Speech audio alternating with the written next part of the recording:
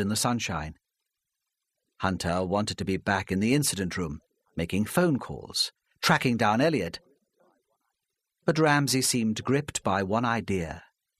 Haunted, Hunter thought, by the woman in the churchyard. "I didn't believe Miss Raven," the inspector said. "She was lying." Hunter stood sullen and unresponsive. He thought Mary Raven was an irrelevance. He was afraid of their colleagues stealing the glory of discovering Elliot. "Go to Newcastle," Ramsay said. "Check her story. Find out what time she arrived there and as much as you can about her." Hunter nodded unenthusiastically. "I'll go back to Brinkbunny," Ramsay said, "and check the addresses of the lads in the bush shelter. They might have seen the woman in the churchyard." He felt a renewed energy and hope. Mary Raven's denial became a challenge. He looked again through the cafe window. She was drinking more coffee and stared anxiously and absent-mindedly towards the wall.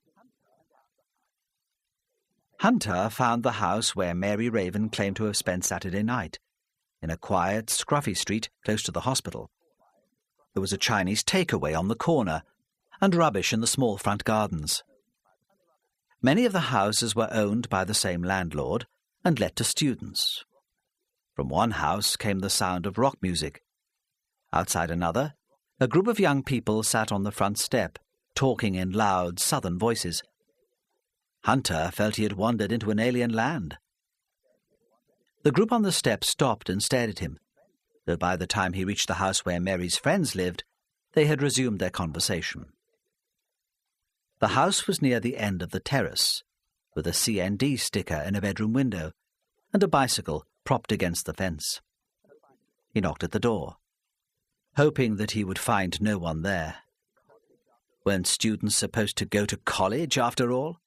Didn't they have lectures and tutorials to attend? The door was opened by a pretty girl wearing a kimono. She had a towel wrapped around her hair, bare feet and pink toenails. She did not seem surprised by Hunter.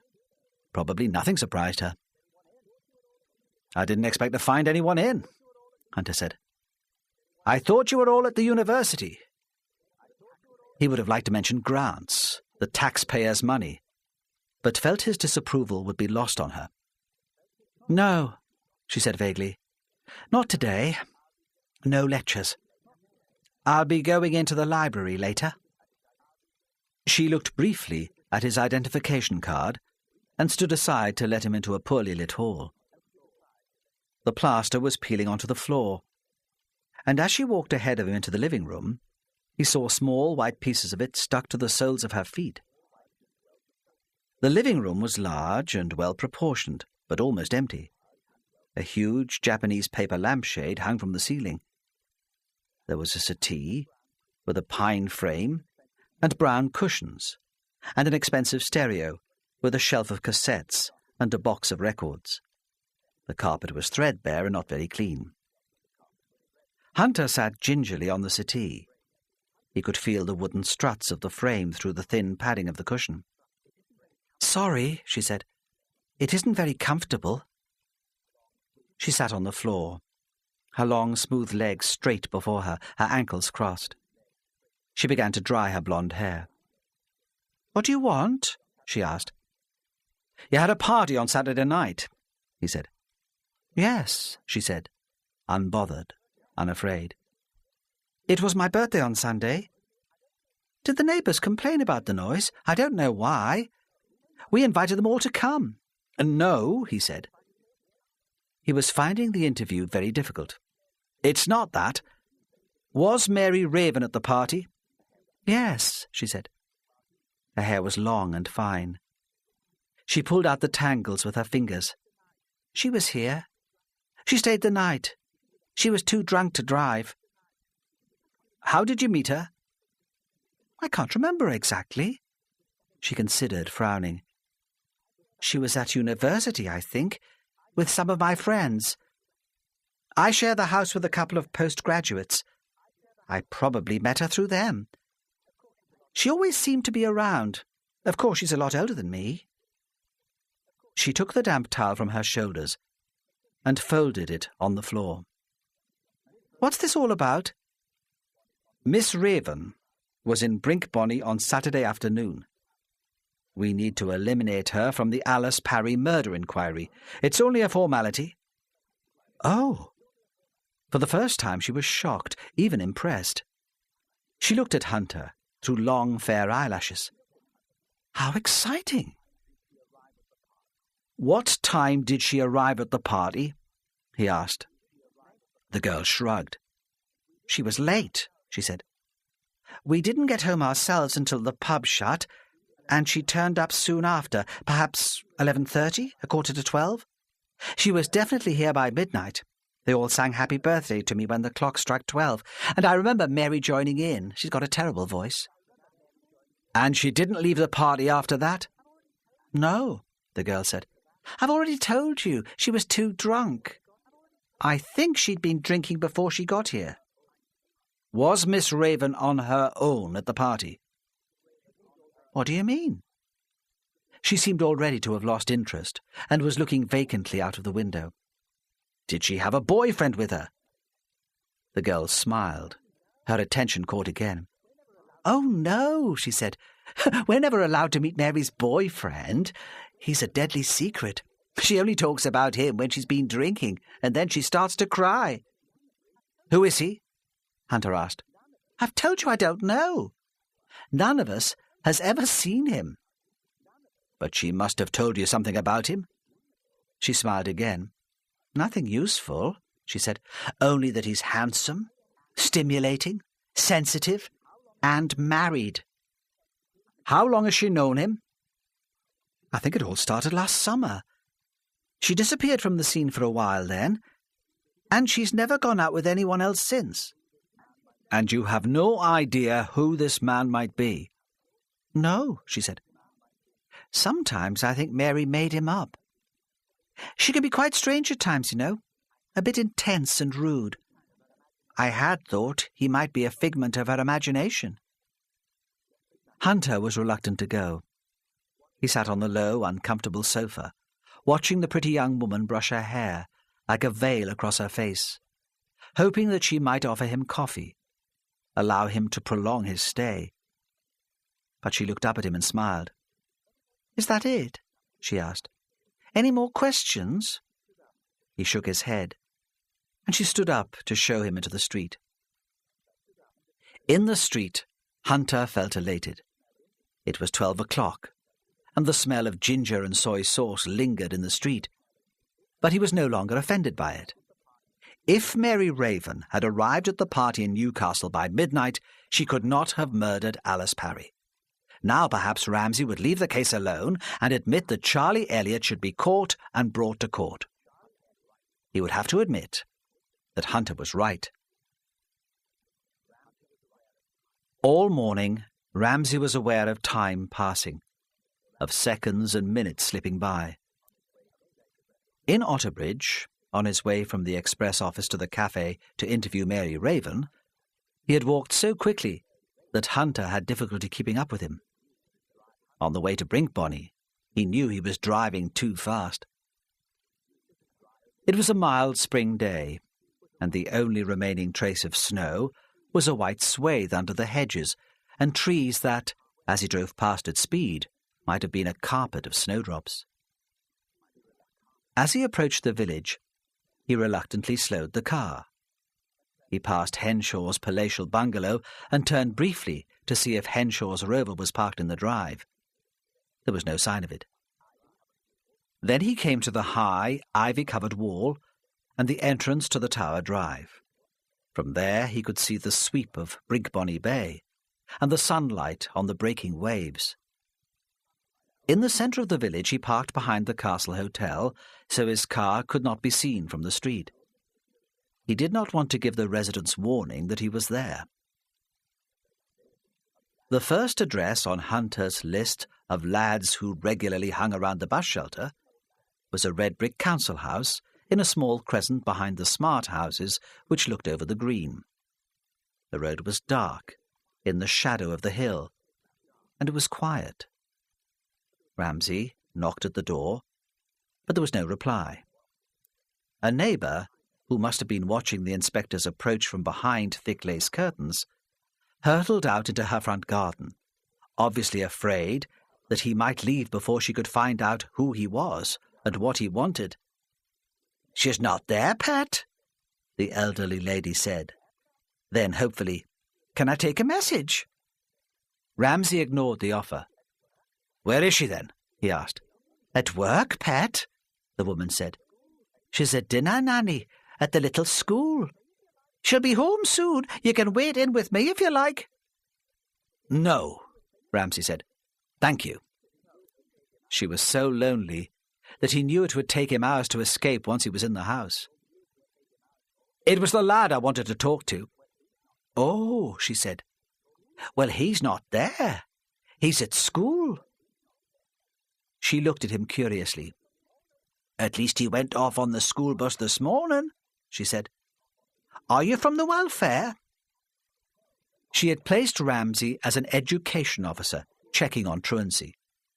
"No," he said. "It's nothing like that. I'll call back later when he's home from school."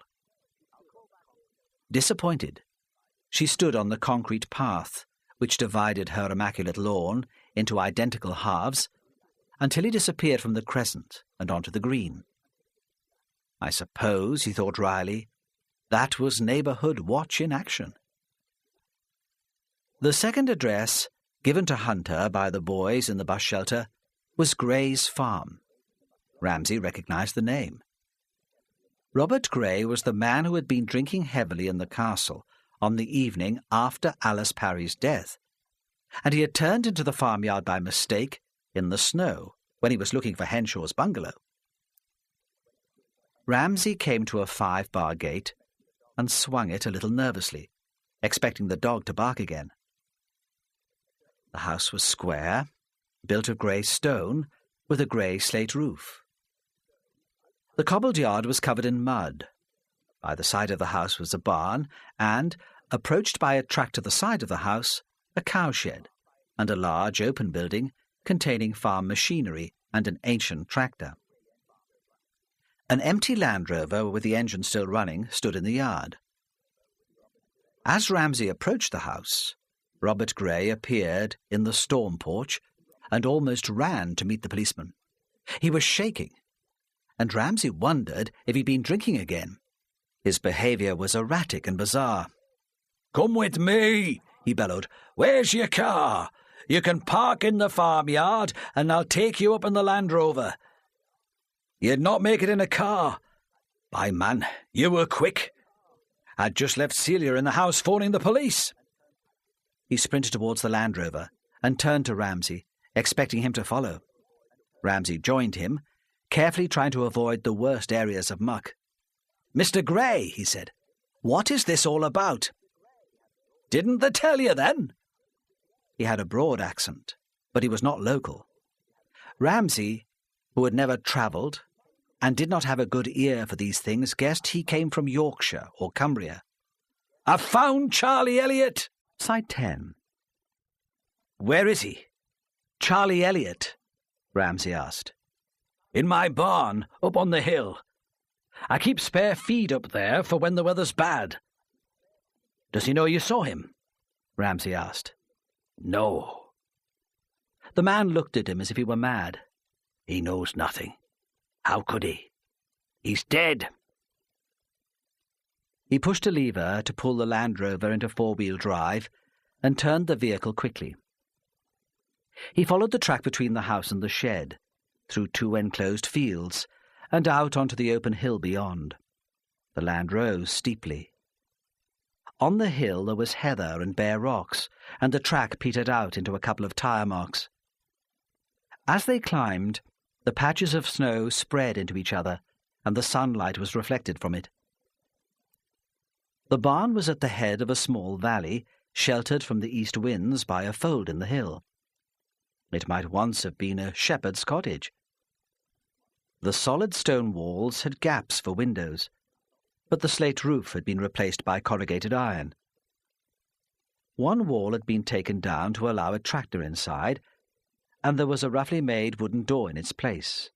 The door had been opened as far as it would go. "Was the door open when you found him?" Ramsay asked. "No. I opened it to see how much hay was left." "Did you touch anything else?" "I don't think so. When I saw him, I went straight back to the house to phone you people." "Yes," Ramsay said, absent-mindedly. "Of course." He turned back to face the farmer and spoke more briskly. "I'll not need you any more now, Mr. Gray," he said. "I'd be grateful, though, if you could bring my colleagues up when they arrive. If your wife phones Otterbridge, they'll be turning up soon. I'll need to speak to you and your family later, so it would be helpful if you could stay around the farm today." He thought for a moment that Gray would argue and insist on staying, but he nodded and drove away. Ramsay went back to the barn. There was still snow on the side of the roof, which was in shadow, but it was beginning to melt, and water dripped on his head and down his neck as he paused at the entrance to get an overall view of the scene inside. Most prominent was the powerful motorbike, stolen from the industrial estate in Otterbridge. The body was in a corner, poorly lit by a gap in one of the boarded-up windows. Ramsay took off his shoes and stepped carefully into the barn. He did not want to confuse the scene of crime team with the mud from his shoes or his prints, but he wanted a closer look at Charlie Elliott. He was lying face down on a makeshift bed of a sleeping bag spread over paper fertilizer sacks half filled with hay. He had been stabbed in the back, and the knife had been removed, so there was a lot of blood. Had he been stabbed when he was sleeping? Ramsay wondered. If so, why was he lying on top of the sleeping bag instead of inside it?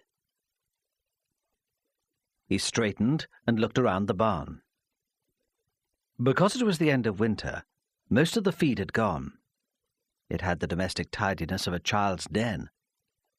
There was a primer stove, a saucepan, a spoon, and a tin mug. On a rough shelf nailed to the wall were neatly stacked tins of beans, soup, and beer, a box of tea bags, and small jars of coffee and powdered milk. There was even a small bucket and a bottle of washing-up liquid in one corner. He was expecting to stay there, Ramsay thought, for some time. On the floor next to the bed was the only sign of disorder, an empty beer can. Ramsay looked more closely at the shelf and realized that most of the beer cans stacked there were empty too. Had Charlie drunk them all himself, or had he shared them with a guest? Ramsay put on his shoes and walked out into the sunshine. He stood, leaning against the rough stone wall of the barn, to wait for his colleagues. Above him, the brown heather moor stretched to the distance, the skyline broken occasionally by a shooting butt, where the gentry would come in the autumn to shoot grouse. Below was the improved land, grazed by sheep, the short cropped grass sprouting in damp places with juncus grass and soft reed. Beyond that, down the line of the valley, he could see the village. There was Henshaw's monstrous bungalow, Gray's farm, and to the north, as much a part of the landscape as the rock and moor, was the tower. On the horizon, a thin line of reflected light, was the sea. Ramsay could see that the Land Rover had arrived at the farm. Soon it would begin to climb the track again with Hunter and the scene of crime team. Before then, before the concentration on detail, he wanted to order his thoughts. When Hunter arrived, he was driving the Land Rover himself. He had enjoyed the trip from the farm to the hill immensely. Action was what he had joined the police for. He had imagined high-speed car chases and midnight stakeouts. He had received the call about the discovery of Charlie Elliott's body on his return to his car after talking to Mary Raven's friend. He had driven straight to Brinkbonny, jumping red lights, scaring old ladies on pedestrian crossings. Manoeuvring a Land Rover too fast up a slippery, occasionally dangerous track was action too, and provided some compensation for the hours of boredom and routine. When he got to the barn, Ramsay was still outside, deep in thought. apparently surprised to see them, though he must have heard the noise of the engine miles away. "You were right, then," Hunter said angrily. "Charlie Elliott didn't kill Mrs. Parry." "I don't know," Ramsay said. "I don't think we can be certain of anything at this stage." He saw that Hunter was wearing green Wellingtons, which had remained miraculously clean. "What do you mean?" "That we must keep an open mind."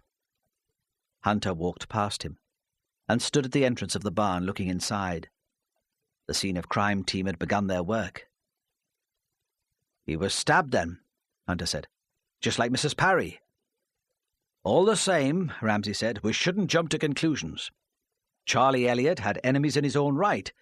It could be a copycat murder committed by someone with an alibi for the time of Mrs. Parry's death.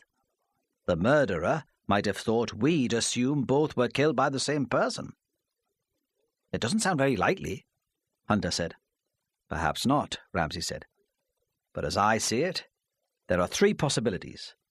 The first is the copycat theory. Someone wanted rid of Charlie Elliott and saw Alice's death as an excellent opportunity to cover it up. The second is that Charlie Elliott murdered Mrs. Parry, and he was killed as an act of revenge. Mrs. Parry was popular. Her support for the Save Brinkbonny campaign stirred a lot of emotion in the village." He remembered Olive Kerr, red-eyed and desolate, and Fred Elliott's moving description of his affection for Alice. He could imagine a sense of outrage so ferocious that it led to murder. Hunter yawned theatrically. He had never taken to being lectured. "And the third possibility?" he said. "Obviously, that Parry and Elliott were killed by the same person. That's probably the most likely theory.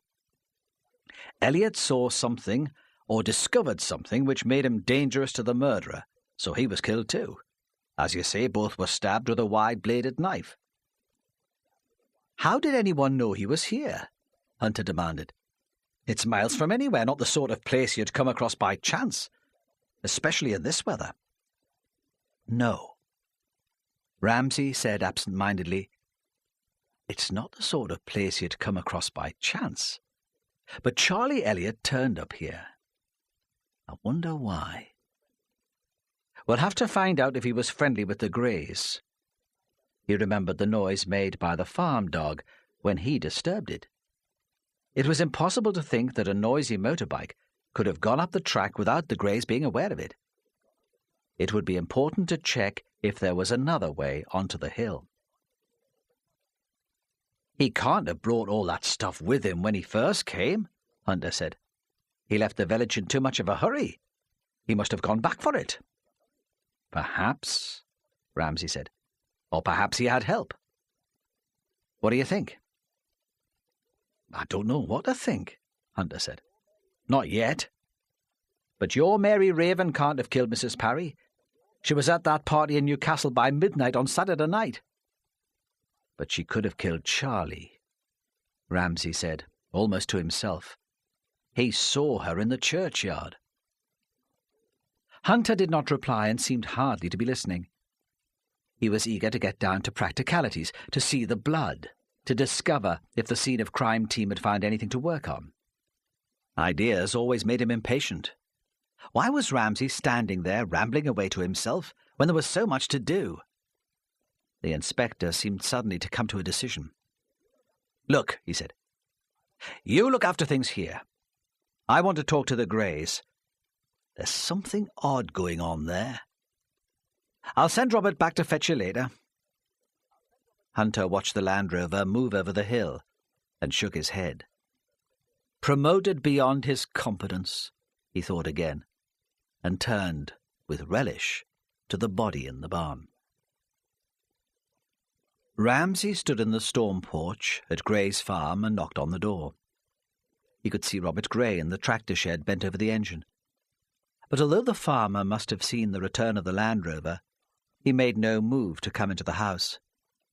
Ramsay thought his feet were wet enough and refused to cross the muddy yard to fetch the man. The door was opened by the woman who had come into the yard when he strayed into the drive by mistake. She was tall, attractive, rather grave. Her dark hair had a streak of grey along the centre parting. Behind her, he saw a wide hall, with uneven flags on the floor, where eggs were stacked in trays. "Yes?" she said, imperious, ready to send him away, though she must have guessed who he was. "I'm Inspector Ramsay," he said. "Northumbria Police. I'll need to speak to you and your husband." "We'll not be able to help you," she said. "A man was murdered on your land," he said. "You can see it's important that I talk to you." She opened the door wider to let him into the hall, then stood outside and called to her husband. "Robert, come here, please. The policeman wants to speak to you." It was the voice of a woman speaking to a child, or an employee, not to an equal. Ramsay wondered what sort of relationship they had. He presumed that the farm had been inherited from her family, and thought she might have married Gray to do the work. The man walked to join them.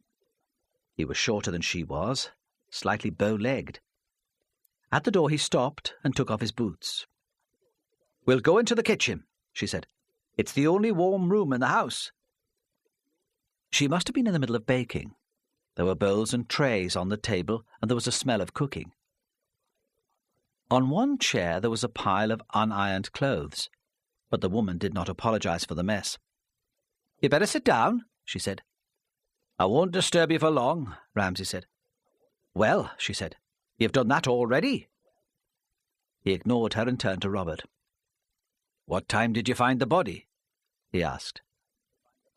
In his wife's presence, the man seemed even more awkward and inarticulate than he had before. It was not, Ramsay thought, that he was stupid.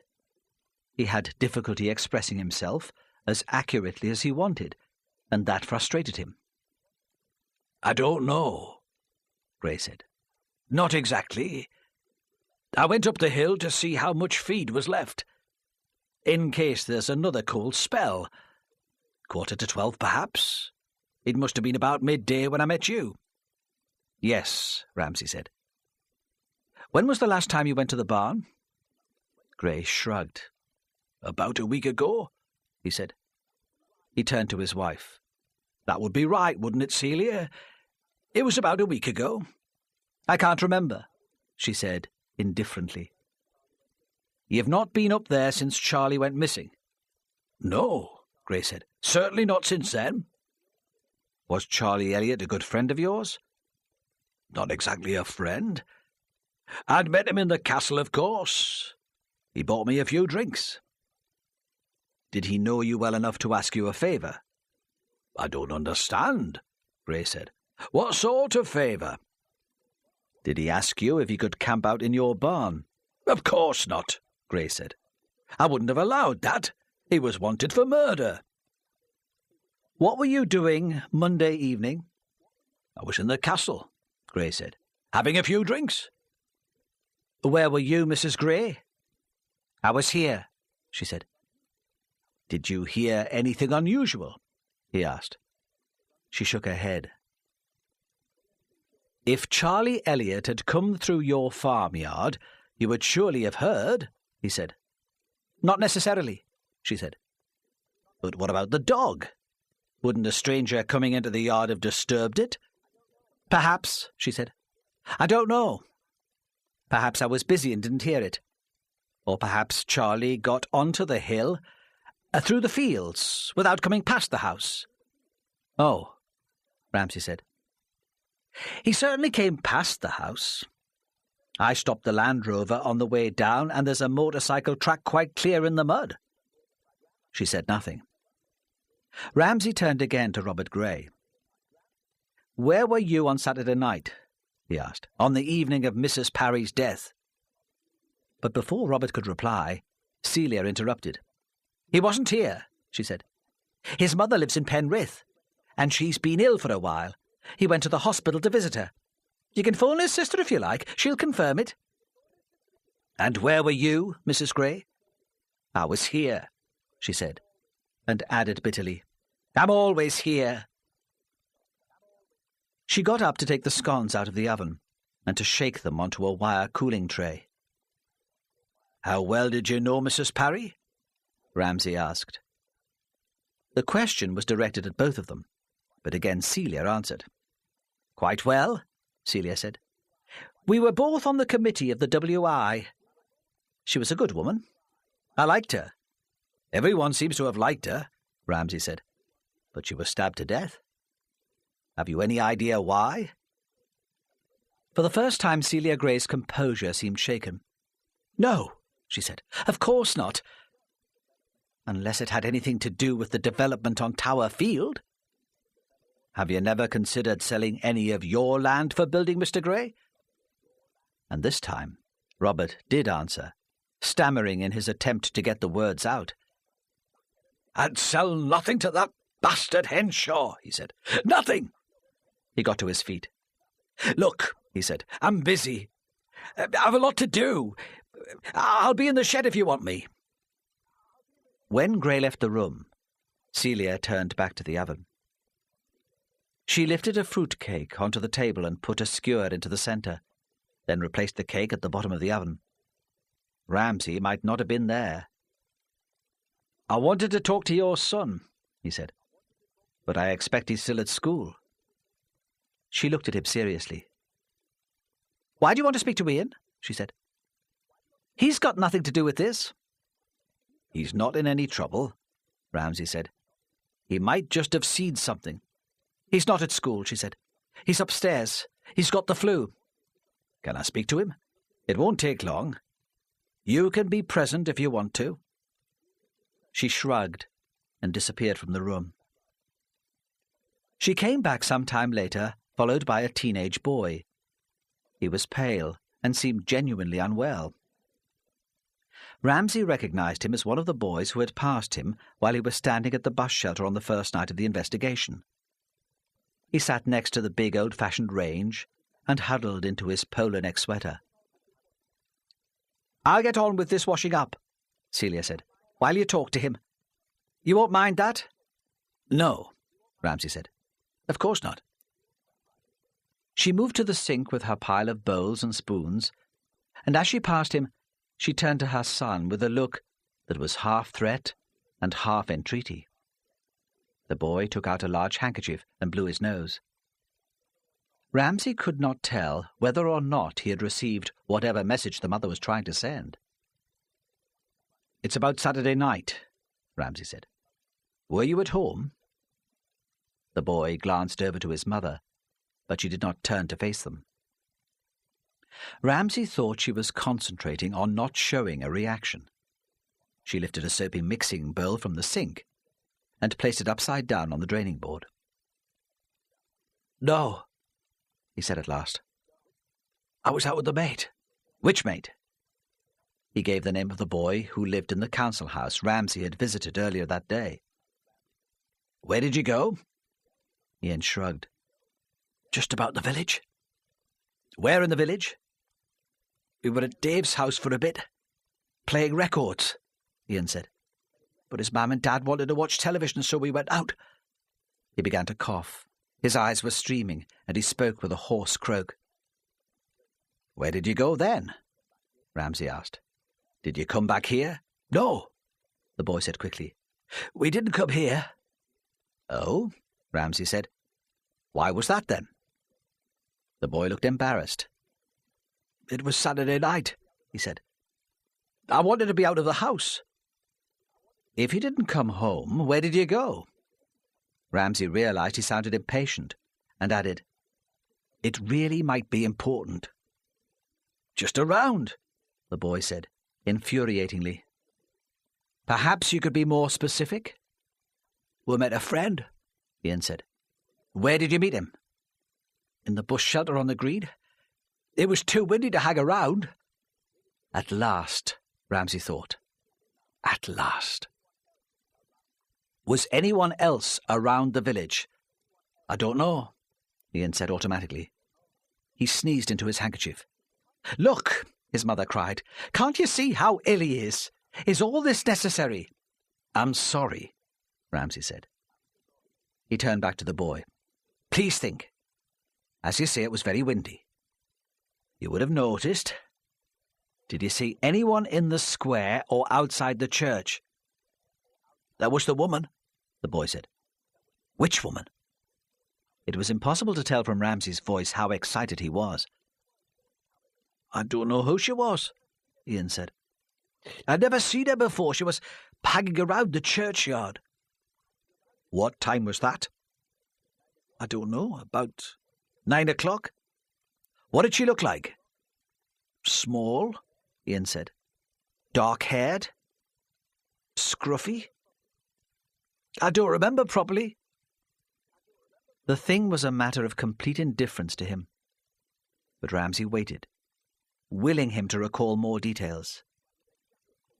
She had a bright red jacket, the boy said at last. I'm sure she did. Dave made a joke about it. Mary Raven, Ramsay thought. It must have been Mary Raven. If you saw her, would you recognize her? Probably. What was she doing? Nothing, Ian said. Just hanging around. Sometimes she walked over to the gate of the tower. We thought she must be waiting for someone. But what a wait, Ramsay thought. From 9 o'clock until 11 when Charlie Elliott saw her. Who could she have been waiting for? Alice Parry? Surely no story could be so important to a reporter on a local paper. What had she discovered? How long did you stay in the bush shelter? 10 minutes, he said. No more. It was cold. What did you do then? We went to Dave's house, Ian said. His mum and dad had gone out to the pub. What time did you leave Dave's house to go home? Ramsay asked. Just after midnight. You must have walked across the green on your way home, Ramsay said. Was the woman still in the churchyard? No, the boy said. I looked. She had gone. No one was there. Did you see anyone else? A couple of old men on their way home from the pub. What about Charlie Elliott? No, Ian said.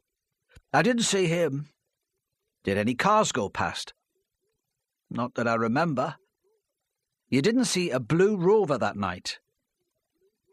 At the sink, the woman put the last wooden spoon on the draining board, wiped her hands on a towel by the range, and turned to face the policeman.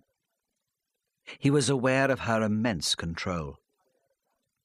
I don't understand where all these questions are leading, Inspector, she said. I don't want Ian mixed up in all this. Oh, Ramsay said easily. I'm sure Ian will have heard rumours in the village. He'll know what's been going on. He'll know that Charlie Elliott was suspected of killing Alice Parry, and now your husband's found his body in your barn on the hill. In my experience, teenagers aren't easily upset. He turned back to the boy. What were you doing on Monday evening? Did you hear anything unusual? But it seemed that Ian had supplied all the useful information he had. On Monday, the cold had already started, and he had come straight home from school. He had been in his bedroom doing homework for most of the evening. He had not heard anything unusual. He'd been listening to records, through earphones. His dad always complained if there was a noise. Celia Gray saw Ramsay out of the house with obvious relief. There was tension and unhappiness in the family, he thought. But as always, in a serious investigation, it was impossible to tell if they were the result of unrelated domestic problems or connected to the case. He paused for a moment in the yard, expecting Robert Gray to come. But the farmer had disappeared. As he walked back towards the Otterbridge Road, 2 Land Rovers filled with policemen drove past on their way to the hill. Hunter must have organised that, he thought. Hunter will be in his element now. He imagined the crowd of them working together, the banter, the shared drinks at the end of the day in Otterbridge, and felt lonely and left out. But I was right about Mary Raven, he thought. She was in the churchyard that night, and Charlie Elliott saw her. I was right about that. Mary Raven was the link between the village and the Laidlaws. She worked for James, and had been haunting the village all that day. He knew she must be involved. Ramsay walked down the Otterbridge Road, intending to collect his car, but saw Colin Henshaw in his uniform of waxed jacket and Wellingtons ahead of him, and followed him on, past the Castle Hotel, towards the sea. A group of women was standing on the pavement, some with pushchairs and children, waiting for the school bus to bring the older children back from Otterbridge. Ramsay became aware that they were excited, angry. There were raised voices. As he walked on down the hill behind Henshaw, he saw the object of their hostility. In the Tower field, between the houses and the dunes, a surveyor and 2 assistants were working with a theodolite and tape. The women saw Henshaw and surrounded him, blocking his path to the field. "You can't start building," one of them said. "Not until the council's come to a decision about taking an appeal to the High Court." "I'm not building," he said. "What are you doing then?" The woman was a farmer's daughter, fearless, unintimidated. "That's my business," he said. "No," she said. She was red-headed. "It's our business. Village business." He pushed past the women and climbed the stile into the field. He stood calf-deep in mud, separated from the farmer's daughter by the fence. "If you don't like my plans for the village," he said quietly, "what are you going to do about it? Murder me to keep your precious village intact? That's what Charlie Elliott did to Alice Parry, after all." "You don't know that," the girl cried. "It's your greed that was responsible for her death." "Greed?" he shouted back. "You're a fine one to talk about greed. Don't tell me that you're worried about scenic beauty. The only thing that bothers you is that a new development would bring your house prices down." The redhead saw the school bus coming down the hill and controlled herself. "I'm not going to descend to your level by having a public slanging match," she said. "But you'll not get away with it. I can promise you that." The children spilled out of the bus, and the mothers moved away. Ramsay walked on down the street to the stile. "Mr. Henshaw," he called. "Could I have a word, please?" The builder turned and scowled, but moved back towards the fence. "What do you want?" he said. "I've had enough disruption for one day. I've got to make a living, not like those bloody women with their fancy talk." "Have you heard that we found Charlie Elliott?" Ramsay said. "No," Henshaw said. "Does that mean you're all going to go away and leave us in peace?" "Not exactly," Ramsay said. "He was murdered. He was found by Mr. Gray on the land behind your house." Henshaw said nothing. "It might be considered a suspicious coincidence," Ramsay said. "2 people in the village who opposed your plans most vehemently are dead. I suppose that's convenient for you." "Look," Henshaw said, "I'm a powerful man. I can get my own way without resorting to violence." "But that wasn't the case in the past, was it?" Ramsay said. "I've been hearing rumours that you used to find violence rather useful." "I've been convicted of nothing," Henshaw said. "You shouldn't listen to gossip." "Perhaps not," Ramsay said. "I have some good news for you. Your story about Saturday night has been confirmed. We know Mrs. Parry was alive when she left you. She was seen in the pub late that night." "There you are, then," Henshaw said. "What did I tell you? This business had nothing to do with me." It seemed to Ramsay that he was too relieved. "Now perhaps you'll leave me and my wife alone." "Of course," Ramsay said. We don't intend to intrude. He paused. Are you sure you didn't leave your house after Mrs. Parry went to the pub on Saturday night? Henshaw was suddenly furious. What do you mean? He cried. What's she been saying? Who? Ramsay asked mildly. What's who been saying? Have you been to my house again? Henshaw demanded. Talking to my wife without my permission? No, Ramsay said. I've not been to your home. Do you think Mrs. Henshaw has some information which might be useful? No, Henshaw said. This is all a waste of time. He turned on Ramsay. You should have stopped these women bothering me. This is my land. That's what we pay you for. Oh, Ramsay said. I should have thought you could handle them. He was about to return to the subject of Henshaw's movements on Saturday night, but the builder interrupted him. And it's not only them. He nodded towards the gaggle of women disappearing up the street. That reporter from the Express phoned me up this morning. Could she come to see me, she said. She was doing an article on local businessmen. Like hell you are, I told her. Sod off and bother some other bugger. I'll get the police on you for harassment. Ramsay knew Henshaw was trying to distract him, to stop him following up the questions of Saturday night. But he was interested all the same. Which reporter? He asked, though he knew the answer already.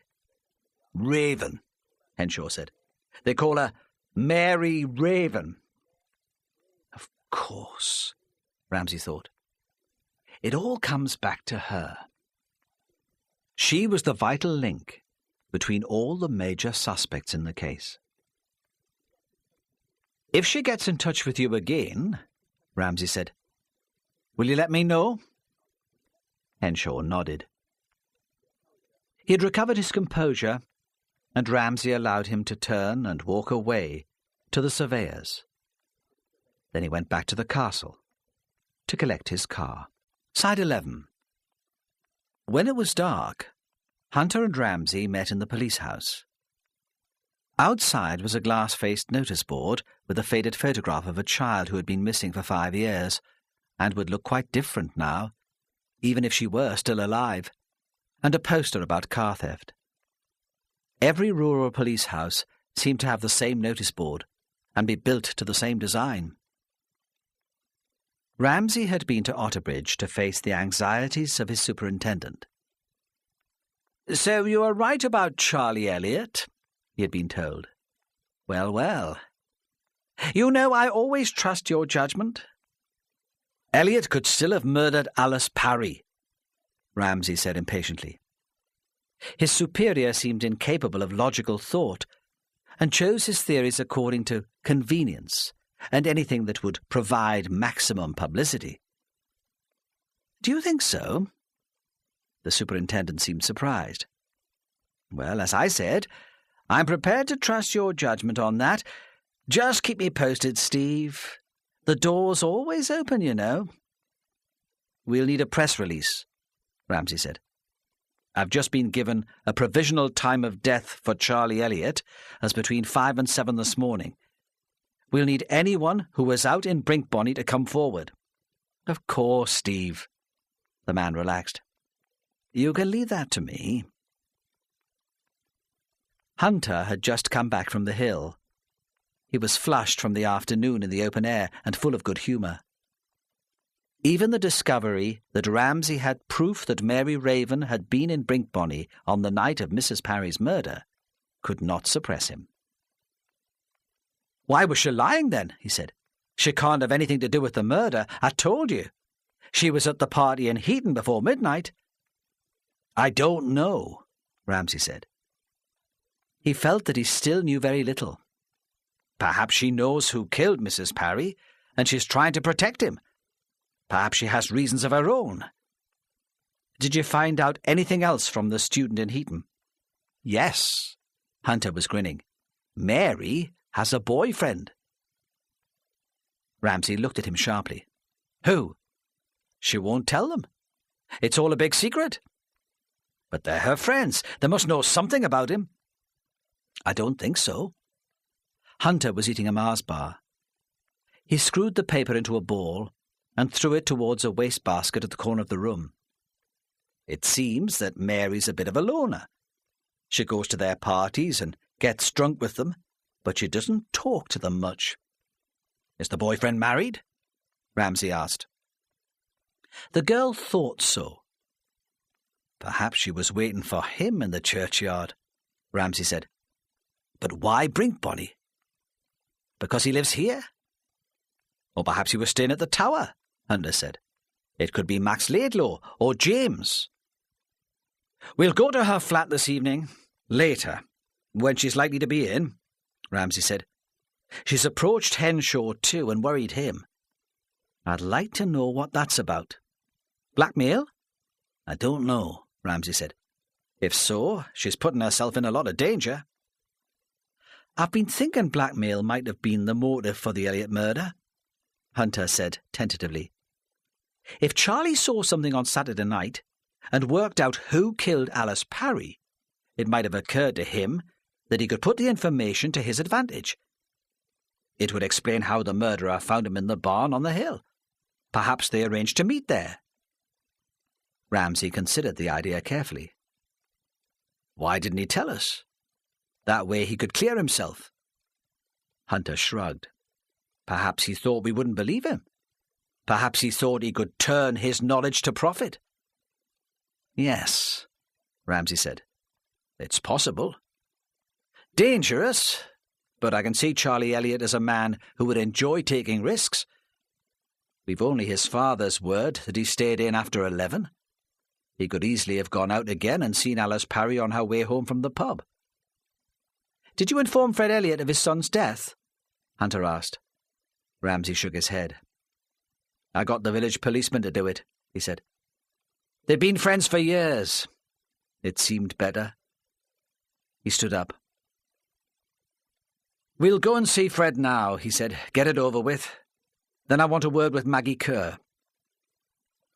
On the way to the post office, Ramsay was tempted to send Hunter immediately to wait for Mary Raven. It was not only that he was afraid of missing Mary, but also that he was irritated by the other man's presence. He would have preferred to work alone. Hunter chatted about the conflicts and power struggles within Otterbridge Police Station, turning the trivial gossip, which comes out of any workplace, into high drama. Ramsay wanted to concentrate. The kitchen behind the post office was much as it had been when Ramsay had last visited. There was washing, airing in front of the stove, and clean pans on the table. Fred Elliot was tidily dressed, with black shoes immaculately polished. Yet there seemed to be no connection between the postmaster and the physical world around him. In his grief, he had become clumsy. And when Ramsay walked into the room, he seemed at first not to recognize who was there. The village policeman opened the door and sat quietly in one corner while they talked. It seemed to Ramsay that he had been crying. Brinkbonny was a close village. "Oh," Elliot said. "It's you." "I'm sorry," Ramsay said. "About everything that's happened." "He didn't do it," Elliot said. "He wouldn't have murdered Alice Parry. You'll have to believe that now." Ramsay did not answer directly. "When did you last see Charlie?" he asked. "You know that," Elliot said defiantly. "You were here." "Didn't he ask to meet you?" "Before he went up the hill." "Didn't he ask you to bring food and a sleeping bag? He had no one else to ask." There was a silence, and the old man struggled for control. "I met him late yesterday evening," he said, "by the Otterbridge bypass. I took everything he wanted." "Did he telephone here to arrange the meeting?" Ramsay asked. "What exactly did he say?" "Not much. He didn't have much change for the phone." He'd just made another phone call, he said, and used all his 10 pences. He wouldn't wait for me to phone him back. Who else did he phone? Ramsay asked. Did he say? The old man shook his head. I presumed it was Maggie Kerr, he said. She was always on his mind. And when you met him on the Otterbridge bypass, Ramsay said, did he tell you where he was going? Elliot shook his head again. He was waiting for me when I arrived, he said. I was afraid you'd have me followed, so I drove miles out of my way round the lanes before I got there. I tried to persuade him to come back with me, to give himself up. I said you'd believe him. But he was too frightened. And he was wild, excited. There was nothing I could say would persuade him. He just took the bag and drove away on that motorbike, laughing. Tell me what was in the bag, Ramsay said. In detail. Elliot began to list the equipment he had provided. There was a knife, he said. Not a bread knife. I've only one of those and I couldn't spare it, but there was a big old kitchen knife at the back of the drawer. I gave him that. Would you recognize it again? Ramsay asked. No knife had been found in the barn during the detailed examination. It seemed that Elliot had provided the means of murdering his son. I expect so, the old man said, unaware of the implication of the questions. We've had it for years. There was another silence, and Ramsay could sense Hunter's impatience. He wanted to be out on the streets, knocking on doors, making things happen. He hated this waiting. But Ramsay could tell that Elliot had something else to say, and that he wanted to say it in his own words. At last he spoke. There's something you don't know, Elliot said. I didn't tell you. On Saturday night, Charlie came in at 11, like he said, but he went out again. I heard the door slam while I was in bed. He wasn't gone long. Not long enough to kill her. A quarter of an hour at the most. Later, Ramsay was to see this admission of Fred Elliott's as a turning point in the case. Everything else developed from it. Ramsay nodded sympathetically.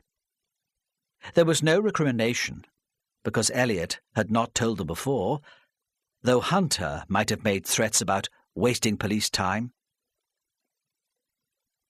Where did he go? He asked.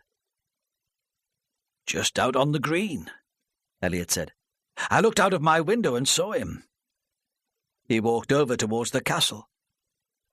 He paused. I suppose he was waiting for Maggie Kerr. Did he meet Maggie? I don't know. I didn't wait to see. I'd lost all patience with him. But I've told you, he wasn't gone long, just a quarter of an hour. And he didn't say anything the next day? No, Elliot said. Neither of us mentioned it. Hunter, unable to sit any longer, got up and walked to the kitchen window. There was nothing to see, and he turned back to face the room. Mr. Elliot, he said, what were you doing between 5 o'clock and 7 this morning? Ramsay knew that the question had to be asked, but he thought Hunter brutal. He would have done it differently, but Elliot was so confused by unhappiness that he was not offended. He did not ask even why the question had been put to him. I was here, he said simply, putting up the papers for the delivery boys. The van from Newcastle comes at 6, and the first boy at past. There's never enough time. He shook his head, then repeated, as if it were a statement of profound belief. There's never enough time. Out in the street, Hunter stamped his feet. What did you make of all that, then? He asked. Ramsay shrugged. If Charlie Elliott was out on the green late on Saturday night or early Sunday morning, "It adds weight to your theory that he was blackmailing Alice Parry's murderer," he said. "He might have seen something."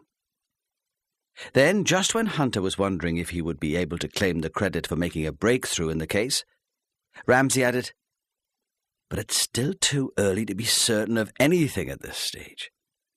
If Charlie did go back to the pub to walk Maggie Kerr home on Saturday night, why didn't she mention it to us?" He was talking almost to himself, and Hunter did not bother to reply. Someone had put a bunch of daffodils on the pavement outside the post office. It was a form of apology. No one believed that Charlie had murdered Alice.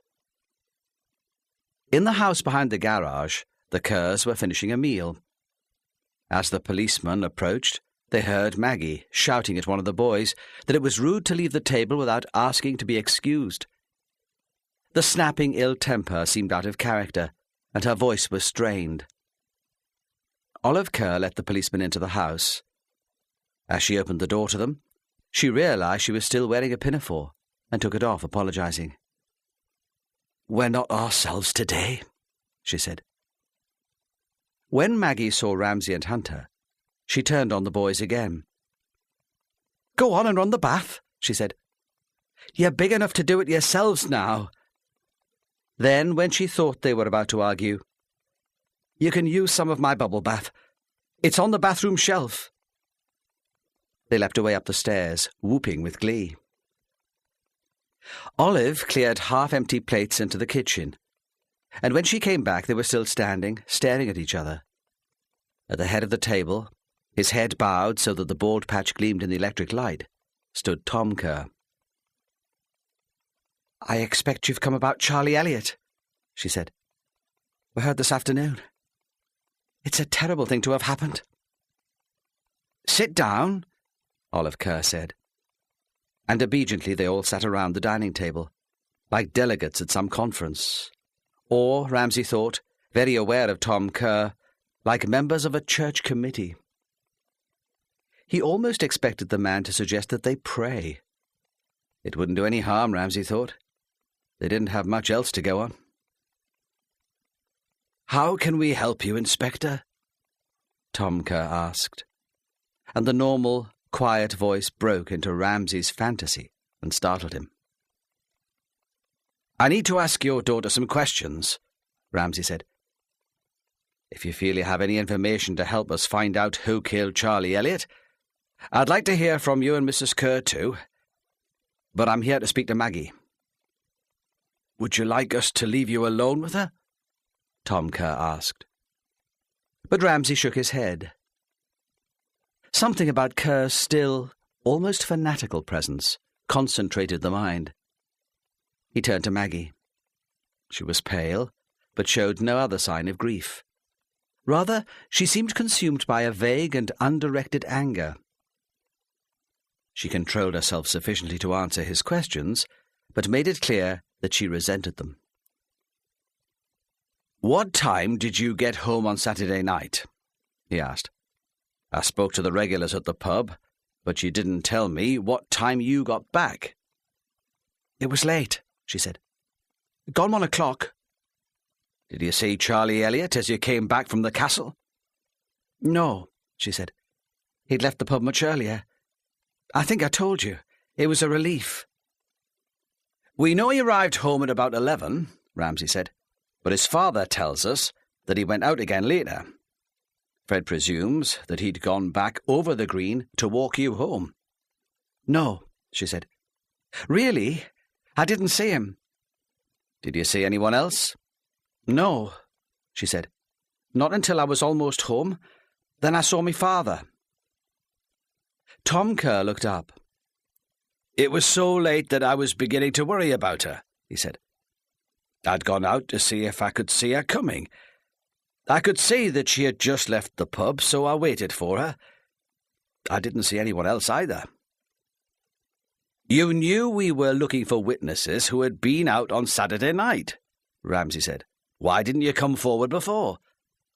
"I wasn't out," Kerr said. "Not strictly speaking. I was only several yards from the front of the garage, and I've told you I saw nothing."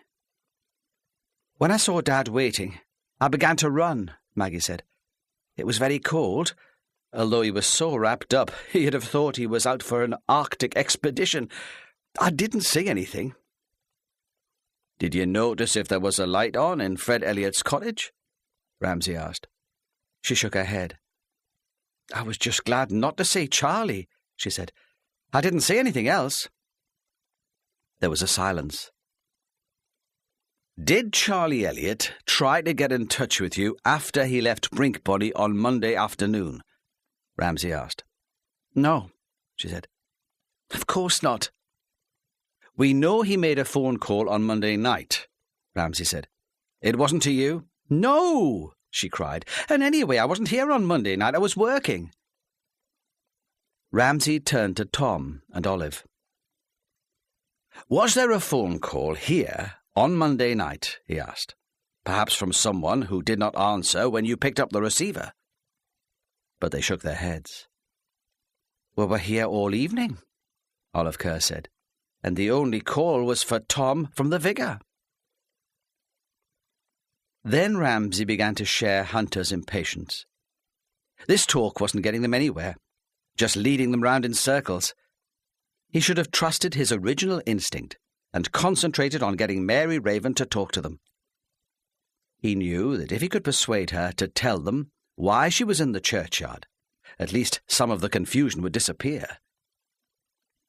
So they left the Kerrs in a hurry, almost rudely, refusing offers of tea and food, and they drove to Otterbridge.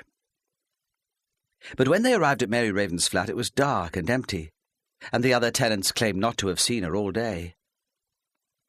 The policeman waited in the car for hours, with Hunter ranting about search warrants, and if that was impossible to arrange, breaking down the door and feigning a burglary. By midnight, Ramsay was so desperate that he thought he might give in to this folly, and knew it was time to go home. On Wednesday morning, Stella Laidlaw had still not seen Max. She had expected him to arrive the day before, and had been prepared for him from early morning, expectant and smartly dressed as a lover. She imagined that every car that approached the drive belonged to him, and by late Tuesday afternoon she was in a frenzy of anxiety in case James would come home from work before Max arrived. At 4 o'clock she phoned the surgery, but the receptionist said Dr. Laidlaw was out on an urgent call. Stella did not believe her and shouted and made a scene. Then she phoned Max at home, but Judy answered, and Stella put the phone down without saying anything. There was a temptation to spite Max by telling Judy all she suspected, but secrecy, Stella knew, was her greatest source of power. When James came in from work on Tuesday night, he found Stella more tense than he could remember. She was sobbing and shaking. She wished she were dead, she said. She wished it were all over for her too. James tried to comfort her. He felt exhausted himself, but he put her to bed like a child and sat with her until she finally slept. In the morning the crisis seemed to be over, and her confidence restored. She woke quite normally. He tried to insist on staying with her, or fetching the doctor to be with her, but she sent him to work. She was at her most charming, apologizing for making so much fuss the night before. She was so much trouble to him, she said. She did not know how he put up with her. Carolyn watched her mother's performance with a new, dull detachment. In the past, scenes like these would have upset her dreadfully. She would have hidden in her bedroom, her head under the blankets, trying to persuade herself that nothing out of the ordinary was happening. Now the hysteria hardly touched her. She wondered why she had ever considered her mother's moods of such importance. She watched the weeping woman with curiosity, as if she were a strange child throwing a tantrum in the street. James and Stella were so wrapped up in each other that they did not notice the change in Carolyn. They did not realize that she'd hardly slept for nights, and that she had eaten little. When she made her way to school, she stumbled with tiredness. James was relieved to leave the house, but all day he was thinking about Stella, remembering how she had been before Carolyn was born, wondering if she would ever be like that again. Wednesday was the day before publication, the business time for the Express, but he could not forget her. When Ramsay came to the office in Otterbridge, it was late morning, and James Laidlaw was holding an editorial meeting. His door was open, into the large open-plan office, to allow the cigarette smoke to escape, and he was working through the list of news lines supplied by his reporters to decide which item should go on the front page. "It'll be the Charlie Elliott murder, will it?" A large, elderly reporter, with a peculiar crew cut, sat on the opposite side of the desk. He was looking at black-and-white photographs of the Tower, Charlie Elliott in army uniform, and Brinkbonny Village, squinting at them, trying to judge the picture with the most impact. "We'll need to cover the Alice Parry story, too. It's obviously related. I know the Journal's done that in detail over several days, but we can run our own angle." "Yes," James Laidlaw said. Worry about Stella made him preoccupied, rather aloof. Even his aunt's death could not touch him. "What have we got so far?" "A look at the facts as we know them, with details of Charlie Elliott's last movements and a map of the area. An interview with the father, Fred Elliott. You know the idea. I was convinced my son was never capable of murder. I thought we might include the background piece on the planning issue, something about the high feelings raised by new developments in small communities." James looked up. "I'm not sure that would be relevant anymore," he said. "Not after Charlie Elliott's death. It looks more like the work of a lunatic now." "We'll hold the planning piece for another week, then," the reporter said. "We'll concentrate on the murders." "What have we got from the police?" James asked. "Not much. They're giving nothing away." "There's nothing here from Mary Raven," James said. "What's she been up to this week?" The reporter shrugged. "I don't know," he said. He had little time for Mary. He thought she was unreliable and disrespectful. "She said she was working on a special feature. I presumed she had your approval. She was in last night, but I've not seen her since." "No," Laidlaw said slowly. "She hasn't talked to me about any feature." There was a pause. "When she comes in again, tell her I want to speak to her." He looked through the open door across the large office and saw Ramsay standing at reception. "Well," he said to the other reporters, "we're organised now. That's all, then." Ramsay climbed the narrow stairs and was standing with the receptionist. "I was hoping to speak to Miss Raven," he said. "Is she here?" Before the receptionist could answer, James Laidlaw had crossed the large office. "Inspector," he said, "did you want to talk to me? Is there any news?" "No," Ramsay said. "No news." "Is Miss Raven here?" "I'm afraid not," Laidlaw said. "It seems that she's not been at work this morning. Perhaps she's ill. Have you heard from her, Marjorie?" "Yes." Marjorie looked awkward. "She did phone in." "Well," James said, "what's the matter with her?" "I don't know," Marjorie said. "Not exactly. I think she's going through some emotional problems.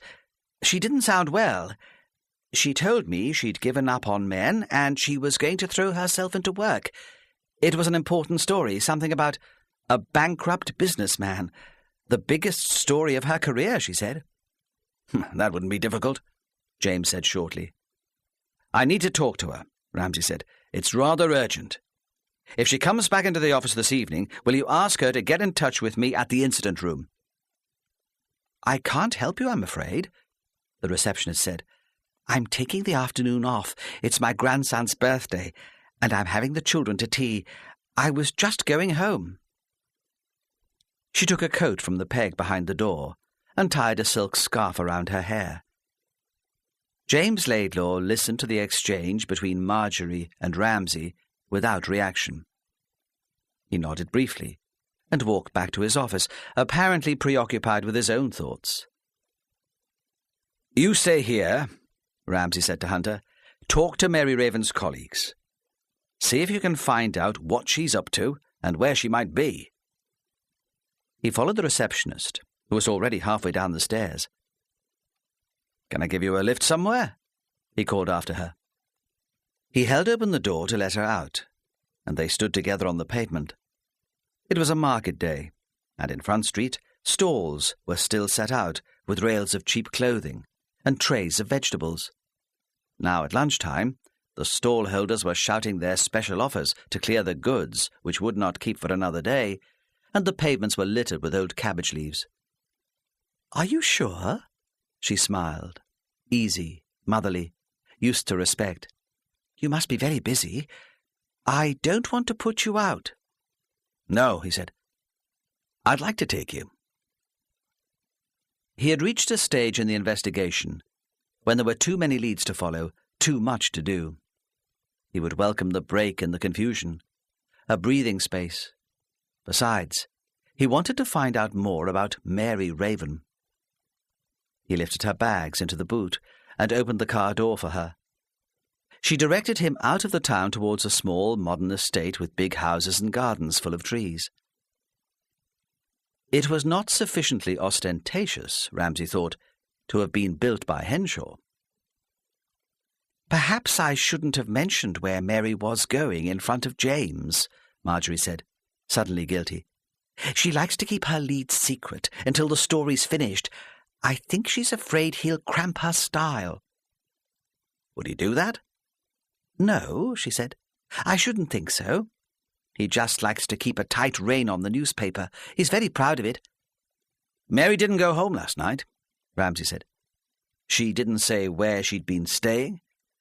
"No," Marjorie said. "She said she had a hangover. I didn't like to tell James that. He disapproves of her drinking." "What sort of relationship do Mary and James have?" Ramsay asked. "Oh," Marjorie said, "very prickly. They're both rather strong-willed. But I think there's an element of mutual respect, too. She's a good reporter, you know. James would miss her if she left." She pointed to the entrance of a cul-de-sac where two toddlers played on the pavement with dolls and prams. "Could you drop me here?" she said. "Thank you very much for the lift. It's a long walk, and there's a lot to do this afternoon before the grandchildren come to tea." He felt jealous of her calm domesticity. He wanted to invite himself to tea, too. He knew there would be homemade cakes and chocolate biscuits. He was 40. Soon he would be old enough to have grandchildren of his own. But even when he and Diana were very close, she had made it clear that children were out of the question. Perhaps she was right. It would never have worked. Marjorie climbed out of the car and declined his offer to carry her bags to the house. He acknowledged her thanks and drove smoothly away. The decision to talk to Stella Laidlaw was an impulse, like the impulse to drive the receptionist home. James made it clear that he would be working all afternoon on the express, and Ramsay had never talked to Stella alone. The discovery that Mary Raven had a secret lover made it important to check James Laidlaw's movements. He was the most likely candidate, and if James were having an affair with the young reporter, Stella might have guessed. That might explain Mary's nervousness, her lapses into silence, her brittle bursts of conversation. He drove through the affluent suburbs of the town towards the river. The houses were older, mock Tudor mansions, with long sloping gardens and high walls to ensure privacy. Here the children would not be allowed into the street to play. Diana's sister lived in one of these houses, close to the Otterbridge Lawn Tennis Club, and even approaching the area made him uneasy. He was reminded of awkward, tedious evenings of conversation, when his main objective was to say as little as possible, and Diana, as bored as he was, became increasingly more outrageous. Diana had always laughed at his discomfort. She told him to relax and be himself. She loved him, she said, Her family would too if he allowed them to get to know him. Besides, they were too boring to bother about. He did not have her confidence, and had never found it that easy. Ramsay drove onto the gravel drive and waited in the car for a moment, collecting his thoughts, deciding the most important questions to ask. When he walked towards the front door, he saw Stella Laidlaw staring at him from an upstairs window. She must have recognized him, but even after he had rung the doorbell and stood back onto the drive to wait, she did not move. Their eyes met, and she stared at him with horror. When at last she came to open the door, it might have been a different woman. She was smiling, gay, almost flirtatious, but managed just to miss the right tone.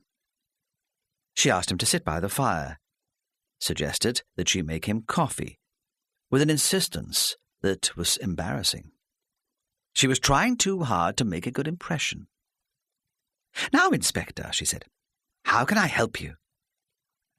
But as she spoke, she glanced at the small gilt clock on the mantelpiece, and he thought that despite her hospitality, she wanted him gone as soon as possible. "You will have heard that Charles Elliot was murdered," he said. "Yes," she said, and she giggled nervously. "And we all blame poor Charlie for Alice Parry's murder. You must feel rather foolish, Inspector, to have allowed another tragedy to occur."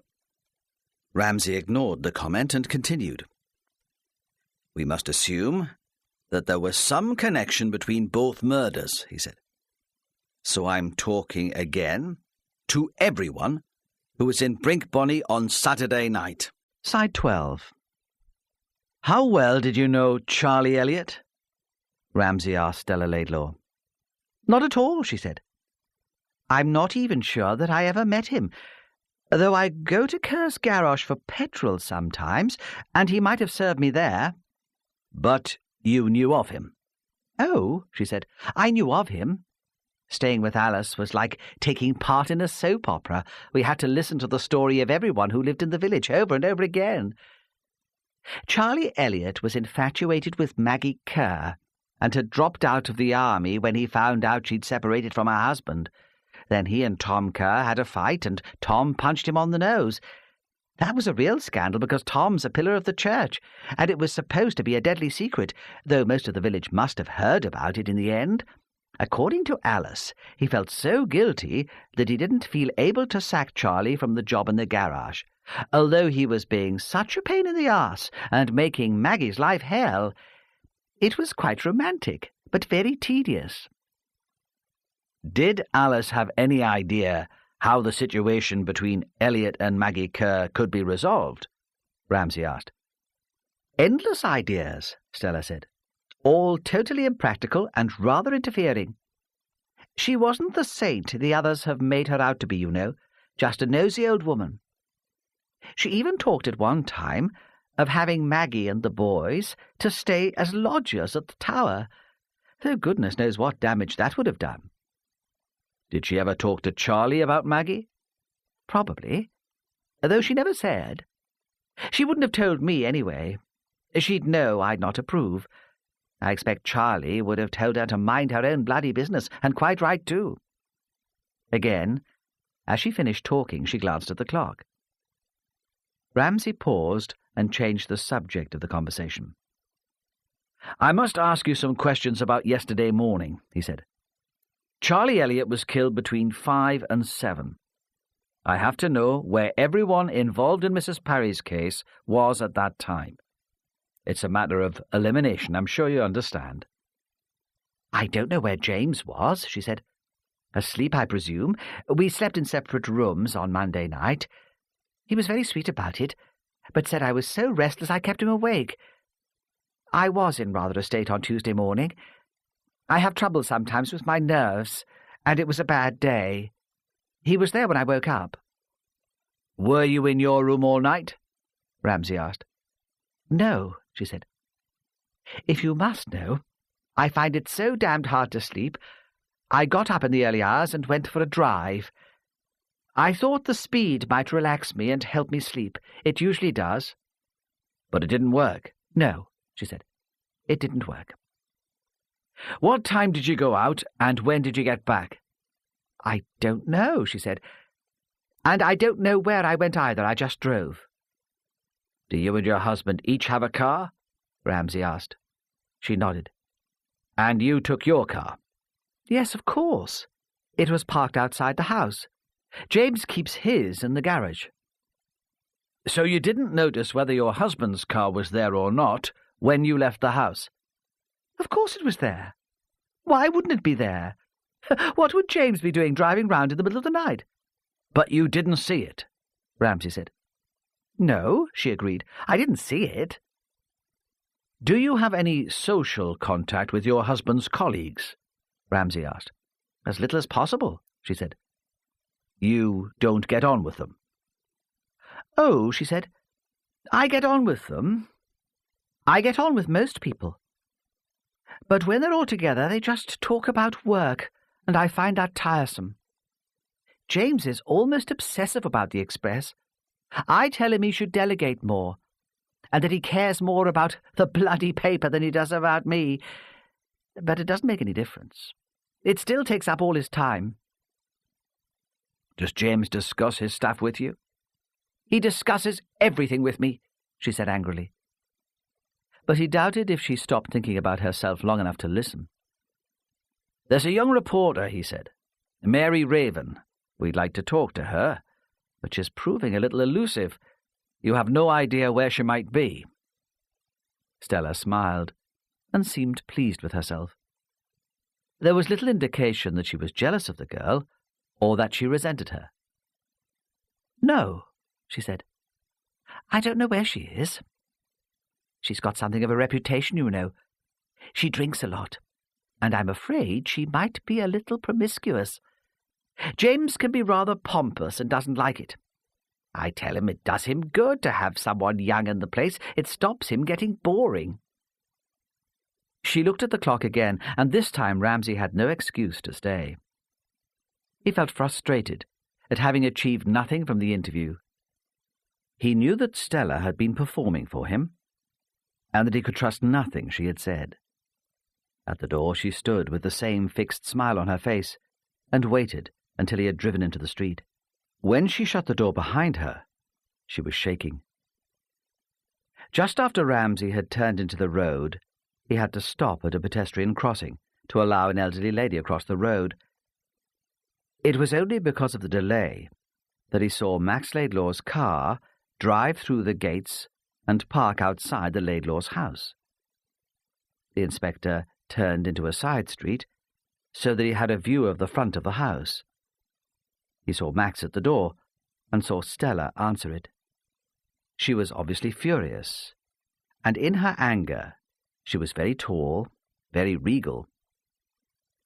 She took something from Max's hand, and there was an exchange. Possibly, thought Ramsay, an argument. Max turned and strode back to his car. He reversed into the street at great speed, almost causing an accident, then drove off without noticing Ramsay's car at all.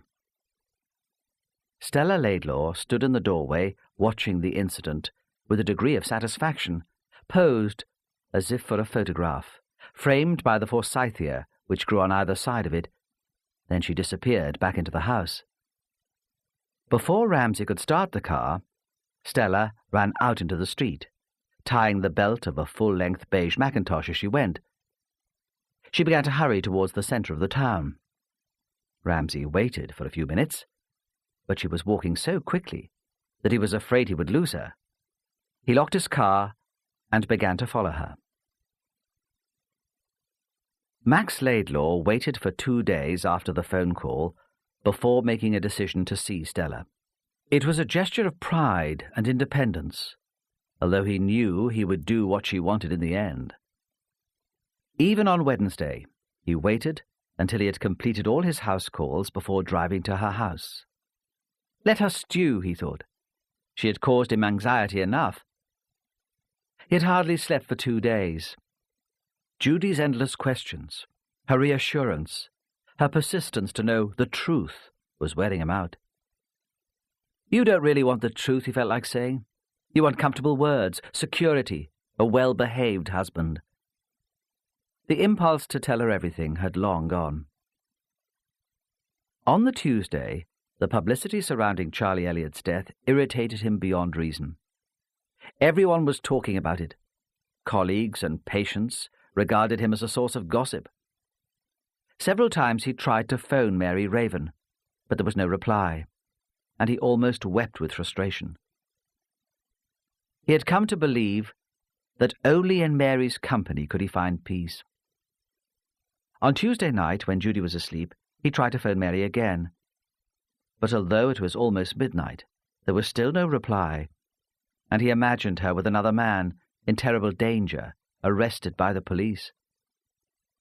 The next day, Wednesday, this helplessness turned to aggression.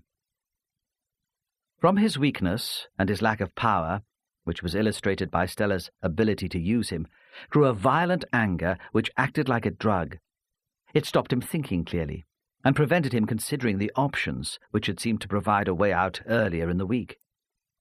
He wanted revenge for the sleepless nights of worry, the disruption to his family life, even for his own sense of guilt. Someone had to pay. The first person to pay had been Judy. At her insistence, he had returned home for lunch, and at first it was pleasant. The kitchen door into the garden was open, and the twins were playing happily outside. The children's voices and bird song and the mild spring sunshine relaxed him, and he thought the worry had been unnecessary. He would help Stella once more, he thought, just once more, then it would all be over. But Judy had begun again to question him about his conversation with Alice on the evening of her death, and he had lost his temper. "It's none of your business," he shouted. "None of your bloody business!" The twins stopped their game and stared, fascinated by his anger, through the open door. Judy cried, and there was a humiliating scene as she put her arms around him, dripping tears all over his face. "Please, Max," she said. "I don't care what you've done. I can handle anything, but I can't take this silence. I want you to trust me." Then he turned on her. "You think I killed Aunt Alice," he shouted. "Don't you? How can I trust you when you think me capable of that? What about Charlie Elliott? Do you think I murdered him too?" "I don't know," she cried. "I really don't know. I want to know where you were on Tuesday morning. I got up to see to the twins, and you weren't there. What am I supposed to think?" "I'm a doctor," he yelled. "I get called out in the middle of the night. You should be used to that by now." Then he had left the house, only half hearing the voice behind him, calling him to come back, begging him to talk to her. He was pleased that he was hurting her. He had one house call to do, and to his surprise, he completed it calmly and efficiently. It was only as he drove to the other side of Otterbridge that the sense of imminent violence returned and grew. He drove automatically, because he knew the road well, and when he arrived at the Laidlaw's house, it was with surprise, because he could not remember how he got there. He walked across the gravel and thumped on the door with his fist. Stella opened the door immediately, and he did not realize at first how angry she was. She looked quite cool and elegant, dressed in primrose yellow, a linen skirt and a fine woolen cardigan buttoned to her neck. Playing the part of the country lady again, he thought bitterly. If only her posh friends knew. "Max," she said. But her surprise was an affectation. She had been waiting for him for 2 days. She added, tight-lipped, "I was expecting you this morning. Or yesterday." Yet despite her temper, she was beginning to relax and grow more confident. He was here now, and the agony of waiting was over. "I had a surgery this morning," he said. Her imperious performance had put him off his stride. He knew he sounded defensive. "I'm a doctor, with real patients. I've more important things to do than run after you." "But Max," she cried, "I am a real patient, a private patient." She looked at him greedily, but the well-bred voice did not change. "Have you brought my prescription?" "How kind!" Her delicate fingers, as fine as claws, reached out for the envelope Max was holding. "Thank you," she said. "How much do I owe you?" It was as if he were a tradesman. He tried to show his disgust. "I wouldn't take your money," he said. She shrugged. "Well," she said, "that's very generous." With the envelope in her hand, her tension and ill temper had disappeared. She had lost the edge of desperation in her voice and could tease him. She smiled. "Don't look so cross, Max," she said. "I won't be bothering you again, and not for a while." "You won't be bothering me again at all," Max said. "You can do what you like. You'll get nothing more out of me." "Max," she said, "darling, don't be so petulant. We've always been such good friends. You help me and I'll help you." "Not any more!" he was shouting. "I don't need your help. I can look after myself." He was aware suddenly that he sounded childish, just like Peter in a temper, and he felt silent. She looked at him triumphantly, pleased because she had roused him to temper, aware of her power. She reached out, and with one long finger stroked his cheek from the corner of his eye to his chin. He flushed, and for a moment she thought she had provoked him too far and he would hit her. She waited, still smiling, because such a reaction would have been a kind of victory. But horrified, he turned quickly and walked down the drive. He drove away, the need for violence unfulfilled. Stella watched Max storm away. Poor Max, she thought. He'd always been so weak, hardly a man at all. She went back into the living room and looked at the pretty little clock on the mantelpiece. It was 4:30. Her mind was very clear, emptied of everything except a determination to get her own way and her plans to achieve it. Carolyn had a violin lesson after school, but would be home soon. Stella went into the kitchen and left a note for her daughter. She was in a hurry. She wanted to get into town and back before James returned from work. On the way out of the house, there was a moment of indecision, of self-disgust. After all James has done for you, she thought, you go behind his back and behave like this. But even as she paused on the doorstep, pulling on her black cotton gloves, she knew that however disappointed James might be in her, he would never desert her. His admiration gave her the freedom to do as she pleased. This secrecy acted in the same way as the drugs Max had prescribed. It gave her confidence and power, but she was not afraid of what James would do if he found out. She would have liked to be the sort of wife he wanted, but the need for self-preservation was stronger, and she hurried out of the house without looking back. In the town the shops were beginning to shut. Not far from home, Stella's attention was caught briefly by the clothes in an expensive dress shop. She turned her head to look at a model in the window, but moved on, hardly faltering. Ramsay, following, thought at first that Stella was heading for the express office. She walked through the Abbey ruins and along the river bank to the town centre. The breeze, which blew over the water, detached a strand of hair from the clip at the back of her head, but she fixed it without stopping. She came to Front Street. The market traders were dismantling the trestles, but she hurried on, almost running, with her black handbag held firmly under her arm, and the slim black shoes tapping on the pavement. The other people in the street moved to let her pass, then stared after her, at the slender ankles under the expensive coat. She seemed preoccupied, and did not thank them for allowing her to move without interruption. Once, just as she was crossing the road, a middle-aged woman called after her, "Stella, my dear, how are you?" But Stella ignored her and slipped across the congested road behind a lorry full of sheep. At the far end of Front Street, Stella began to move more slowly. She looked around her. Ramsay had to take care not to be seen. As he hid in doorways and stooped to tie already fastened shoelaces, he felt uncomfortable, ridiculous. How could he justify this wasted time? He should be looking for Mary Raven. What would he do if Stella ended up in the smart wine bar on the corner of Front Street, sharing a bottle of claret with her husband or one of her friends? Yet, as he came closer to her, he saw a desperation and an increasing lack of control in her movements, which made him think she might be dangerous. At a street corner she stopped suddenly and looked all round her. She must have seen Ramsay, but in her haste and agitation seemed not to recognize him. Perhaps she was looking for someone else. He stood, thinking she was on the verge of some crisis, as the pale blue eyes searched both sides of the street. Then she set off again, with her jerky, unpredictable walk. She's mad, he thought. She's quite crazy. She disappeared then down an alley into a street of small shops.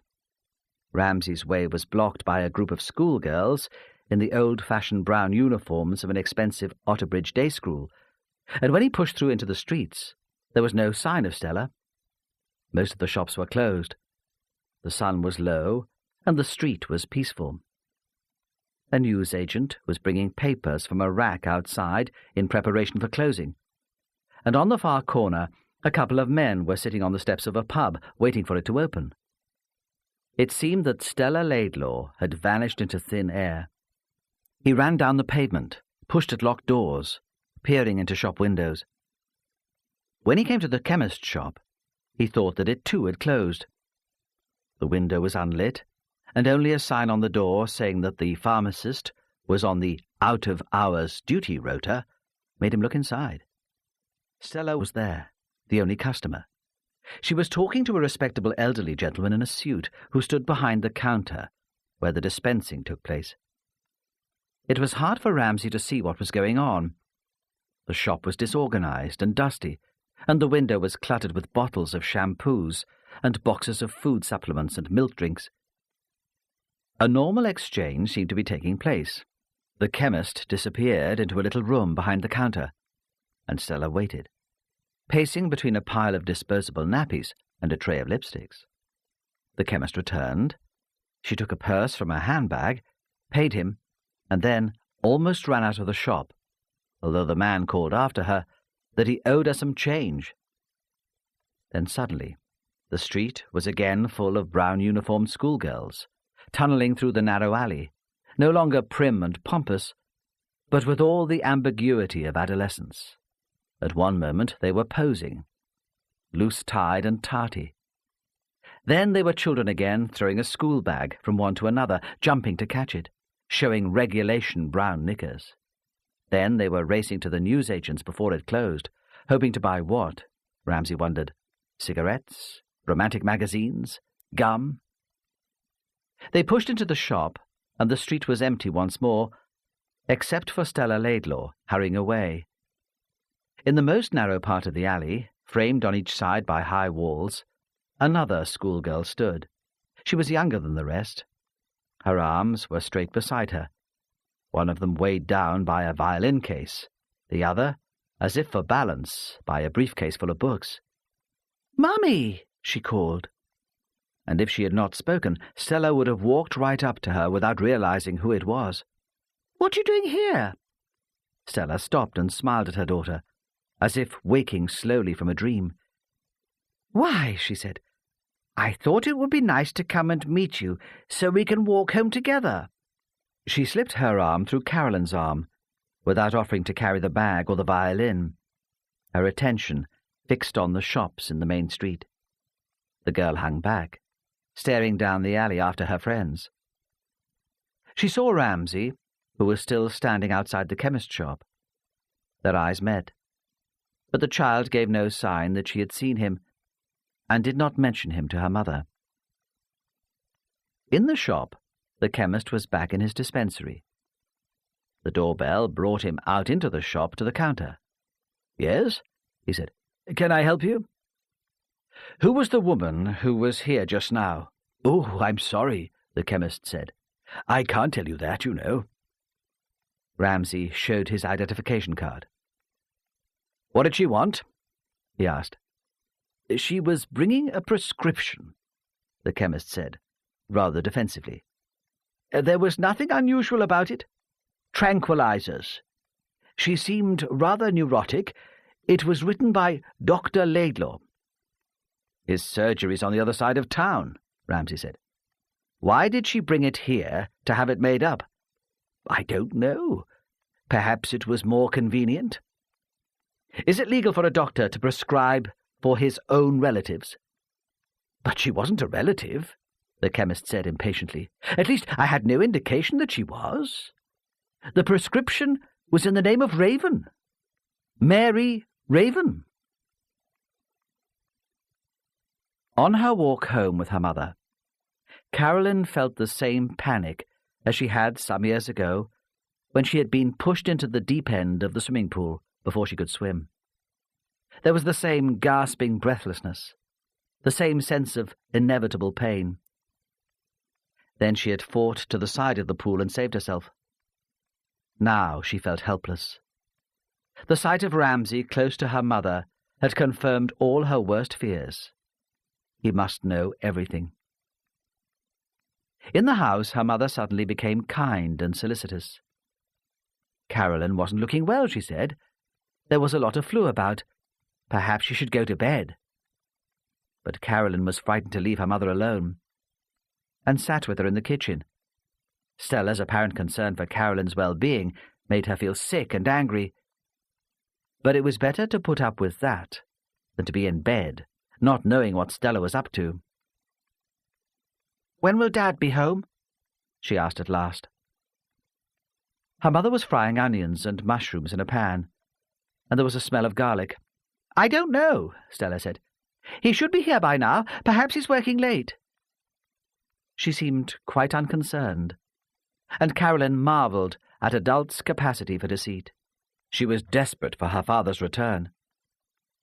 "Haven't you any homework to do, darling?" Stella asked. "Or violin practice?" But Carolyn shook her head. She knew she would not concentrate on anything until she had spoken to her father. Stella began to chop parsley with a wide-bladed knife, holding the handle with one hand and hitting the back of the blade with the palm of the other. Carolyn watched fascinated, and when the phone rang was unable to move. Stella set the knife down on the chopping board and went out to answer the phone. "That was Daddy," she said when she returned. "He's got a meeting, and will be working late tonight, so it'll just be us for supper."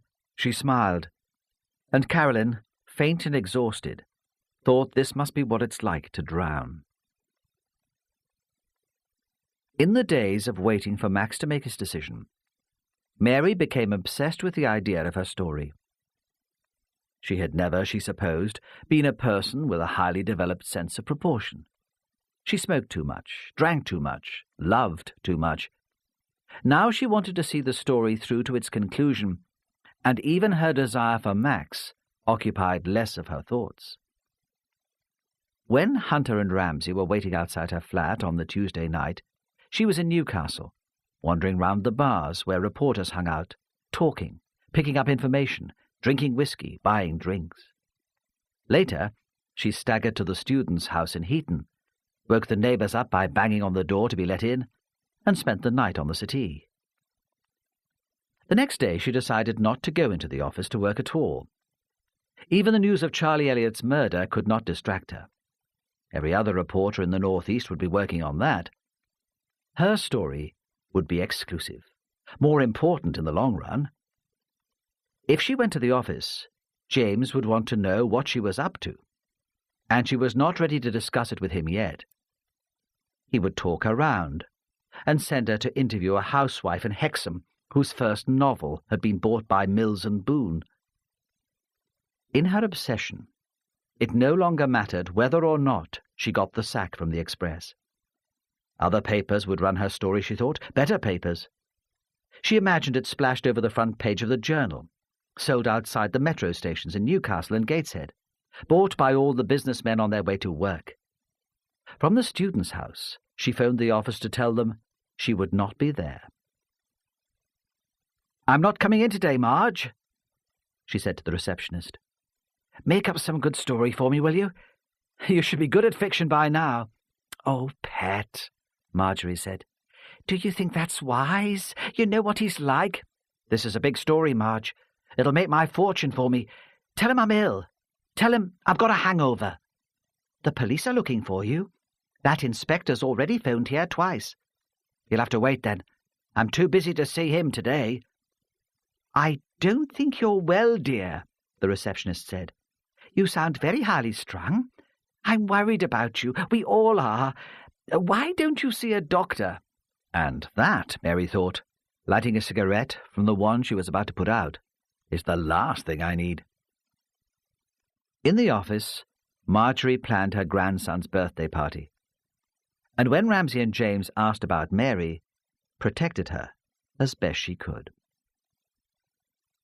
Mary spent the day in the library in Newcastle, looking up old press reports, and sat feverishly taking notes, stopping only to take the lift to the gloomy cafeteria in the basement, to go to the lavatory or drink black coffee. When she left the place, she had no idea what time it was. Her watch had stopped. But it was dark, and she was very hungry. She drove back to Otterbridge, stopping on the way to collect fish and chips. When Max arrived, she was in the shower. There was a loud knock on the door, and she thought it must be the police, tracking her down at last, so she dried and made herself decent before she went to answer it. When she saw Max standing there, she was astonished. Usually he came discreetly, slipping into the house when no one was there to see him, tapping gently on the door so he would not be heard by the other tenants. By the time she had got to the door, he was banging it with his fist and shouting, "Mary Raven! Let me in!" She saw immediately that he'd been drinking, and that surprised her too. Usually, when they went out, he drank little, and then he ordered what she considered women's wimpish drinks, white wine and small glasses of lager. Now he was loudly and incoherently drunk. She let him in, glad to have the opportunity of looking after him, and switched on the fire because he seemed very cold, and made coffee for him. When she returned from the kitchen, she found him weeping. There was more wrong with him than just drink, she thought. She, after all, was an expert in these things. "Max," she said, "what's the matter?" She sat on his lap and put her arms around his neck, thinking that she might distract him from his misery with sex. But he seemed only to want her for comfort, and clung to her, his head against her shoulder, still crying. At any other time, she might have tried to laugh him out of it, but he seemed quite distraught, and she began to be frightened. "Max," she said, "what have you done?" But that seemed only to distress him more. "I'll find somewhere else to go," he said. "You don't want me here." "Don't be silly," she said. "Of course I want you. I always want you. Why don't you spend the night here? You can't go back to your wife like that." She took his hand, as if he were a big and backward child, and led him to the bedroom. There she undressed him gently, wishing he were more himself, so that he could appreciate the care she was taking of him. She sat him in a chair while she made the bed, smoothing biscuit crumbs from the sheet onto the carpet, shaking the pillows so that he'd be comfortable. Then she kissed him gently and left him to sleep. In the morning, she thought, when he's sober, we'll talk about this and make love slowly. And at least, when he was in trouble, he came to me, and not to his wife. She made more coffee for herself and sat in front of the gas fire to drink it, satisfied because Max was under her roof again. She was still there when Hunter arrived to invite her to the police station for a few questions. "What questions?" she demanded. "I've told you everything I know." But she did not make too much fuss, because she was afraid Max would wake, and she knew that at all costs Max must be protected from the police. Ramsay saw Mary Raven in his office instead of in the interview room next to the cells. He thought she was stubborn and would react to confrontation with rudeness or an awkward silence. He needed to persuade her that he did not suspect her of either murder and that he needed her help. Yet throughout the interview he was surprised by her determination to give nothing away. She seemed to be trying to be obstructive, and he could not understand it. He grew frustrated by her attitude. She was an intelligent woman, wasn't she? Couldn't she see that she would land herself in trouble if she did not tell the truth? He could not tell that she did not care what happened to her, that she had a naive belief in English justice and knew she was innocent. But she had Max to protect, and as the questioning progressed, his alcoholic agitation seemed more significant and sinister. Side 13. Miss Raven, Ramsay said, we have evidence that you remained in Brinkbonny last Saturday after seeing Mrs. Parry. Why didn't you tell me before? It was not what Mary had been expecting, and she looked at him before answering. She could not tell whether or not he was bluffing. He was cleverer than she'd realized. She decided that the only thing to do was to stick to her story. Sorry, she said. I don't know where your information comes from, but you've made a mistake. I don't think so, he said. I heard that your mate went and spoke to Sophie in Heaton, she said. You know I can't have murdered Mrs. Parry. I was at Sophie's birthday party. But you might have seen something, Ramsay said. You could be an important witness. Sorry, she said again, implying that she was not sorry at all. I can't help you. Someone saw you, he insisted. I think I explained before. Charlie Elliot saw you. Do you not think it's something of a coincidence that now he's dead? She shrugged, as if the death of Charlie Elliot were of total indifference to her. Yet she was remembering with a sudden clarity the look on Max Laidlaw's face when she had told him that Charlie had seen her in the churchyard. That had nothing to do with me. How well do you know Dr. Laidlaw, Miss Raven? She feigned anger. Look, she said, you've asked me that before. It's late. I want to go home. Could you answer the questions? He said. Humour me. Dr. Laidlaw isn't my doctor, but I go to his practice and see him sometimes. I know his wife. Has he written any prescriptions for you lately? This time, the question genuinely surprised her. No, she said. Can't you tell? I'm the picture of health. A prescription with your name on it was taken to a pharmacist in the middle of Otterbridge yesterday. It must be a coincidence, she said. Really? I haven't been to the doctor for years. It was a fictional prescription, he said, made out for someone else entirely. But Dr. Laidlaw chose your name. Why was that, do you think? Why, of all the patients in the practice, was yours the first to come into his mind? I don't bloody know, she said, but was secretly delighted. When did you last see Dr. Laidlaw? I can't remember. There was a pause. Mary lit another cigarette. It was very late, and she had not slept well on Sophie's sofa. She yawned. We've had some difficulty in finding you during the last few days, Ramsay said. Can you give me some idea of where you've been? Be more specific, Mary said, playing for time. What about Tuesday morning? Ramsay said.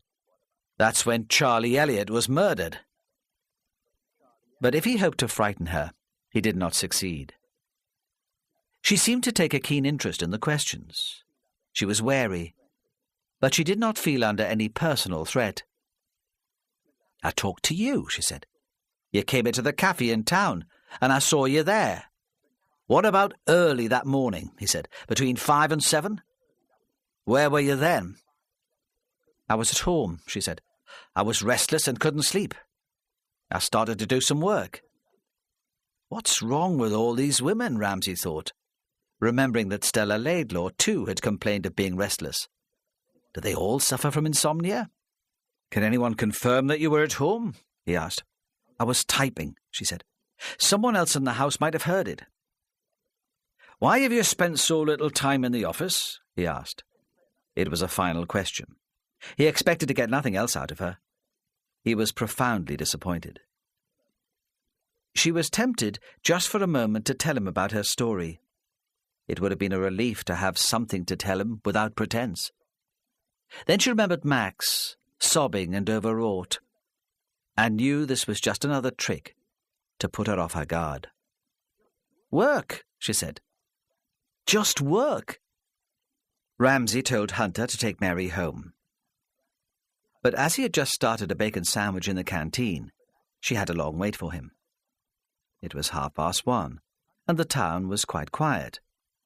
Hunter said nothing as he drove through the empty streets. Mary Raven wasn't his type. She waited until the car had pulled away before she went into her flat. She moved quietly because she did not want to draw attention to herself and did not want to disturb Max. She pushed open the door into the bedroom, expecting to hear his drunken, heavy breathing. But Max had gone, and the only sign that he had been there was the crumpled bed. Her first impulse was to rush out into the street to look for him, but she realized that he had probably been gone for hours. She climbed into the bed and fell asleep, exhausted. When she woke, she switched on the radio immediately, half expecting to hear that Max Laidlaw had been arrested for murder. There was nothing. She phoned his home, but Judy answered the phone in a tight and tearful voice, and she replaced the receiver without speaking. It was too early for him to be at the surgery. Again, to escape her growing anxiety, she returned to her story. She looked back in her shorthand notebook for the name and address of the man she had seen in the magistrate's court, who had been convicted for the second time of drink driving, and went out, intending to find him. In the street outside her flat, she thought at first that the Mini would refuse to start. It spluttered and choked, and she explained to it more loudly and obscenely with every twist of the key in the ignition that she needed this story. She really needed it. At last the engine turned over. As she looked in the mirror before driving off, she thought she saw the back of someone in the front garden of the house where she had her flat. She thought for an instant that it was Max, but when she looked again behind her, the figure had gone. Then she told herself she was losing her mind. She was tired, and she had made the image up. It was the postman, or that strange man who lived on the ground floor, who always went into the garden to clean his shoes. But all day, as she drove around the region following her story, asking her questions, becoming more alarmed and triumphant about the answer she received, she had the sense of shadow behind her. She never saw anyone. She did not even think that she was being followed. It was as if someone knew where she was going and arrived there first, that he was following the workings, the logic of her mind. You're imagining things, she thought. You're so desperate to have this story to yourself that you're imagining the competition.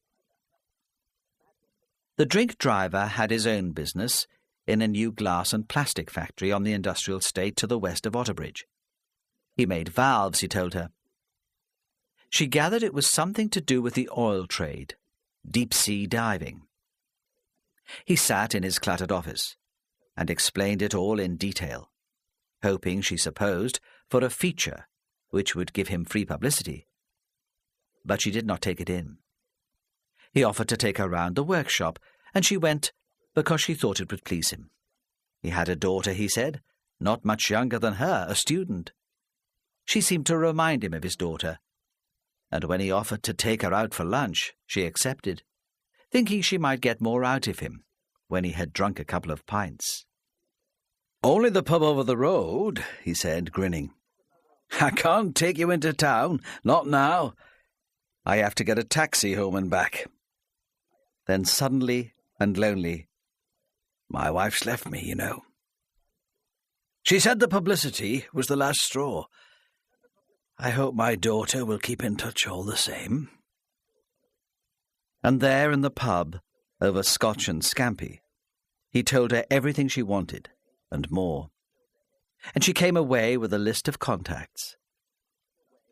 As she went to the ladies halfway through lunch, she looked carefully around the lounge bar, sensing again the shadow behind her, but she saw no one she recognized. When she drove away from the factory, the Mini starting this time as sweetly as anything, it was probably only coincidence that a large grey saloon parked along the road pulled out too, but kept far enough away from her to make it impossible for her to see the driver. She arrived home just as the children were coming out of the school on the corner of her street, and the pavement was full of mothers. In her flat, the curtains were still drawn from the day before, and there was a bottle of sour milk on the table.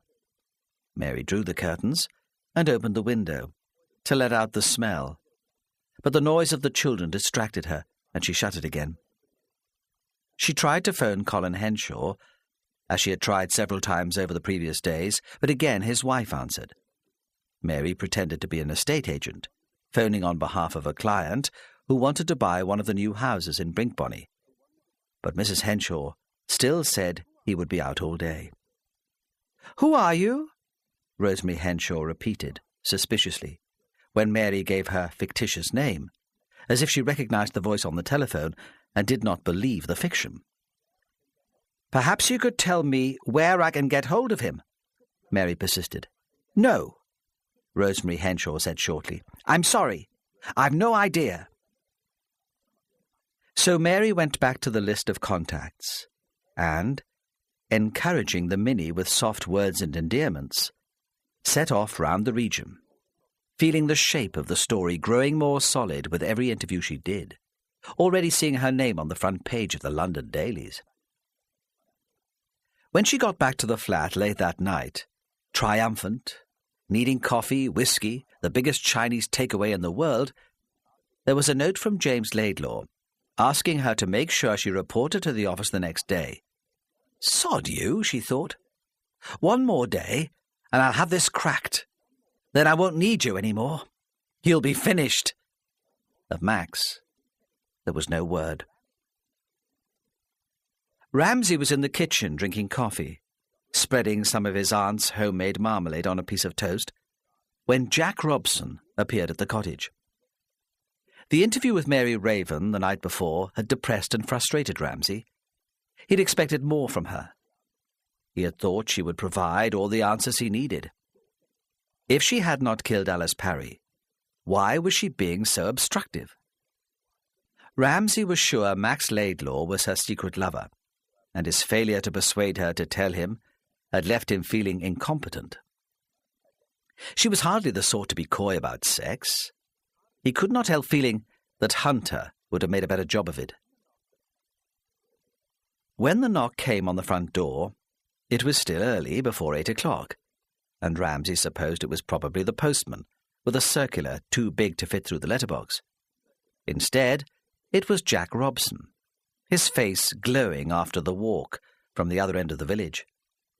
He stood, his hands in his pockets, waiting to be let in. "Hey, man," Robson said, "you're a hard person to get hold of. I was here several times yesterday evening, and I couldn't catch you in." "No," Ramsay said. "I was working late." He did not know what to make of Robson's visit. In a serious investigation, there was always the pressure of time, and once he let him into the house, it might be hard to get rid of him. Yet there was always the possibility that he had useful information. "Come in," he said. "I'll make you some tea." "Well," Robson said, "if you're sure you've time." He scrubbed his boots on the doormat and stepped in, looking around him with unembarrassed curiosity. "You've a nice place here, and a canny view." "Aye," Ramsay said, "unless Henshaw gets planning permission, and there's a new estate built at the end of the garden. There'll not be much of a view then." "You don't want to worry about that," Robson said. "Building out there would extend the boundary of the village, and that's not in the structure plan." "The structure plan didn't count for much in Brinkbonny." "No," Robson said. "Well, I'm here to talk about that." Ramsay took Robson into the kitchen and made strong, sweet tea the way Jack liked it. "Have you come up with anything?" Ramsay asked. He felt suddenly optimistic. Surely Jack would not be here so early in the morning if he did not think he could help. Robson sat on a painted wooden chair. "I've no evidence," he said.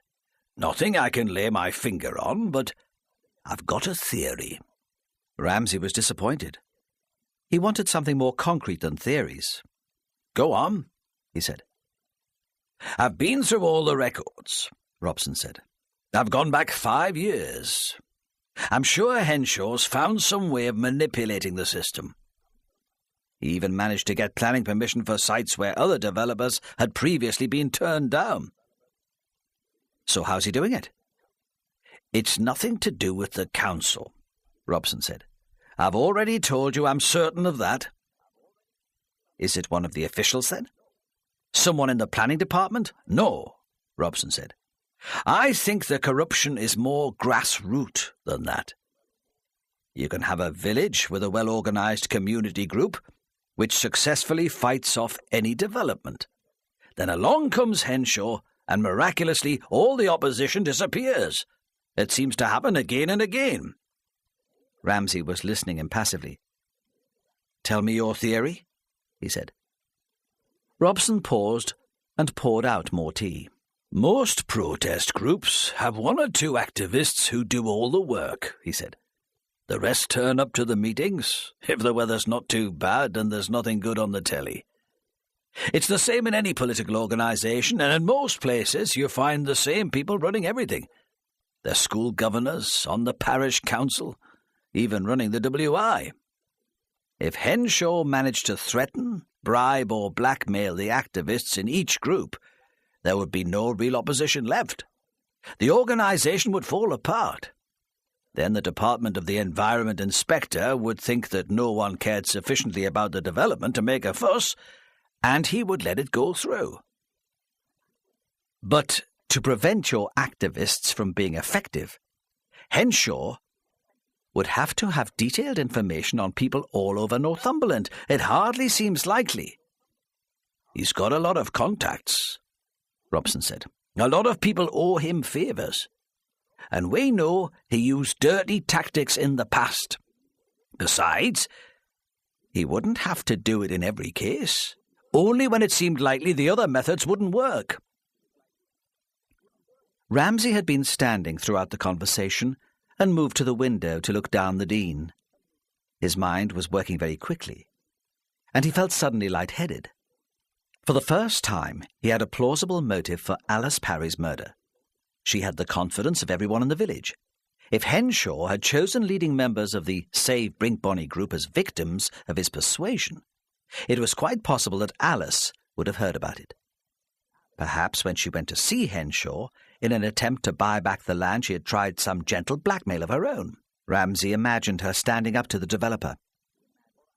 "Sell me the land, or I'll tell everyone what method you've used to get your own way. My nephew's a newspaper editor. He'll be glad of the story." Rosemary Henshaw had said Alice was angry when she came to the house. Nothing could be more daunting, Ramsay thought, than a middle-class lady spurred on by righteous indignation.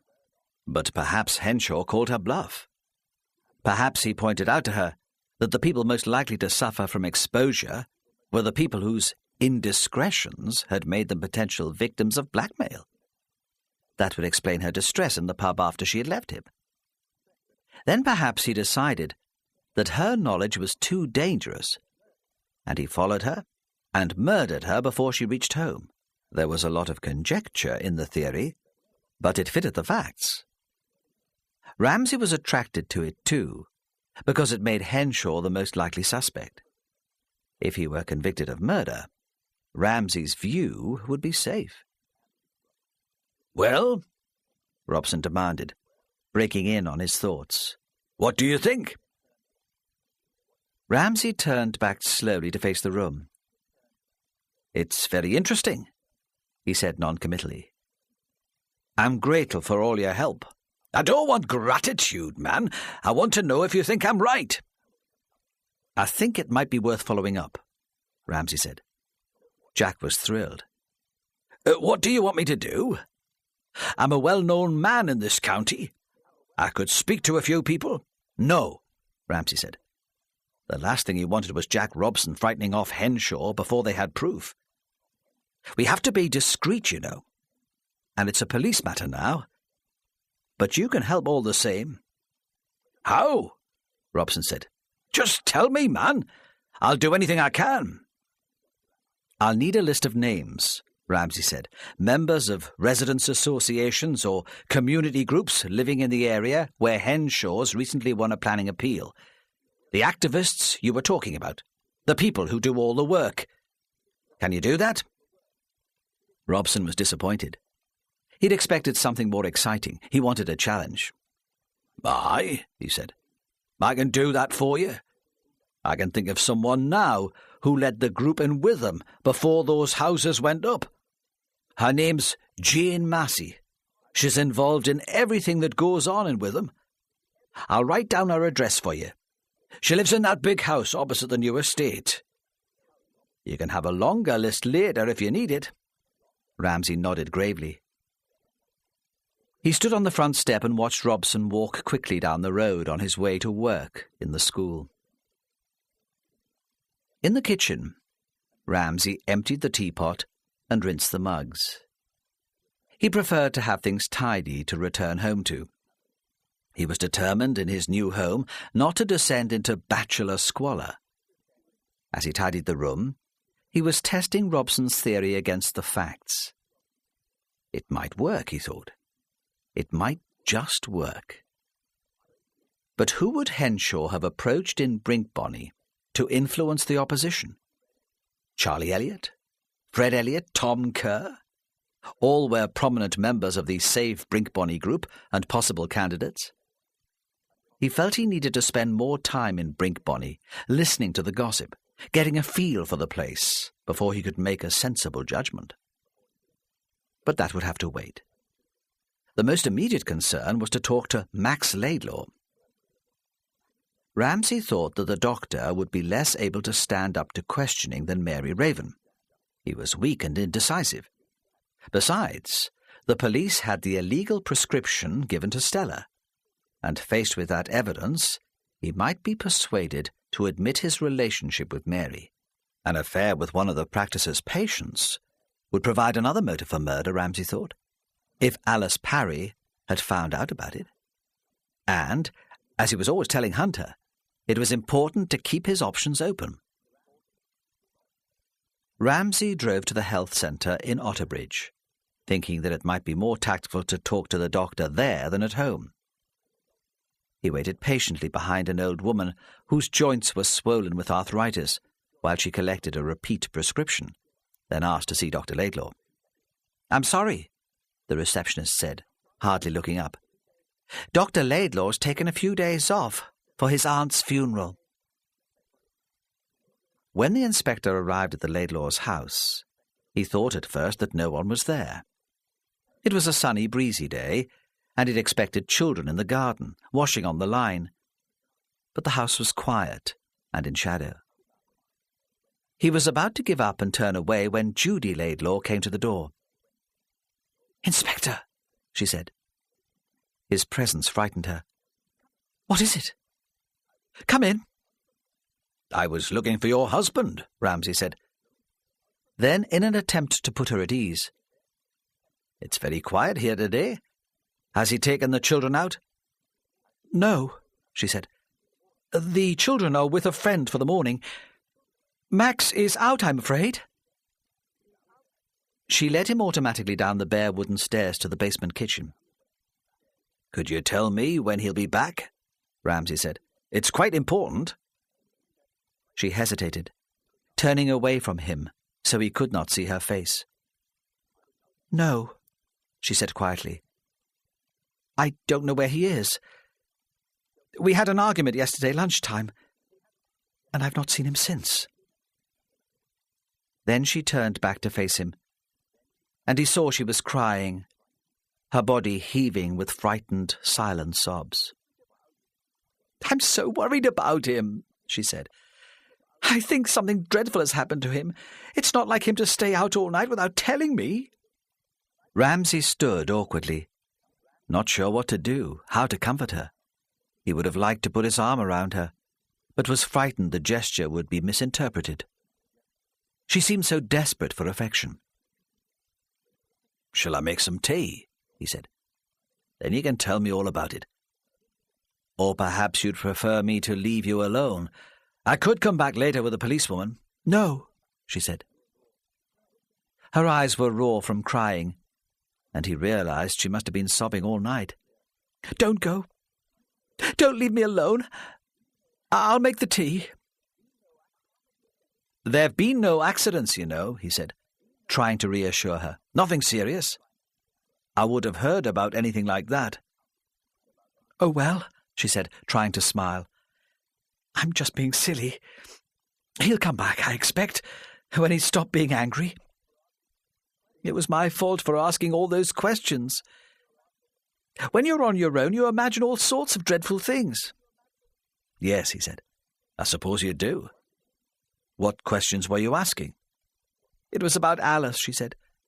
"She and Max had a private conversation on the afternoon of her death. I wanted to know what it was about." "And he wouldn't tell you?"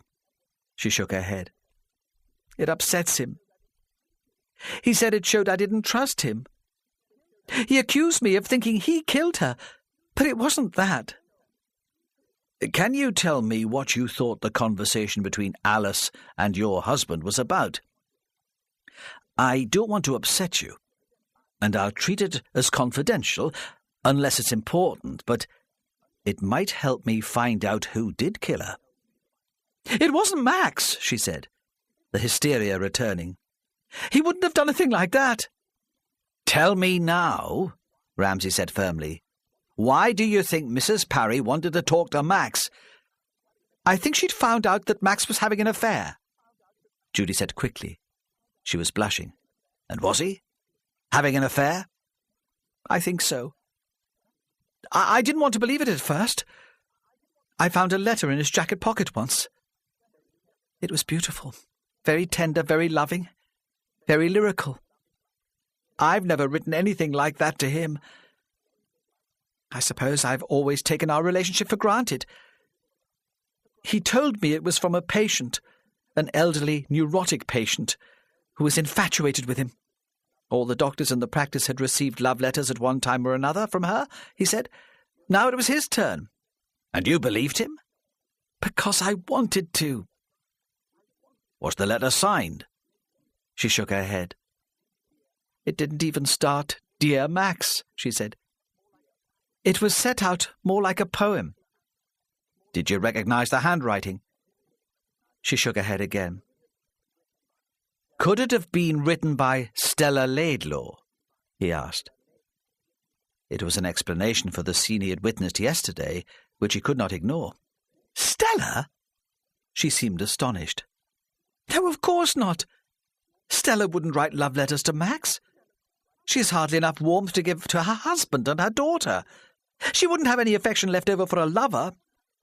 "You're certain the handwriting wasn't hers?" "No," she said. "I couldn't say that. It never occurred to me that it could be Stella. I was in a state when I found it. I made a big scene. I didn't look at it very rationally. Why do you think it might have been written by Stella?" "Dr. Laidlaw went to her house yesterday afternoon," Ramsay said. "Have you any idea why he should go to visit her?" "No," Judy said. "None at all. He always seemed to dislike her." "She wasn't a patient of your husband?" "No," Judy said. "Of course not. James and Stella had their own doctor with a practice on that side of town. He's much more their type, a friend of James. They went to school together." "Has Stella been ill?" "She had nervous trouble," Judy said. "She was very depressed after Carolyn was born. Not just the normal baby blues, a lot of mothers experience, but a real psychosis. She went to hospital for a while. She seemed well enough when she first came out, but she still has bouts of depression. She's not very easy to live with. James never complains. He seems to adore her, whatever she does. On bad days she can be rude and aggressive, and he has to go round apologizing and explaining for her. I feel rather sorry for him. There doesn't seem to be a lot that anyone can do. James has never asked Max to treat her. Of course not. It's not something Max is specially qualified in. James would be more likely to consult a specialist. There was a pause. Judy Laidlaw poured out tea, hunted in a cupboard for biscuits. Ramsay waited until she was sitting down again. Yesterday afternoon, your husband delivered a prescription to Mrs. Laidlaw. It was made out for a course of tranquilizers. Have you any explanation for his doing that? She shook her head. All the crying had dulled her, left her with a headache. She could not think clearly. I know Stella's doctor doesn't like her taking tranquilizers, she said. I think she may have become dependent on them when she first came out of hospital. The dangers of dependence weren't so well documented then. She's complained to me sometimes that they're the only things that help. She asked me if there was any equivalent she could buy over the counter. Of course there isn't. So Max might have given Mrs. Laidlaw the prescription to help her? Because he felt sorry for her? No, she said sharply. He wouldn't do that. He's a good doctor. He knows the rules. I can't imagine why he would prescribe for her. Unless... Her voice dropped. Unless? He prompted. Unless she had put him under some sort of pressure. Max is weak. In some situations he might be prepared to take the easy way out. And what might Mrs. Laidlaw be using to put pressure on your husband? I don't know, she cried. And he realized he had pressed her too far, too quickly. I just don't know. Perhaps, he said gently, more the doctor himself now than the policeman. Perhaps we have come back again to Max's affair. I don't know what you mean, Judy said. Stella wasn't capable of loving anyone. I've explained already. She certainly wasn't capable of writing that letter. But perhaps, he said, more gently, still reassuring her with his voice, telling her that he knew how hard all this was for her. Perhaps she knew who did write it. Blackmail? Judy said. You think Stella was blackmailing him about his lover? Is that possible? The speed and certainty of her answer surprised him. Yes, Judy said. She's a bitch. I believe anything of her. She thought then that he had finished, but he stayed on, pouring more tea for himself and for her, so that she knew his questions had not finished, and she must brace herself again for another shock, more unpleasantness. You know who it is, she said suddenly, as if the thing would be easier to bear if it were she who took the initiative. You know who he's been having an affair with. I've an idea, he said. I've no certainty. Well, she demanded. Tell me. There's a young reporter on the Express, he said, called Mary Raven. She spoke to Alice Parry on the afternoon of her death. It's possible, don't you think, that she might have confided in the old lady about her love affair with Mrs. Parry's nephew, especially if the affair was at an end, going badly. Then Mrs. Parry asked to speak to Max in private. Don't you think she might have been telling him to sort himself out? To come to a decision, one way or another? That he wasn't being fair to either of you? All evening, Mary Raven waited in the churchyard outside the tower. Don't you think she was waiting for her secret lover? Hoping that he would leave his wife, and then there would be no need to keep him secret any more. I know Mary, Judy said, almost to herself. She comes here sometimes. I like her. Then she turned to Ramsay, her voice hoarse and shrill with distress. "What are you saying?" she said. "Are you saying that Max and Mary did murder Alice? To stop their secret coming out? That's no reason. I wouldn't have made a scene about the affair. We would have sorted something out. Tell me. What do you think happened?" "I don't know," Ramsay said, aware that she needed the definite answer he was unable to give. "Perhaps nothing happened. Perhaps Max stayed in the tower watching television, and eventually Mary went away. We know she can't have killed Alice herself. She was at a party in Newcastle when the murder was committed. Did Max tell you anything about what happened that night when you'd gone to bed?" "No," she said. She looked sadly at Ramsay. "I've told you. He won't tell me anything at all." Side 14. Judy Laidlaw turned to Ramsay, suddenly angry and upset. "Max didn't kill Alice," she cried. "I know he wouldn't do anything like that. But I'll tell you something you should know. Do you know why Stella Laidlaw was taken into hospital, finally, after Carolyn was born? Because the health visitor turned up at the house one day and found her standing over the cot with a bread knife. If you ask James, he'll have to tell you. Or her doctor. If you're looking for a culprit, why don't you talk to her?" But later, when Ramsay tried to telephone James at the express office, Marjorie told him that James was out all day.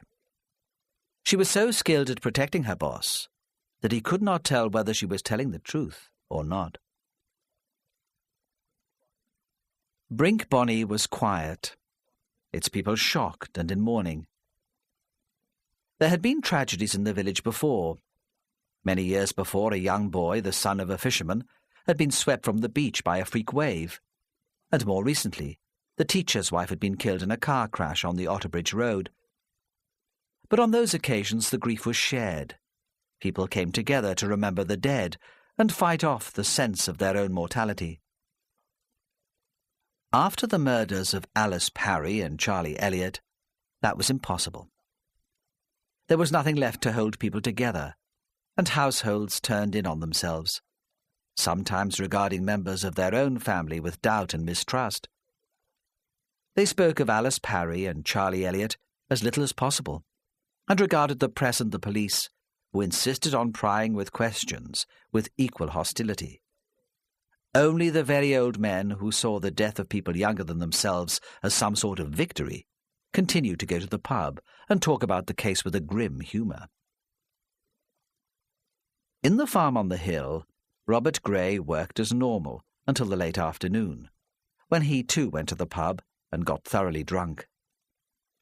At home he seemed preoccupied by some secret trouble of his own, and he hardly talked to his wife and son.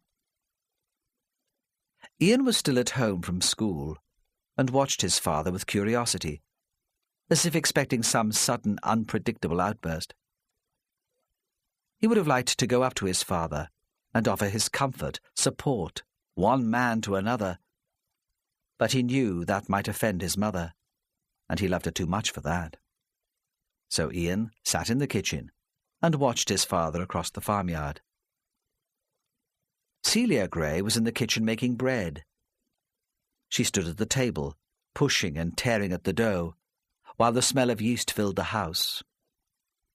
Ian was reminded of his grandmother, who had lived with them for as long as he could remember, but who had recently died. When he was younger, the old lady had baked every week. It occurred to Ian then that for generations women who looked like his mother had stood in the kitchen running the farm. In the only sense that mattered, the farm belonged to her. His father's name, scratched on the 5-bar gate, was only a gesture of possession and independence. When the bread came out of the oven, and Celia Gray knocked it out of the tins, it was, as he knew it would be, perfect. She was incapable of doing anything badly. She moved the kettle onto the hot part of the range. "Go and fetch your father," she said. Tell him I'm making some tea." He nodded, pulled on Wellingtons and went outside. Robert Gray was in the far end of the tractor shed, in the shadow. He stood quite still, with his back to the boy. "Dad," Ian said, "Mum said you've to come in for tea." The farmer turned quickly. He was holding a wide screwdriver that looked like a knife. "No," he said. "I'll not come in. I'll just finish this. Then I'll be out of her way." "Dad," Ian said, "what are you going to do?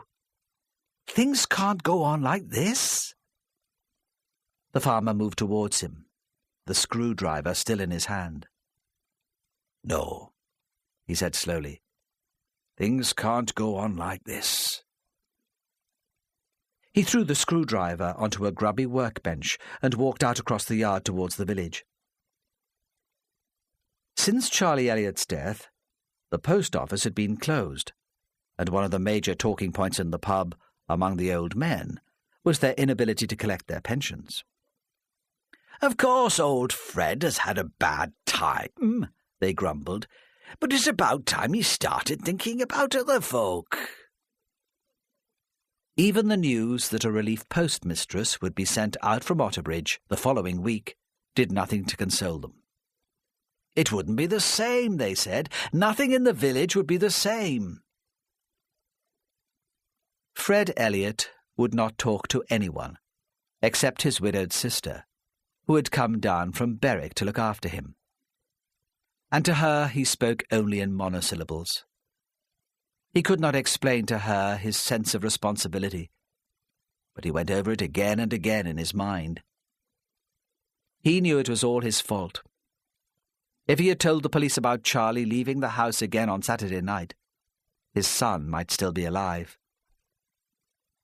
"I only did what I thought best," he repeated to his sister, who clucked about him, not listening, not understanding. "Of course you did, pet," she said. "Of course you did." Sometimes, when his sister was busy, he would escape to the shed in the backyard to count and tidy the piles of waste paper which he intended to sell, to provide funds for the hospice where his wife had died. That gave him some comfort. But his sister always found him there and dragged him back to the fire as if he were a naughty child. "It won't do you any good," she said, "brooding on your own out there." She sat him in his favourite armchair and made him tea, and pretended not to notice that he was crying. In the house behind the garage, Maggie sometimes found the tension almost unbearable. Work was no relief, with the old men gloatingly reconstructing the crimes as they slurped their beer. Often, when the boys came home from school, she ran away with them and the dogs to the beach. There they would chase together in the wind, shouting to each other, laughing, trying to forget the solemn silence in the house, the sound of Olive crying to herself in her bedroom when she thought no one was listening. The boys made death-defying leaps from the highest dunes to the beach and ran along the water's edge until the water splashed over their Wellingtons. Despite the secret sobbing, Maggie was more concerned about her father than her mother. It was natural that her mother should be upset. She and Alice Parry had been friends.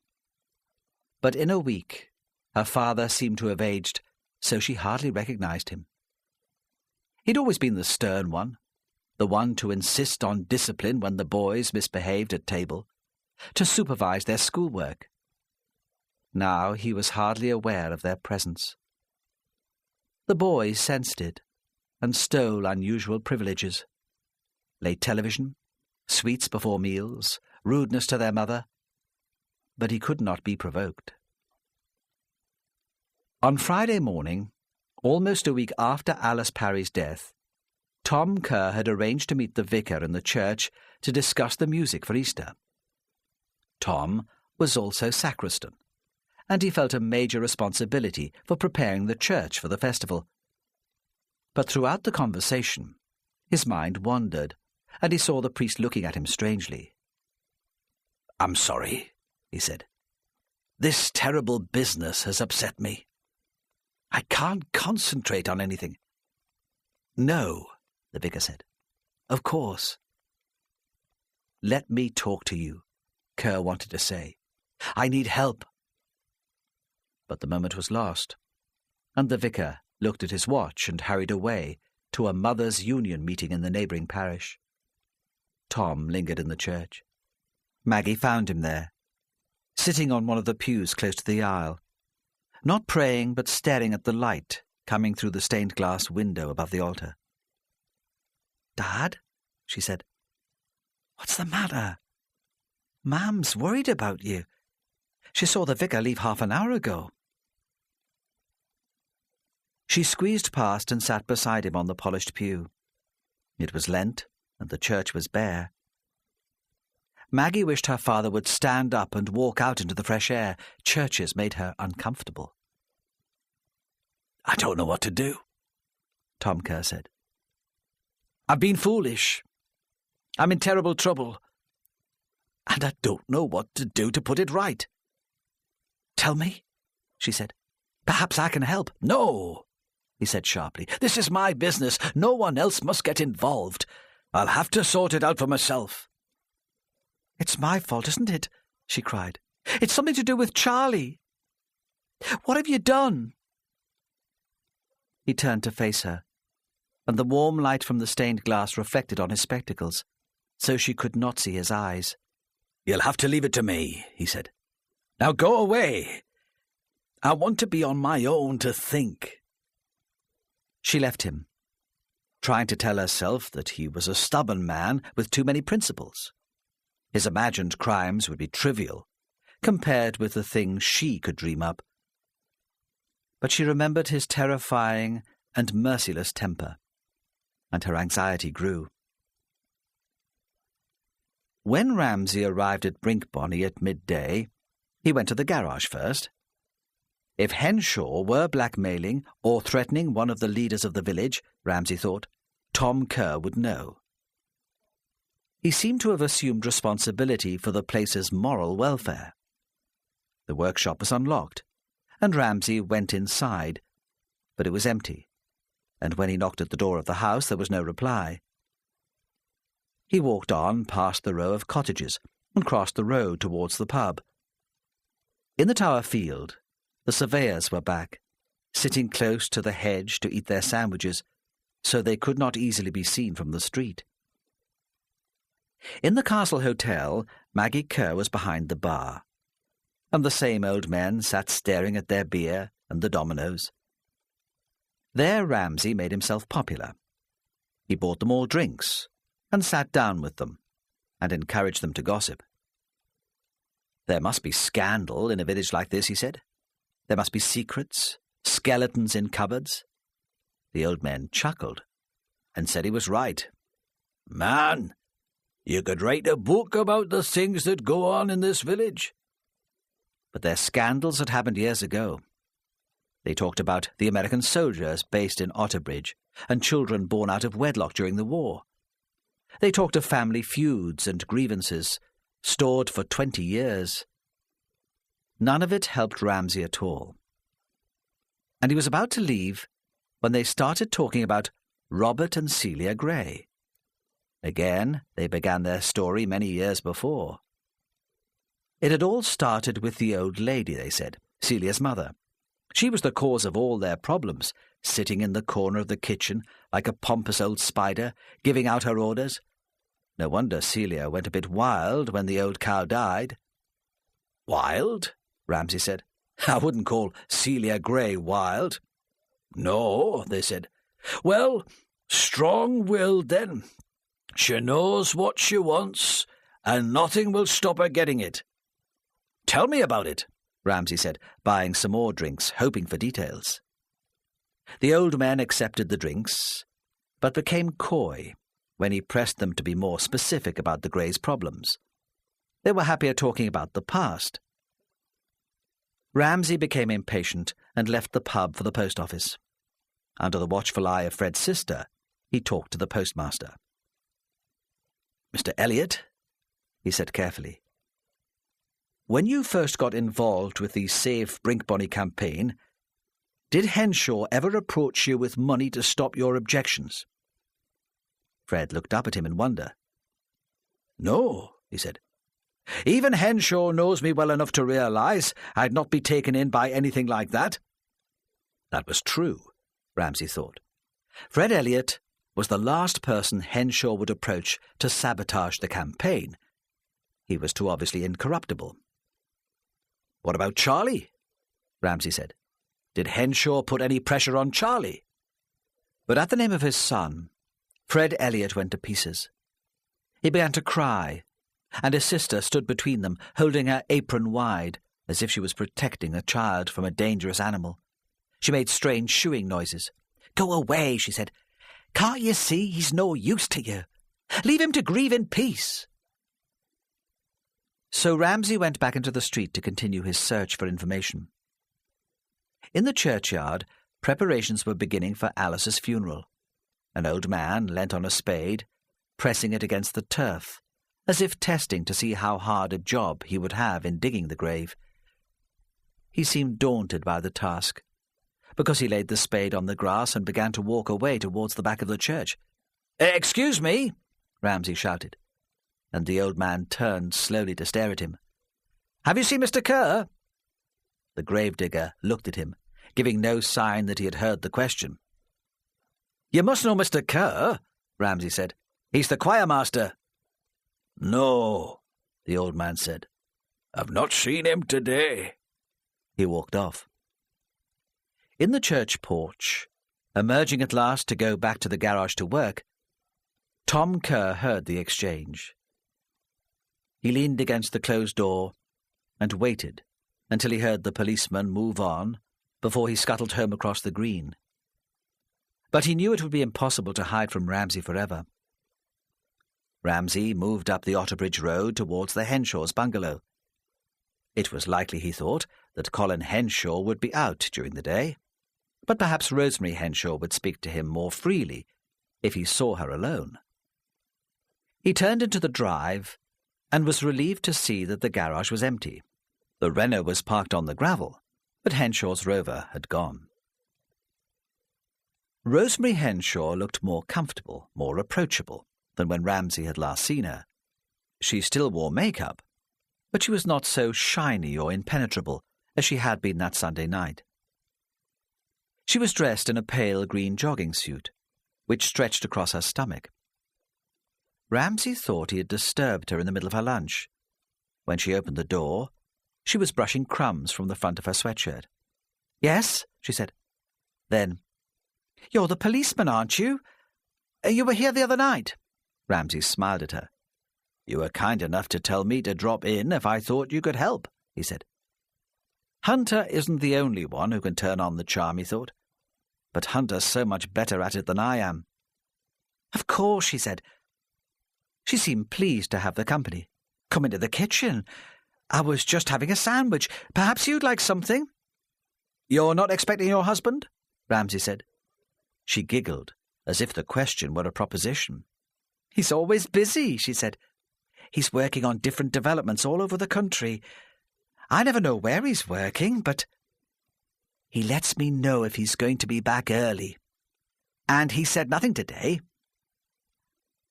She took him through the house, which was as glossy and dust-free as her face, to the kitchen, which seemed full of electric gadgets. There was a portable television on a worktop, and an earnest young woman with a shrill Scottish accent gave consumer advice. Rosemary Henshaw switched it off. "What would you like to eat?" she asked. "I could pop something from the freezer into the microwave. It wouldn't take a minute. Or a sandwich. I could do you a sandwich." Ramsay said that a sandwich would be very nice. She sliced a stotty deftly and began to fill it with ham and tomato. "What time did your husband go out this morning?" Ramsay asked. "I don't know," she said, giggling again. "He was gone when I got up. I'm dreadful in the mornings. He sees himself out." "What about Tuesday morning?" Ramsay asked. "Did he go out early then?" "Why?"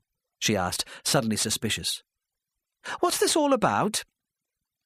Ramsay answered the question, though he knew she must already know why he was asking. She was no fool. "Charlie Elliot was murdered on Tuesday morning. Very early," Ramsay said. "You must have heard that." "I heard he was dead," she said. "I didn't ask for any details. I don't want to know." "He was stabbed," Ramsay said. "Just like Alice Parry."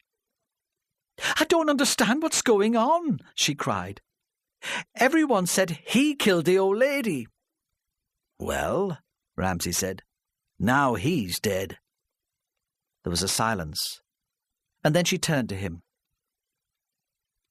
"Why are you here?" she asked.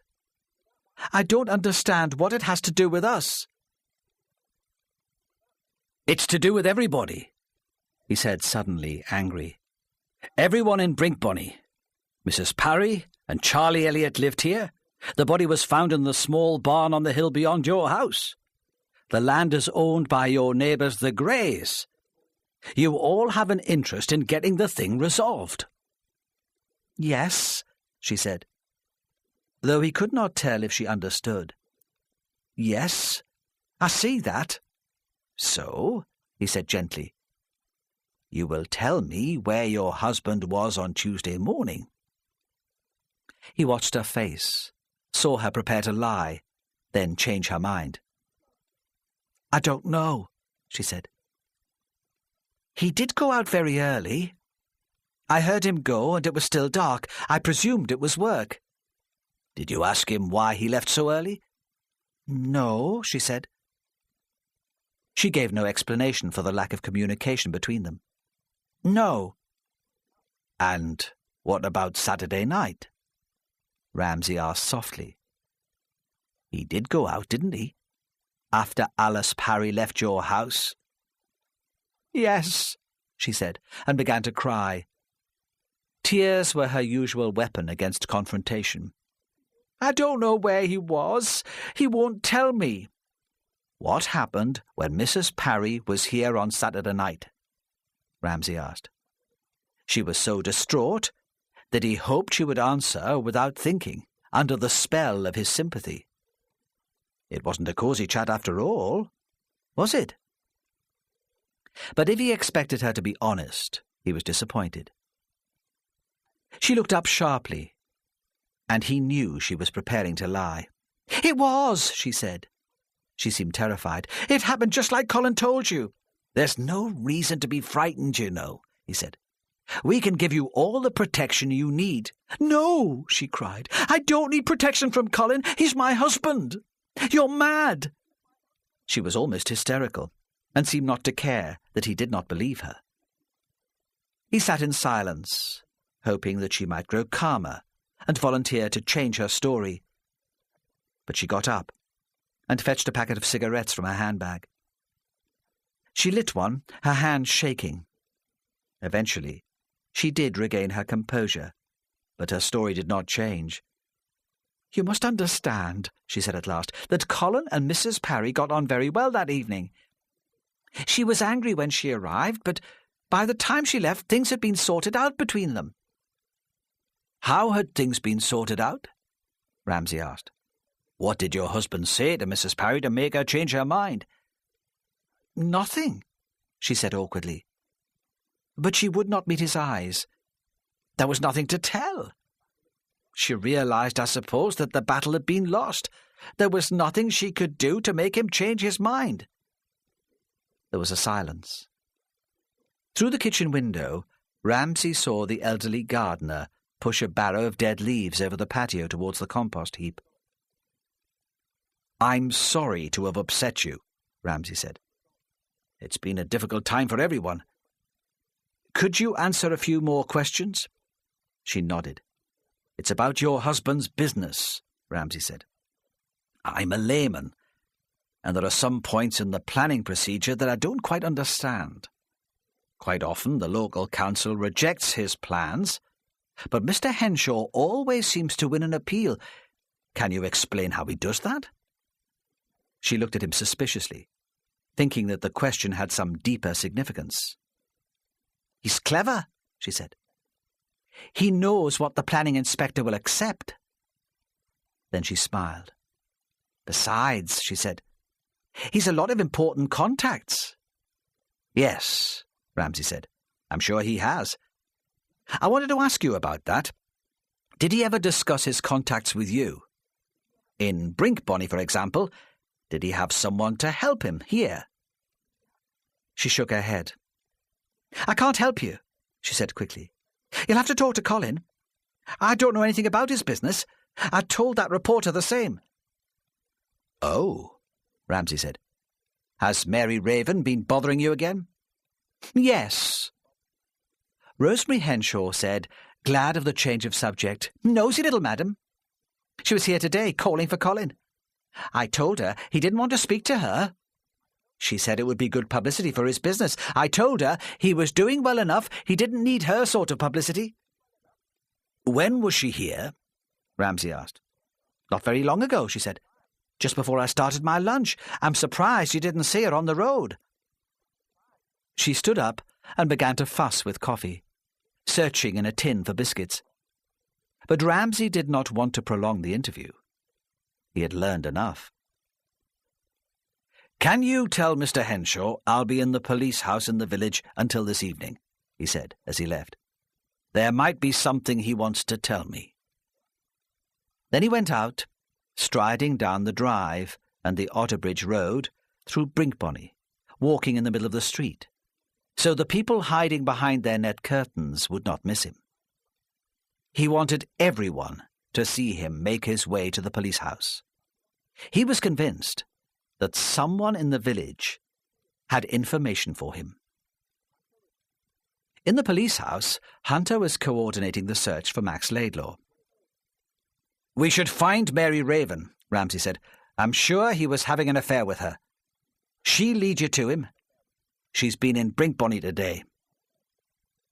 What has she been doing here? Hunter was hardly interested. That bloody woman, he thought. Ramsay's obsessed with her. She wants to speak to Henshaw. Something to do with the story. Bloody reporters, Hunter said. I want you to go to Witham, Ramsay said, to talk to a woman there. He was torn. He would have liked to go to Witham himself to see the woman Robson suggested he talk to. He was still committed to the theory that Henshaw was a blackmailer. But it was more important, he thought, to stay in Brinkbonny, to be accessible if one of the community leaders there wanted to speak to him. He explained Robson's idea to Hunter and was aware immediately of the sergeant's scepticism. Talk to her, Ramsay said. Be discreet. Just ask how she planned the campaign against Henshaw and why it came to nothing in the end. Find out if she was really active all the way through. You might need to talk to other people in the place too. If she makes some excuse for having dropped out of the fight, press her. Be sympathetic. Give her the chance to tell you. Ask if Henshaw made any contact with her. Go teach your grandmother to suck eggs, Hunter thought, but he said nothing. He was glad of the excuse to get out of Brinkbonny. He hated the lack of activity there and the constant wind. A few new houses would be an improvement, he thought. They might even liven the place up. He found Jane Massey's house very easily. It was, as Jack Robson had said, close to the new housing estate on the opposite side of the main road, backing onto open countryside. As he parked, Hunter looked at the development with some envy. If he won the pools, he thought, he wouldn't mind living in a place like that. Somewhere with a bit of class and style. In contrast, the Massey's house was not to his taste. It was built of grey stone, square and solid. The window frames needed a lick of paint. When Hunter knocked at the door, there was no reply, and he found Jane Massey in the long back garden feeding hens. She was a short woman, rather overweight, probably in her early 30s. He was surprised, because from Ramsay's description, he'd expected someone older. She was wearing a calf-length dress in a patterned corduroy, and the sort of shoes with buckles he had only seen on children. He dismissed her in his mind as an aging hippie, but all the same he found her attractive. Her face was young and very pretty. When she saw him, She hitched up her skirt and climbed out of the hen run to meet him. 2 small boys in dungarees appeared from the hen house and clambered after her. She did not seem shocked to see a stranger wandering through the back garden. She seemed to Hunter to have great self-confidence. He knew few women like her and was nervous. "Hello," she said. "Can I help you?" She came, as he'd expected, from the south. The boys hid behind her. "Mrs. Massey," he said, "I'm Sergeant Hunter from Northumbria Police. Could I have a few words with you?" "Yes," she said. "What's wrong?" "There's not been an accident."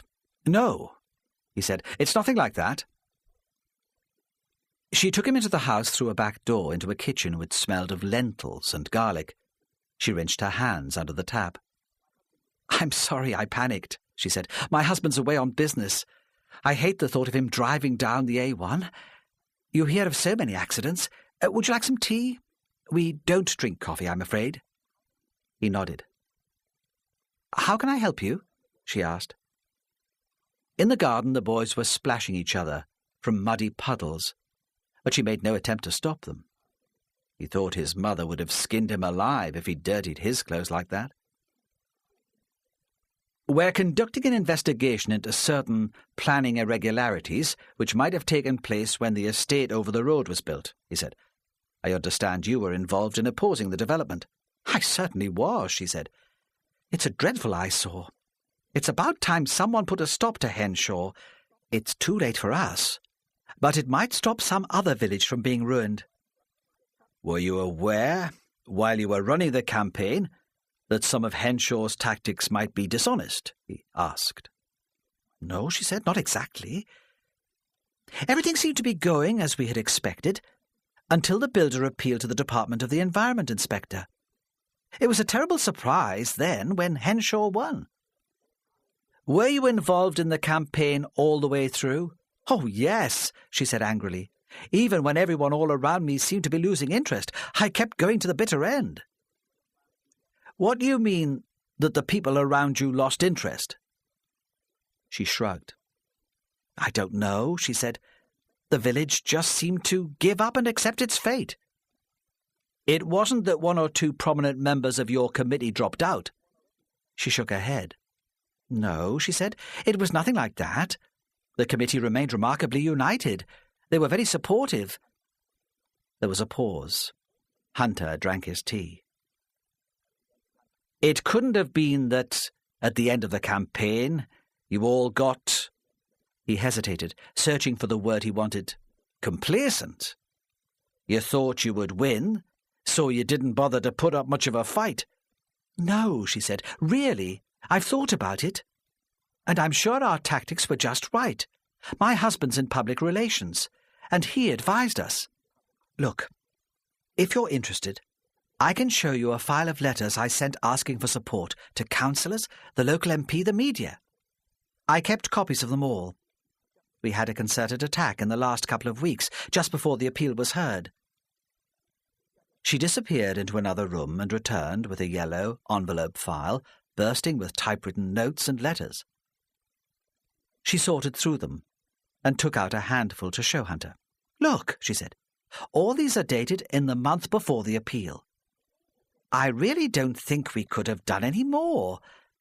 We just didn't get the response from the public that we had hoped for. Perhaps the campaign had just been going on for too long, and they had a sort of protest fatigue. This kind of development had happened so often in the country that it just didn't seem exciting anymore." "Do you know Henshaw?" Hunter asked. "Personally?" She laughed. "No," she said. "We don't move in the same social circles."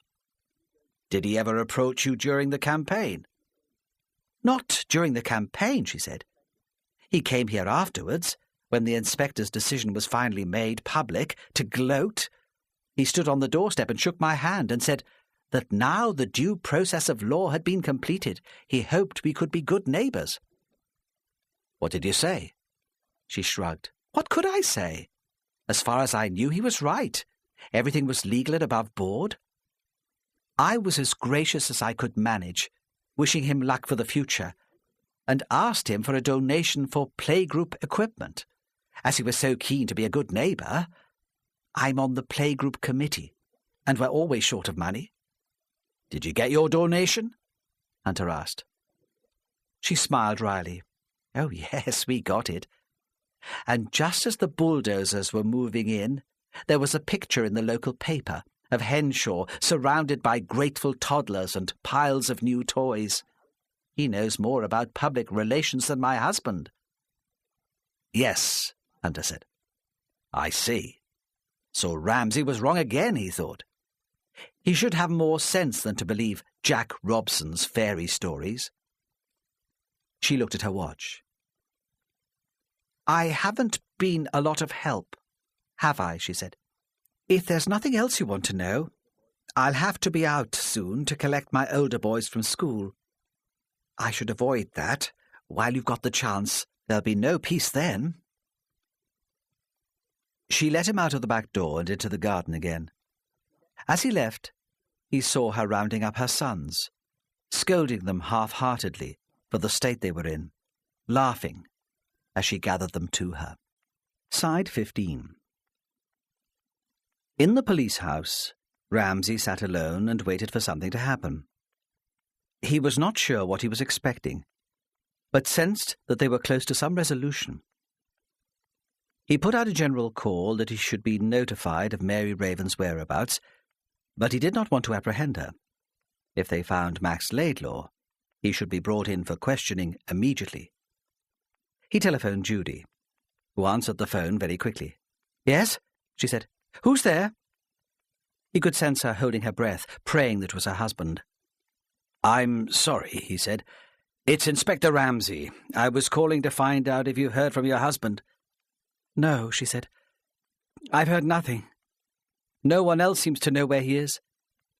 The children must have been returned to her, because in the background he heard one of them calling for a drink. Try not to worry, he said. If Max does get in touch, perhaps you could let me know? Yes, she said. She sounded exhausted. Of course.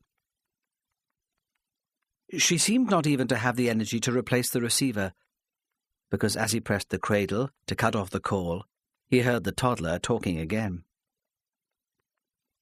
The afternoon wore on, and he waited for a knock at the door, for the message that someone in the village wanted to talk to him. He switched on the light to make the place more welcoming, and phoned Otterbridge Incident Room again. When you find Mary Raven, don't lose her, Ramsay said, and don't pick her up unless she takes you to Max Laidlaw. He settled down to wait again. He welcomed Hunter's return, at least as a break from the tension, but was disappointed that it was the policeman and not one of the locals who stood outside to be let in. Well, he demanded as soon as Hunter was inside. How did you get on? Hunter shook his head. I'm sorry, he said. Robson's theory won't work.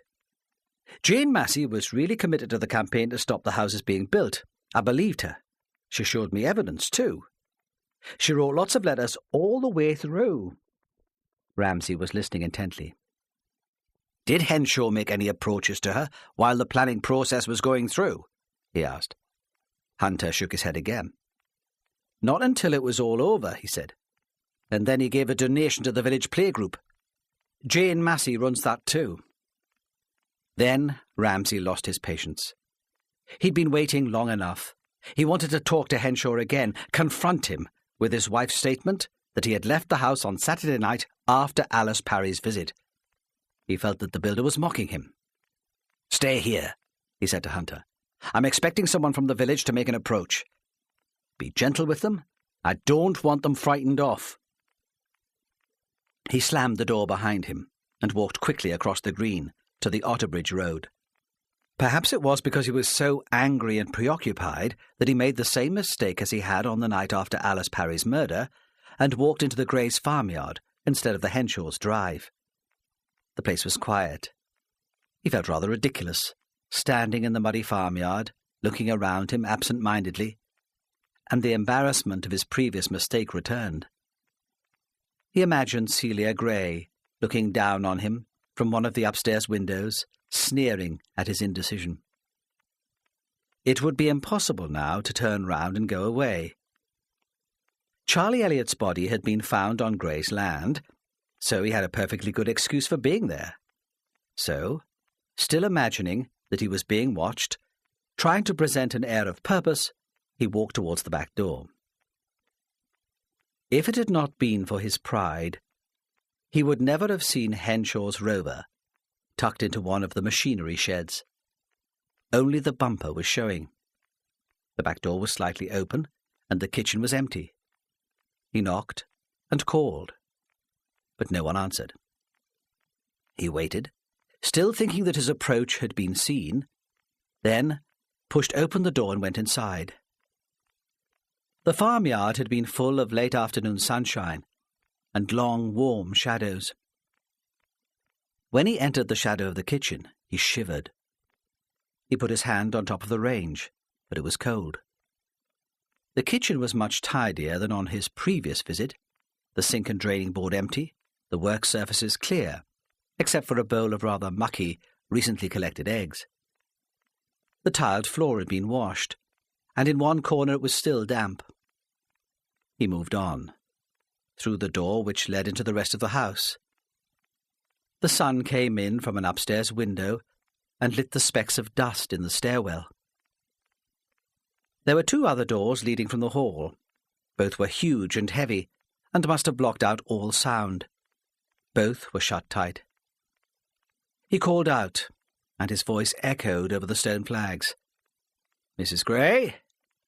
Are you there?" Immediately after speaking, he opened the nearest of the doors. They were sitting together in a small living room.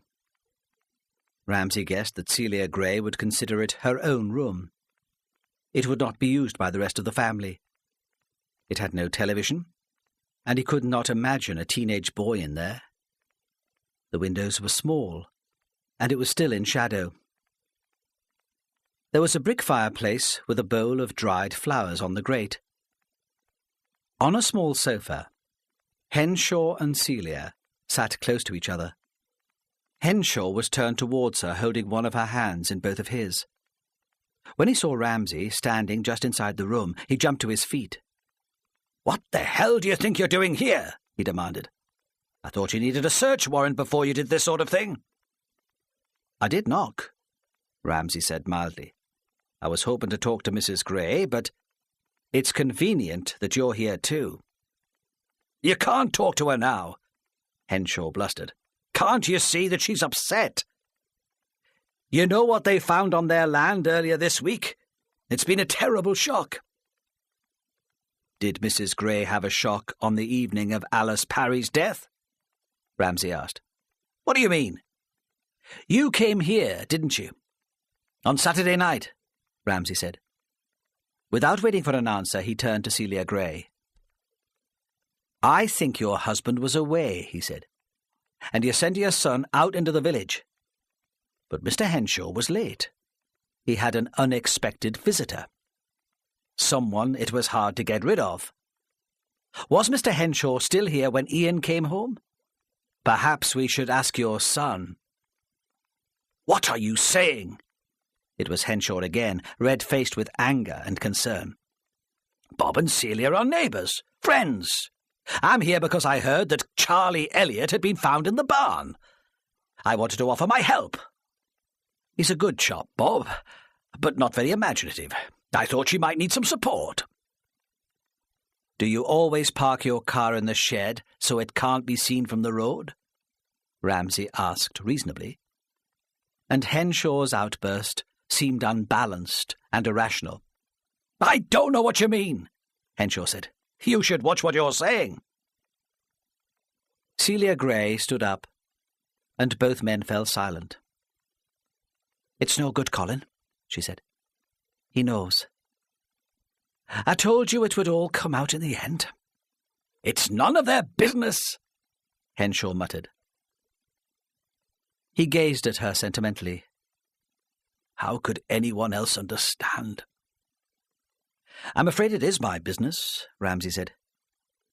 "Do you realize that you're a suspect in a murder inquiry, Mr. Henshaw? We believe that Charles Elliot was murdered by the same person as Alice Parry. We're still looking for her killer. If you have any information which would eliminate you from our inquiries, it would be in your interest to give it. Colin was here when Alice Parry was killed, Celia Gray said. You were right. My husband was visiting his mother in hospital in the Lake District. I'd rather you didn't ask my son, but you were right about that too. Colin was still here when he arrived home. What about Monday evening? Ramsay asked. Was Mr. Henshaw here then too? Is that why you didn't notice any noise in the farmyard? She nodded. Thank you, Ramsay said. They were a strangely matched couple, he thought. She seemed so upright and cold.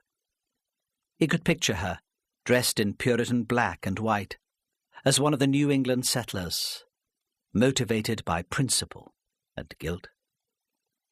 Henshaw, in contrast, was driven by greed and ambition, and seemed to have no sense of morality at all. Yet he looked at her now with tenderness and admiration, and he had done everything in his power to protect her. It would have been easier, Ramsay said, if you'd told me straight away. I couldn't have Celia bothered, Henshaw muttered. I had to consider her reputation. She has her position in the village to think about. Don't you know she's chairman of the WI? There was no irony in his voice. It seemed to Ramsay then that Henshaw was the innocent, and Celia Gray was the corrupter of souls.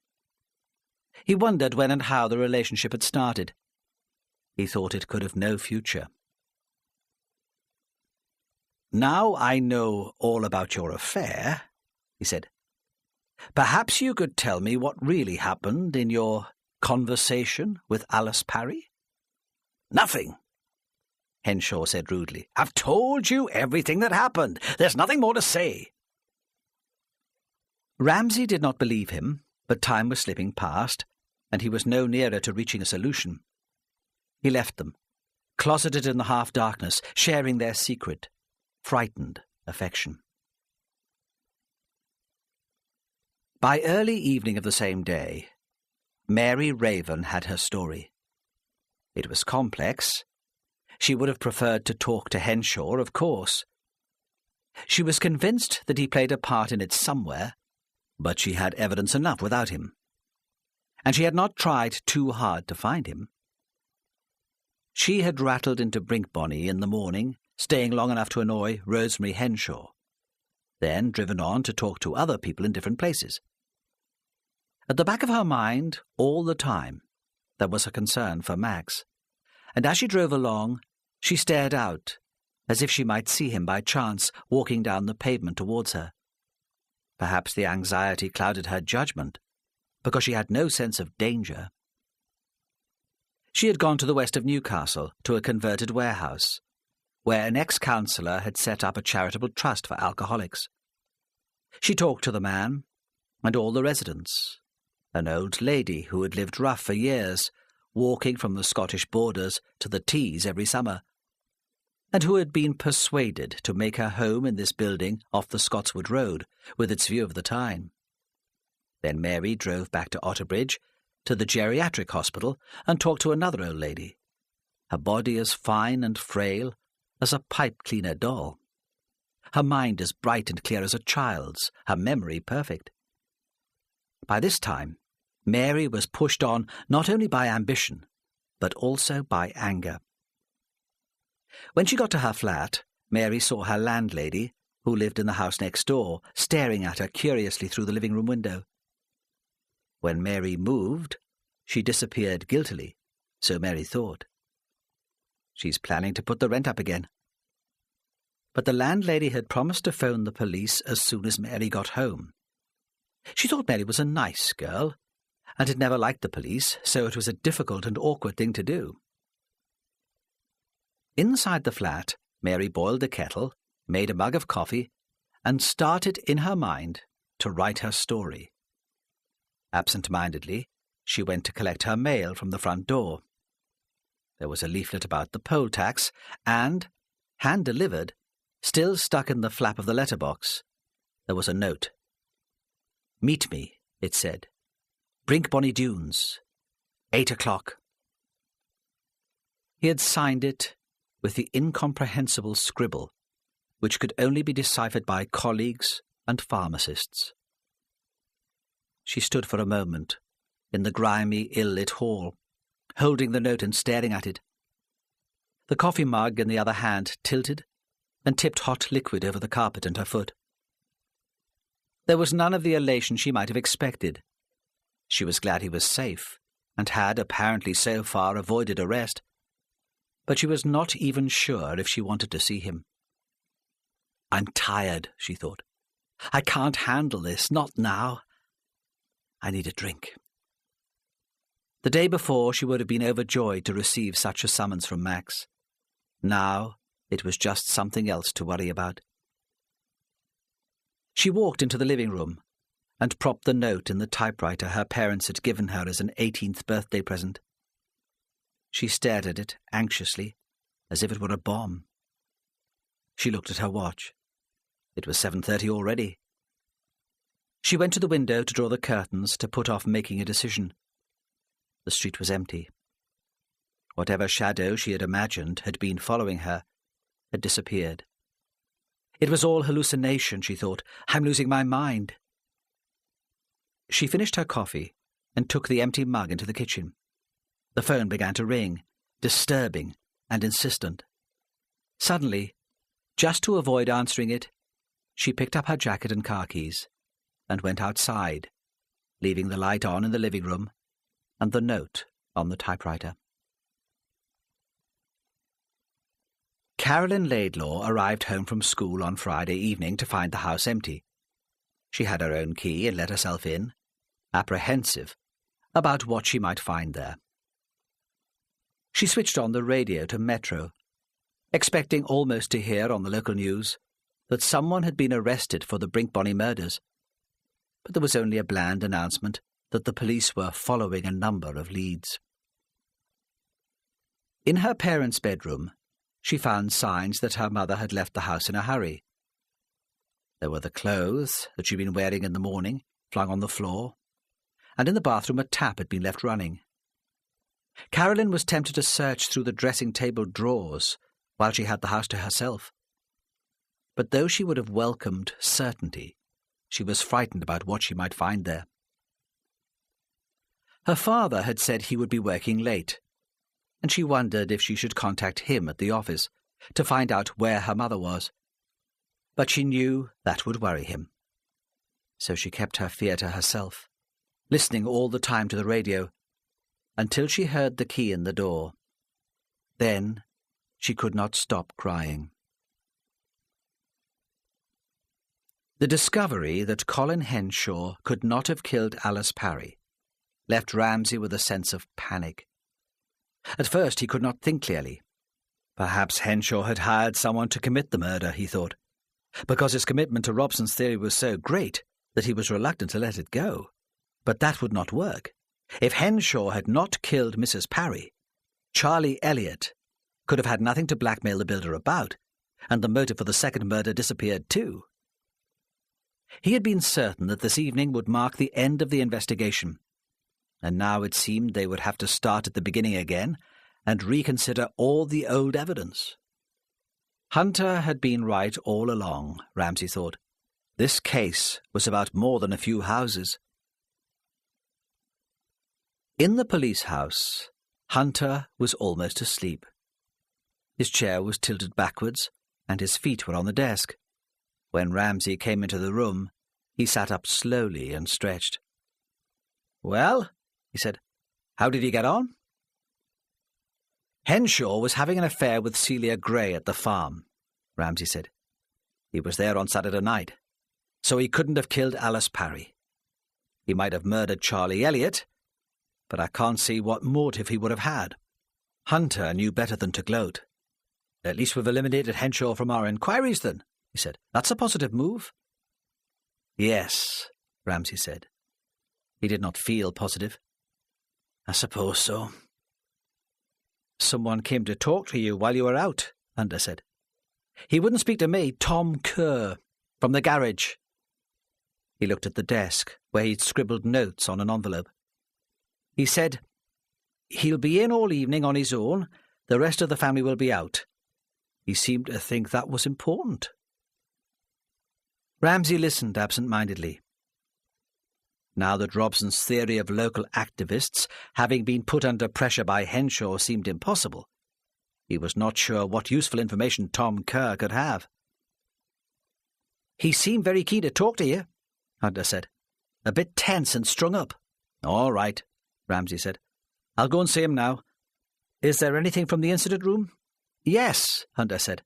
Some bright PC thought he saw Mary Raven's Mini outside the Old Cottage Hospital in Otterbridge. God knows what she was doing there. Well, you won't know, Ramsay said, unless you ask. Go to the hospital and find out. Max Laidlaw is a doctor. Perhaps he's hiding out there. I'll meet you in the incident room later.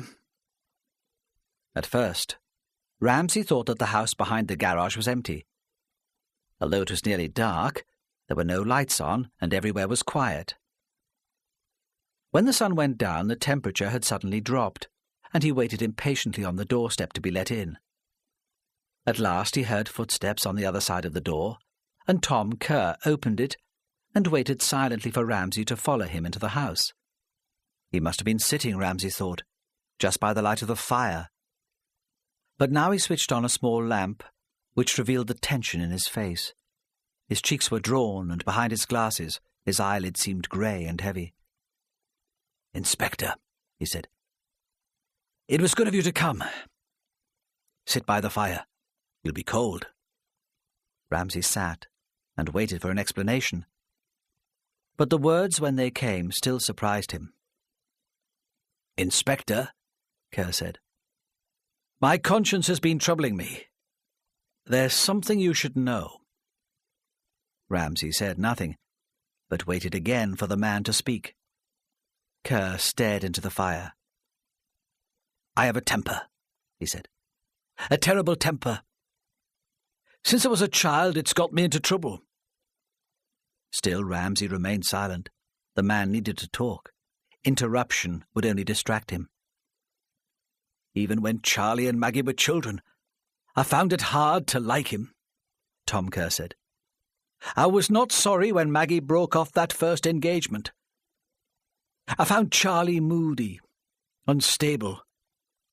I thought such an attachment was unnatural at that age. They shouldn't have been taking things so seriously."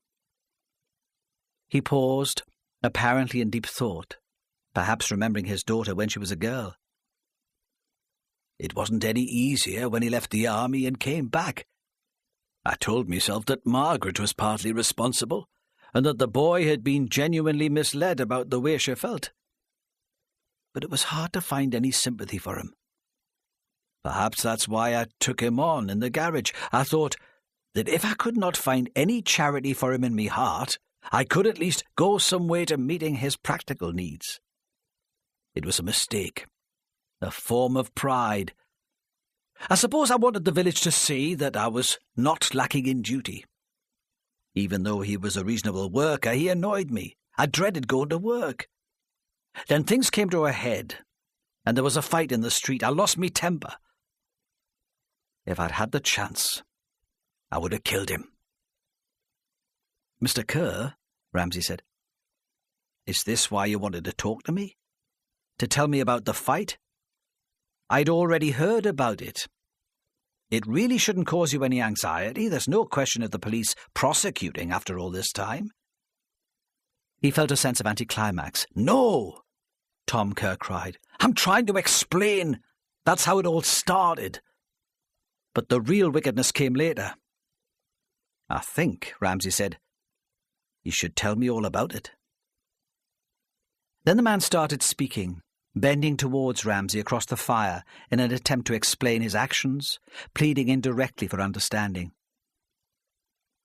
When Ramsay stood up half an hour later to drive into Otterbridge, he thought he knew why Alice Parry had been murdered. He left Tom Kerr, still sitting by the fire. The confession seemed to have brought him little relief, and Ramsay was not sure if it was wise to leave him alone. "You can go," Kerr said. "Olive will be back soon. I'll talk to her then." In the car, Ramsay spoke to Otterbridge Control on the radio.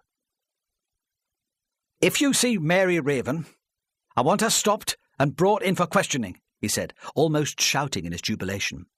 "Find her for me now." Hunter thought that the visit to the old cottage hospital would be a waste of time. There must be dozens of orange minis in Otterbridge, he thought. The policeman on the beat must have made a mistake. Why would Mary Raven want to go there? The place had been changed to specialise in the care of geriatrics about 10 years previously, when a big new district hospital had been built just outside the town. He had been there once before to visit an elderly aunt who was dying, and had hoped never to step inside the place again. He found it easy enough to find out who Mary had been talking to.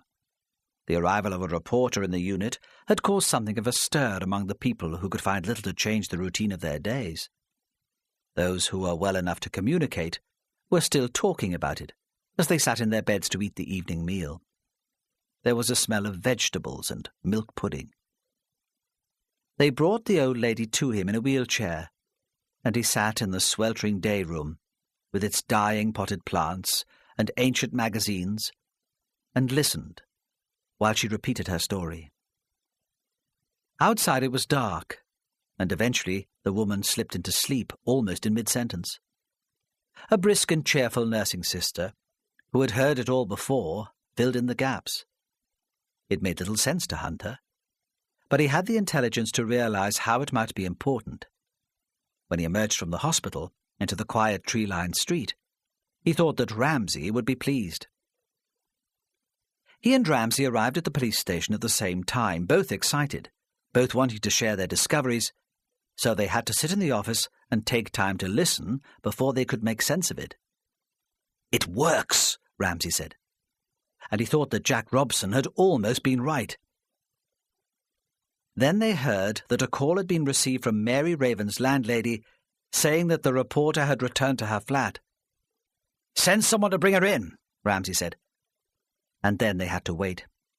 Despite the friction there had been between them during the course of the investigation, they seemed very close as they shared the anticipation. The constable sent to fetch Mary Raven came onto the radio in the incident room. "The lights are on," the constable said, "but I can't get any reply." "Get in!" Ramsay shouted. "Get hold of the landlady and get in. I'll be there." So he and Hunter drove to Mary's flat. Hunter was driving, siren wailing and light flashing, overtaking cars in the main street, jumping traffic lights, enjoying himself. When they arrived at the flat, there was a group of people on the pavement, staring inside. The landlady had been found in the local pub and had brought all her friends with her. Some still held glasses. Ramsay tried to send them all home, but the big car with its screeching brakes, Hunter posing like a detective from Miami Vice, only increased their curiosity and excitement. The sight of the crowd troubled Ramsay. He was worried about what he might find inside.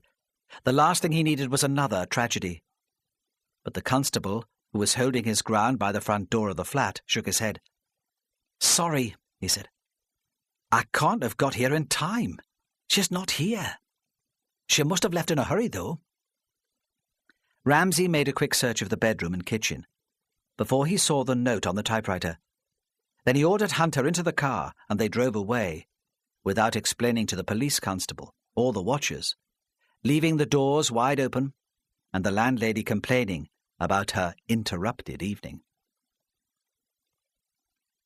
It was already 8 o'clock when Mary began to drive down the lane from Brinkbonny village.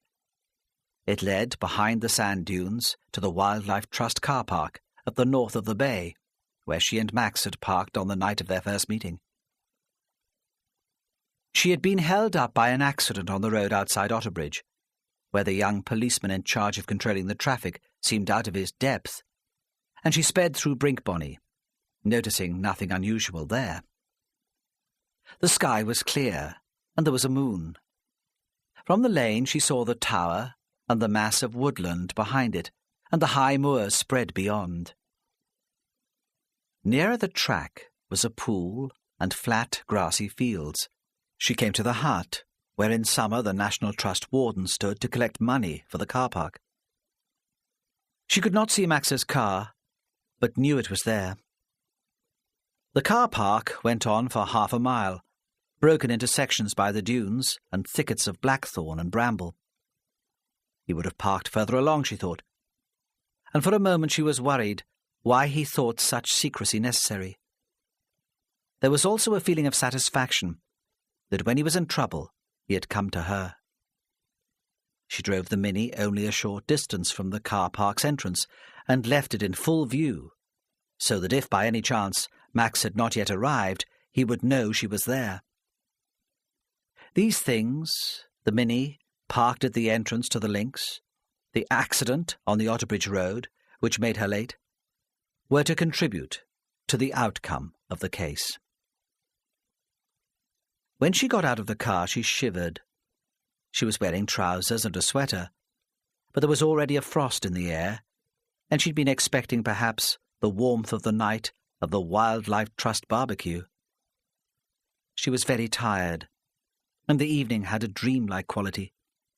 She was light-headed, and imagined that here in the same place she and Max could regain the romantic intensity which had begun the affair. She was already anticipating the elation which followed any contact with Max. If he's here, she thought, he'll be waiting on the shore, at the edge of the water, where I waited for him last time. She began to climb through the soft sand of the dunes to reach the beach.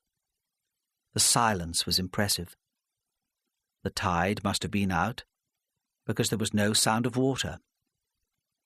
Usually at Brinkbonny, even on the quietest days, there were dog barks, gulls crying, the noise of a tractor in a distant field. Now there was only the sound of her own breathing, and the sand shifting under her feet as she walked. Occasionally she put out her hand to steady herself, and the sand was cold, and the grains were sharp as ice. When she reached the highest dune in the system, she climbed it and stood there, her arms raised above her head, so her silhouette would stand out against the skyline.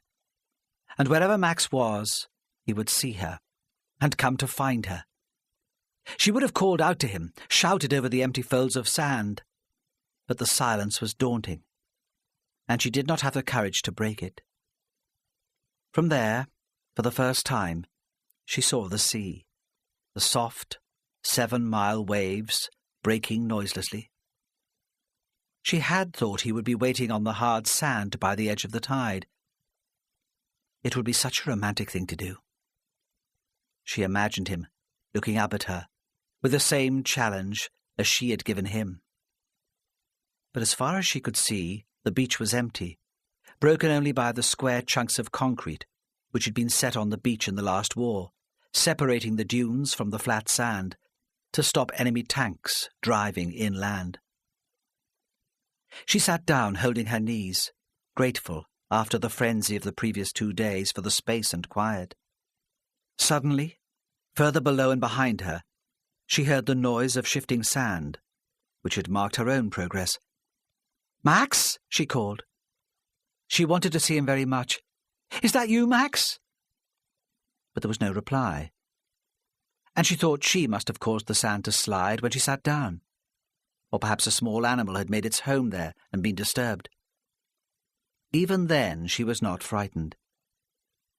She did not know that there was anything to be afraid of, except the possibility that Max had deserted her again. The fear came later. She stood up and ran down the sandhill to the beach, stopping short this time of the incoming tide.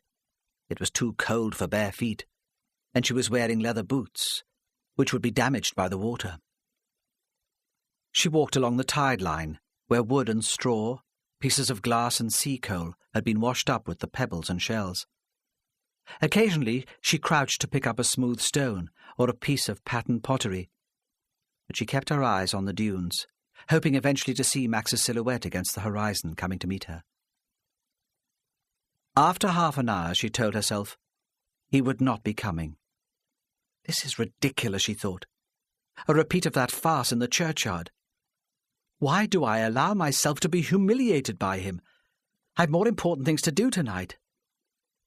But still, in a way, she was grateful to him, because he had brought her out into the fresh air, and when she returned, she would be ready to write the story with a clear head. She turned and began to walk south along the beach, back towards the car.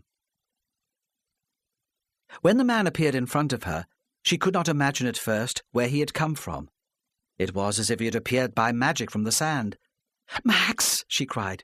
"Max! How did you get here? I didn't see you."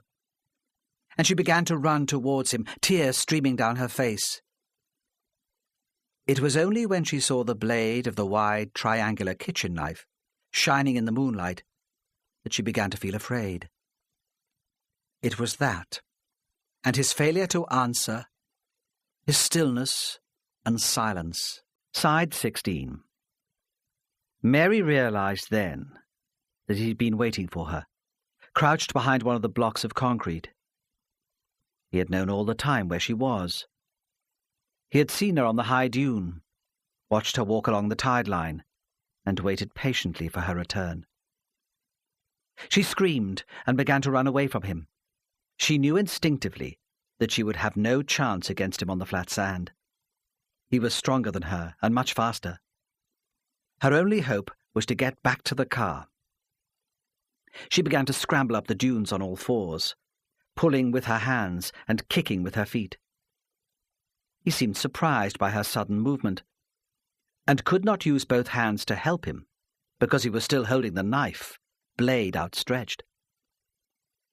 But he seemed to have power in his legs to compensate, and when she slipped, gulping for air, exhausted, he almost caught her. She kicked back with one foot, sending a shower of fine sand over his face and into his eyes. He swore and lunged forward with the knife towards her, but he could not see, and he missed her. She ran on. She could not hear him behind her. She slowed down for a moment and listened, but there was no sound of movement. He must have followed a different path, she thought. He would hope to trick her by getting ahead of her and cutting her off from the car. She stood quite still and listened again, but there was silence. She was more frightened then than she had been when he was right behind her, tearing at her trouser leg with his knife. From the dune where she stood, catching her breath, she could see her car, ordinary and familiar on the grass. It seemed such a short distance away. She supposed she should creep towards it, keeping below the skyline, playing the same game as him, so he would not know where she was either. But suddenly panic took over, and she ran towards the orange car at full tilt. She might even have started screaming again. She wanted only to be away from the place and the man who was following her. She thought when she reached the short, cropped grass of the car park that the nightmare was over. There was nothing then between her and safety. It was only when she was nearly at the car, with several yards to go, already feeling in her pocket for her keys, that a man stepped out of the shadow of the Mini. He caught her in his arms, and her screams echoed over the quiet and empty landscape. On his way to Brinkbonny, Ramsay said nothing.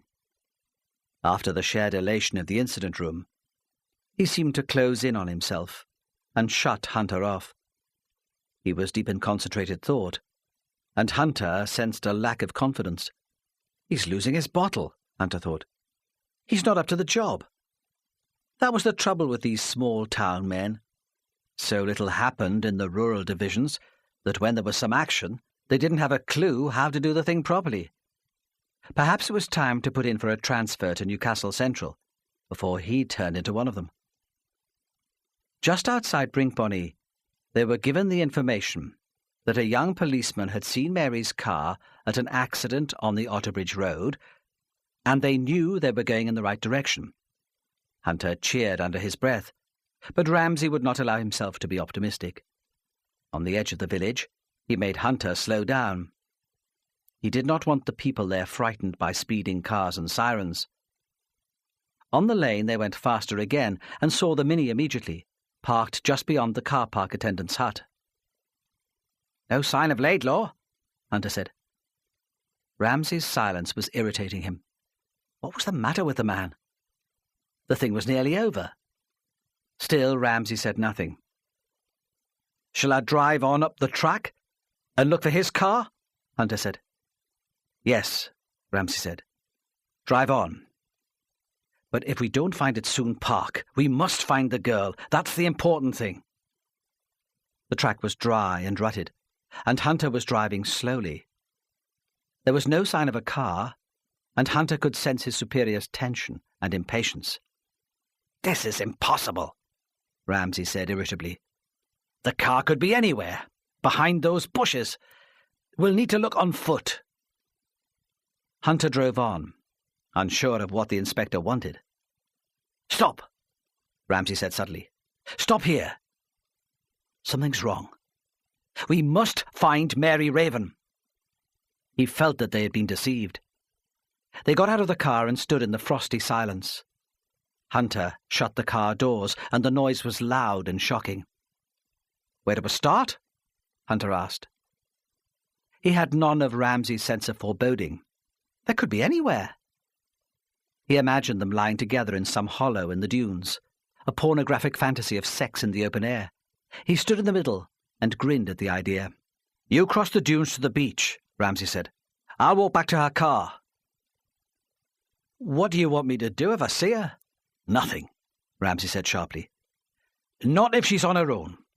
Wait until he finds her." "Shall I radio for help?" "Yes," Ramsay said. "You can do that. But by the time they all get here, it'll be too late." The first scream surprised them both. Hunter was only a few yards from the car. He began to run through the dunes towards the beach, swearing at the spikes of marram grass which scratched his face and the sand which filled his shoes. Ramsay stood and listened, then walked quickly back towards the car park entrance, his shadow long behind him. When Mary Raven hurtled down the sand hill and into his arms, he felt only relief. He held her, trying to calm her as she sobbed, awkward at first, then remembering what it was like to hold a woman in his arms. At first she was hysterical in her terror. She tried to pull away from him, tearing at his face with her fingernails and kicking his legs with her heavy boots. Then she recognized him. "He tried to kill me," she sobbed. "He had a knife, and he tried to kill me. It couldn't have been Max. Max would never have done a thing like that." "No," Ramsay said, his arm still around her shoulder, trying to stop the trembling. "It wasn't Max." From the main road they heard the sirens of police cars coming to assist them as they came to the end of the track. Hunter emerged from the nearest dune, his hand bleeding, his face triumphant, with his prisoner. "Too late as usual," he said, nodding towards the flashing blue lights. It would do no harm, this, he thought. It might mean promotion, if Ramsay didn't take all the credit. "Where's the knife?" Ramsay asked. "He dropped it in the dunes." He looked towards the reinforcements. "They'll find it." "Well then," Ramsay said.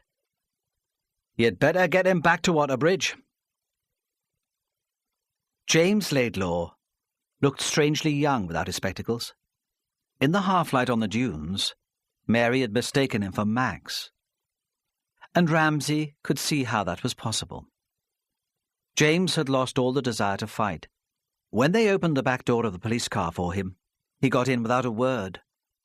He sat upright, a respectable figure. He was still wearing a suit.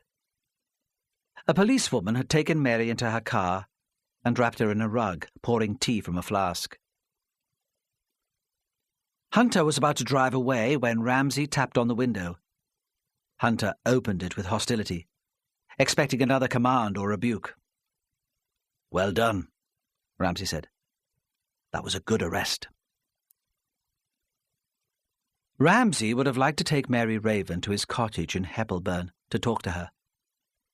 He would have been more comfortable there without interruptions and telephone calls. He could have made her coffee and waited until she was ready to talk. But he knew it would not do, and the interview would have to take place in the police station in Otterbridge, with its institutional furniture, and the knowledge that somewhere in the building James Laidlaw was being questioned too. At first she refused to go with him. "It's my story," she said. "I need a phone and a typewriter. No other bugger's going to get the glory after all this work."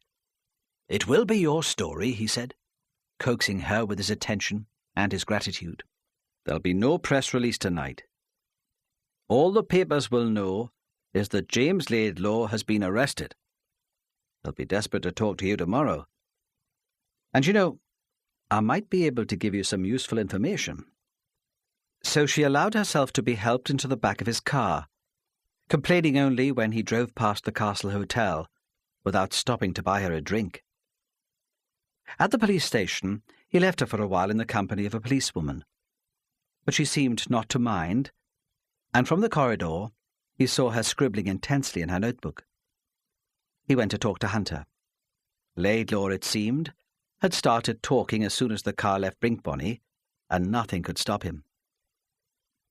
"He asked to write a statement," Hunter said. "He's doing that now.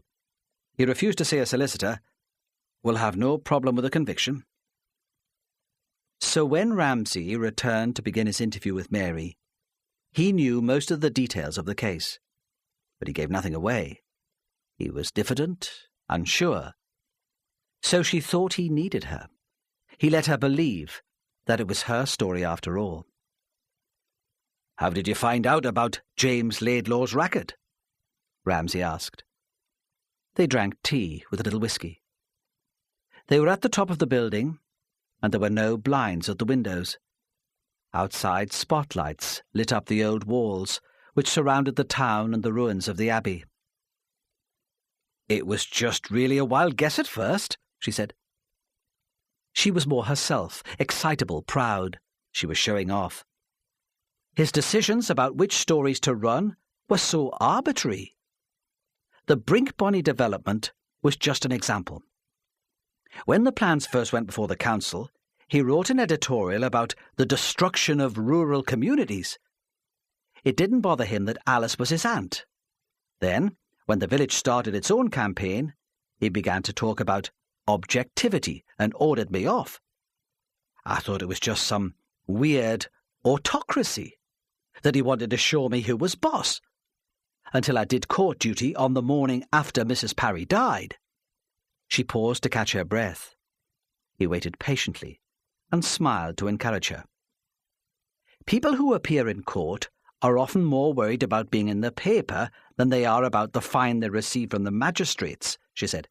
James usually did the monthly magistrates' court, and that was strange in itself. Most editors think themselves too superior to mix with petty criminals. They're more likely to be taking the magistrates out to lunch. James said it was his way of keeping his finger on the pulse of the town, but of course it wasn't that at all. Ramsay interrupted gently, reluctantly, showing her that he was entertained by her conversation, but he needed all the detail. "What did happen when you were in the court that Monday?" he asked.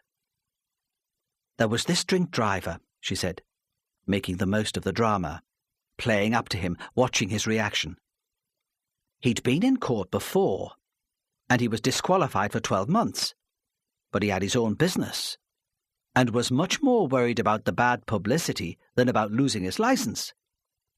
He came up to me in the waiting room and asked if there was any way of keeping his name out of the paper. Of course, I said it was impossible. He got quite cross and said he had heard it was possible to come to an arrangement about it.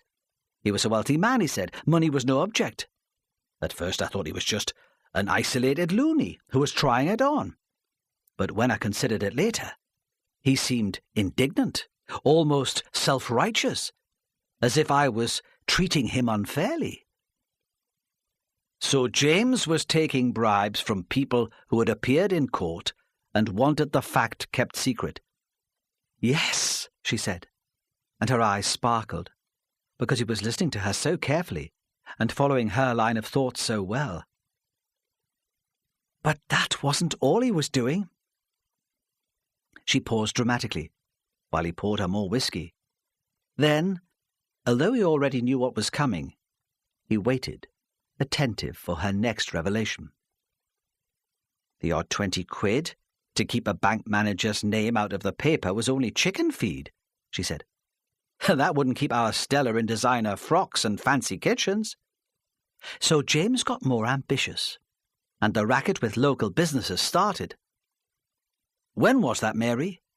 Ramsay asked, quiet and apologetic. When did the local business racket first start? Years ago, she said. Perhaps even before I started on the paper. Tell me, he said. How did it work? Well, she said, tantalizing him, the perfect performer. Of course, I don't know all the details. But it's your story, Mary. You know how it worked. Oh, yes, she said. I know how it worked. James Laidlaw, the great investigative journalist, threatened to put people out of business if they didn't pay him lots of money. That's how it worked. How could he do that, Mary? I need to know.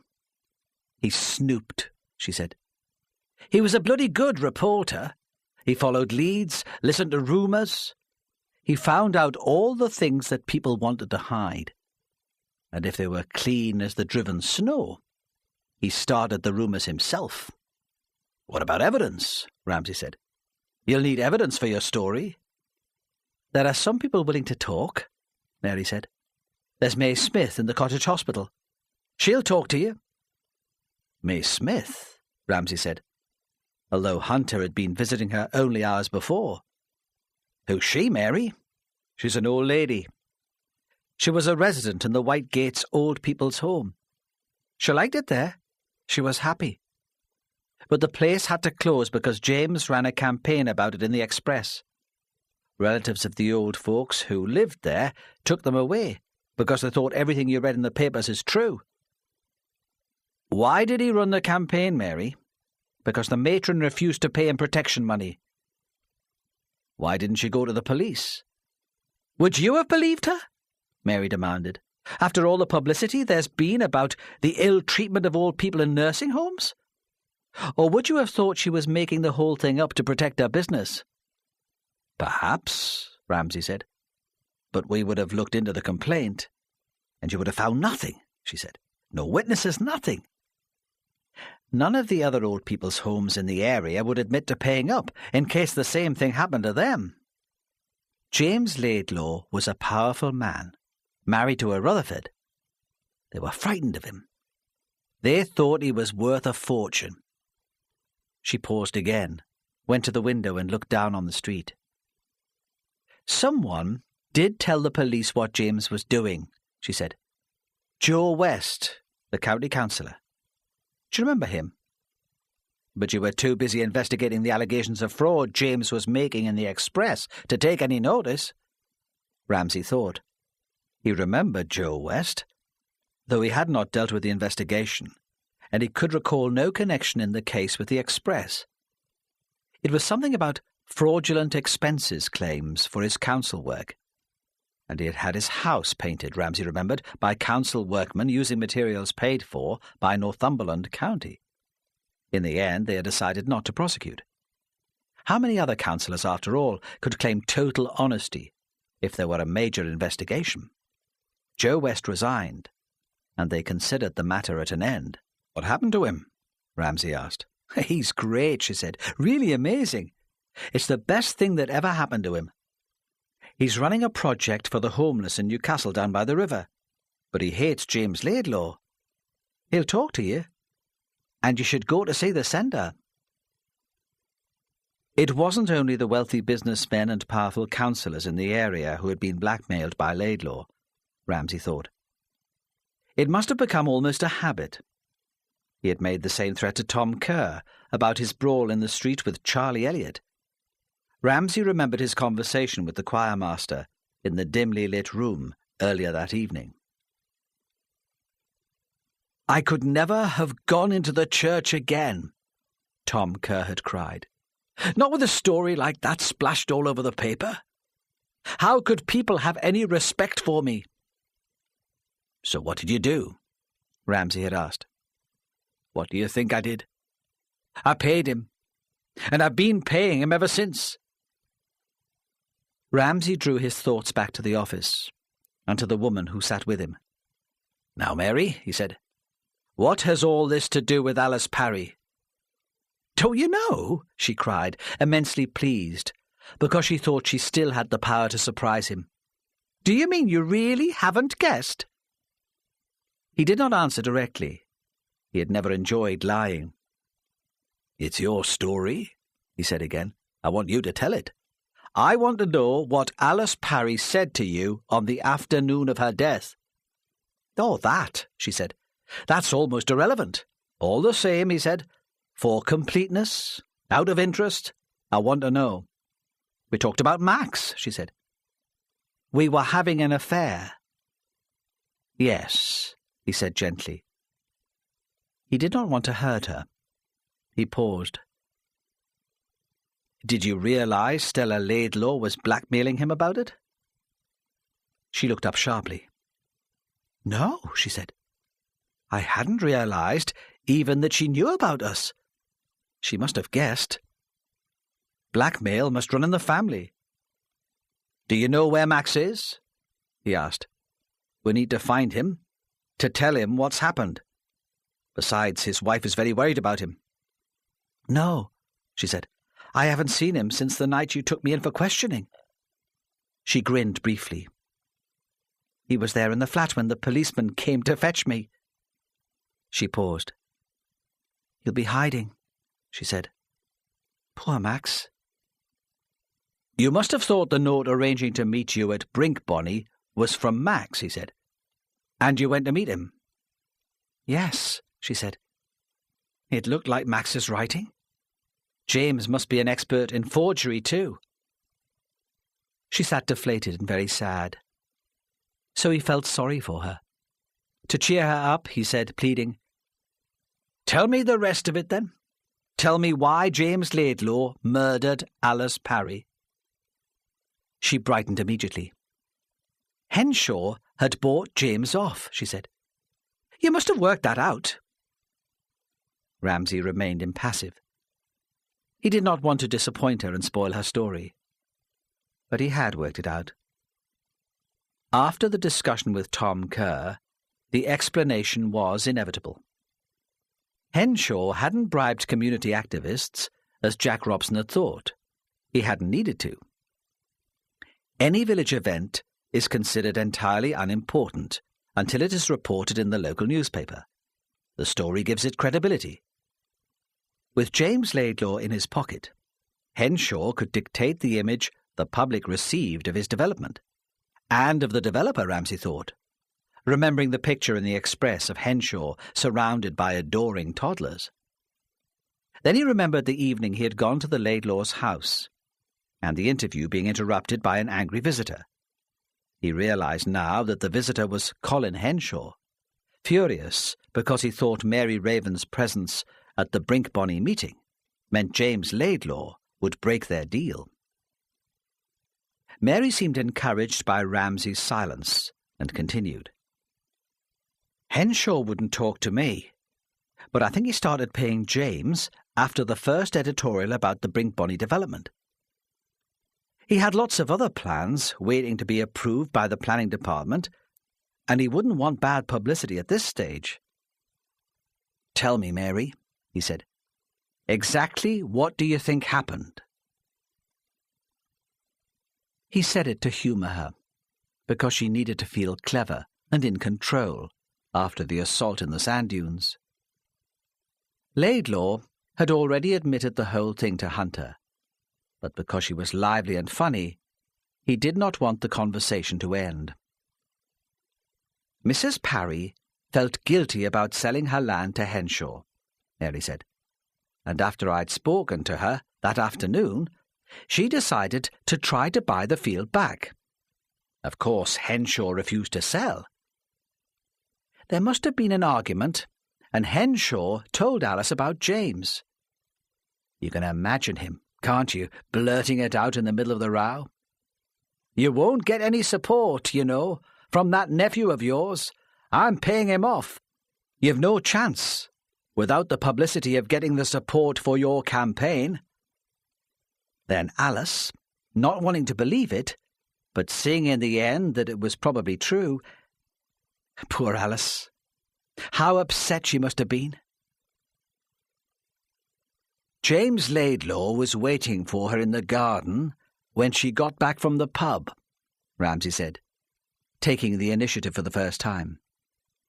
The pretence that he was the passive recipient of her knowledge was over. After all, he had promised Mary some useful information. Stella had taken a sleeping pill, and it was easy enough for him to leave her room without anyone noticing.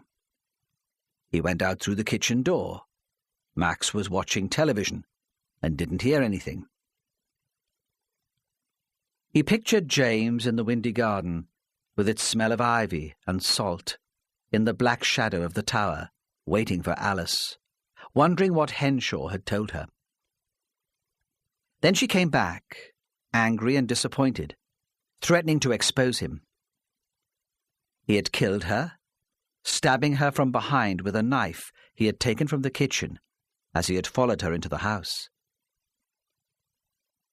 "I didn't see James," Mary said, breaking into his thoughts. She was embarrassed. It was a sort of confession. "I was in the churchyard, waiting for Max. He didn't turn up. I suppose, of course, it meant that he decided to stay with Judy. I was upset. I thought he didn't care about me. I left soon after 11, and I saw no one in the tower garden then. But perhaps James was hiding." "No," Ramsay said. "He couldn't have been hiding. He was seen by someone in the village." "Who?" she demanded. "Who saw him?" It was his turn to tease her. "Can't you guess?" he said. "Charlie Elliot," she said, delighted because she had worked it out after all. "It must have been Charlie Elliot." "But you said he was home before Alice died." "He was," Ramsay said, "but he came out again. He was drunk, a little amorous. He'd always been obsessed with Maggie Kerr, and he stood in the street and stared up at her window. On his way home he must have seen James Laidlaw standing in the moonlight in the middle of the tower lawn waiting for Alice. It wouldn't have meant anything to him until the next day, when he heard about Mrs. Parry's death. But why didn't Charlie tell you about James?" She had taken a notebook from her pocket and was scribbling details in shorthand. The door opened and Hunter slipped quietly into the room, but she took no notice of him. "Because it would have meant admitting that he was out of the house at about the time Alice died," Ramsay said. "Besides, he hoped to use the information against Laidlaw." "And that's why he died," she said. He nodded. "Charlie phoned Laidlaw the day he disappeared," Hunter said. "Laidlaw promised to go to his hideout the next day with enough money for Charlie to go abroad, start again. Instead, he came up in the middle of the night and killed him." He spoke with great satisfaction, and she looked at him with distaste. She seemed small and very tired. The euphoria of her story and the pleasure in the completeness of all the details had gone. She was realizing, Ramsay thought, how close she had been to becoming the third victim. "I didn't realize about Charlie Elliot," she said. "I thought he was the murderer. It never occurred to me that James might have killed his aunt. I thought it was just about money." She paused. "Why did he do it?" she said. "Why was he so desperate for money? The paper can't have been doing badly." Ramsay looked at Hunter to check his facts. "It was Stella," he said. "As you said, she had expensive tastes.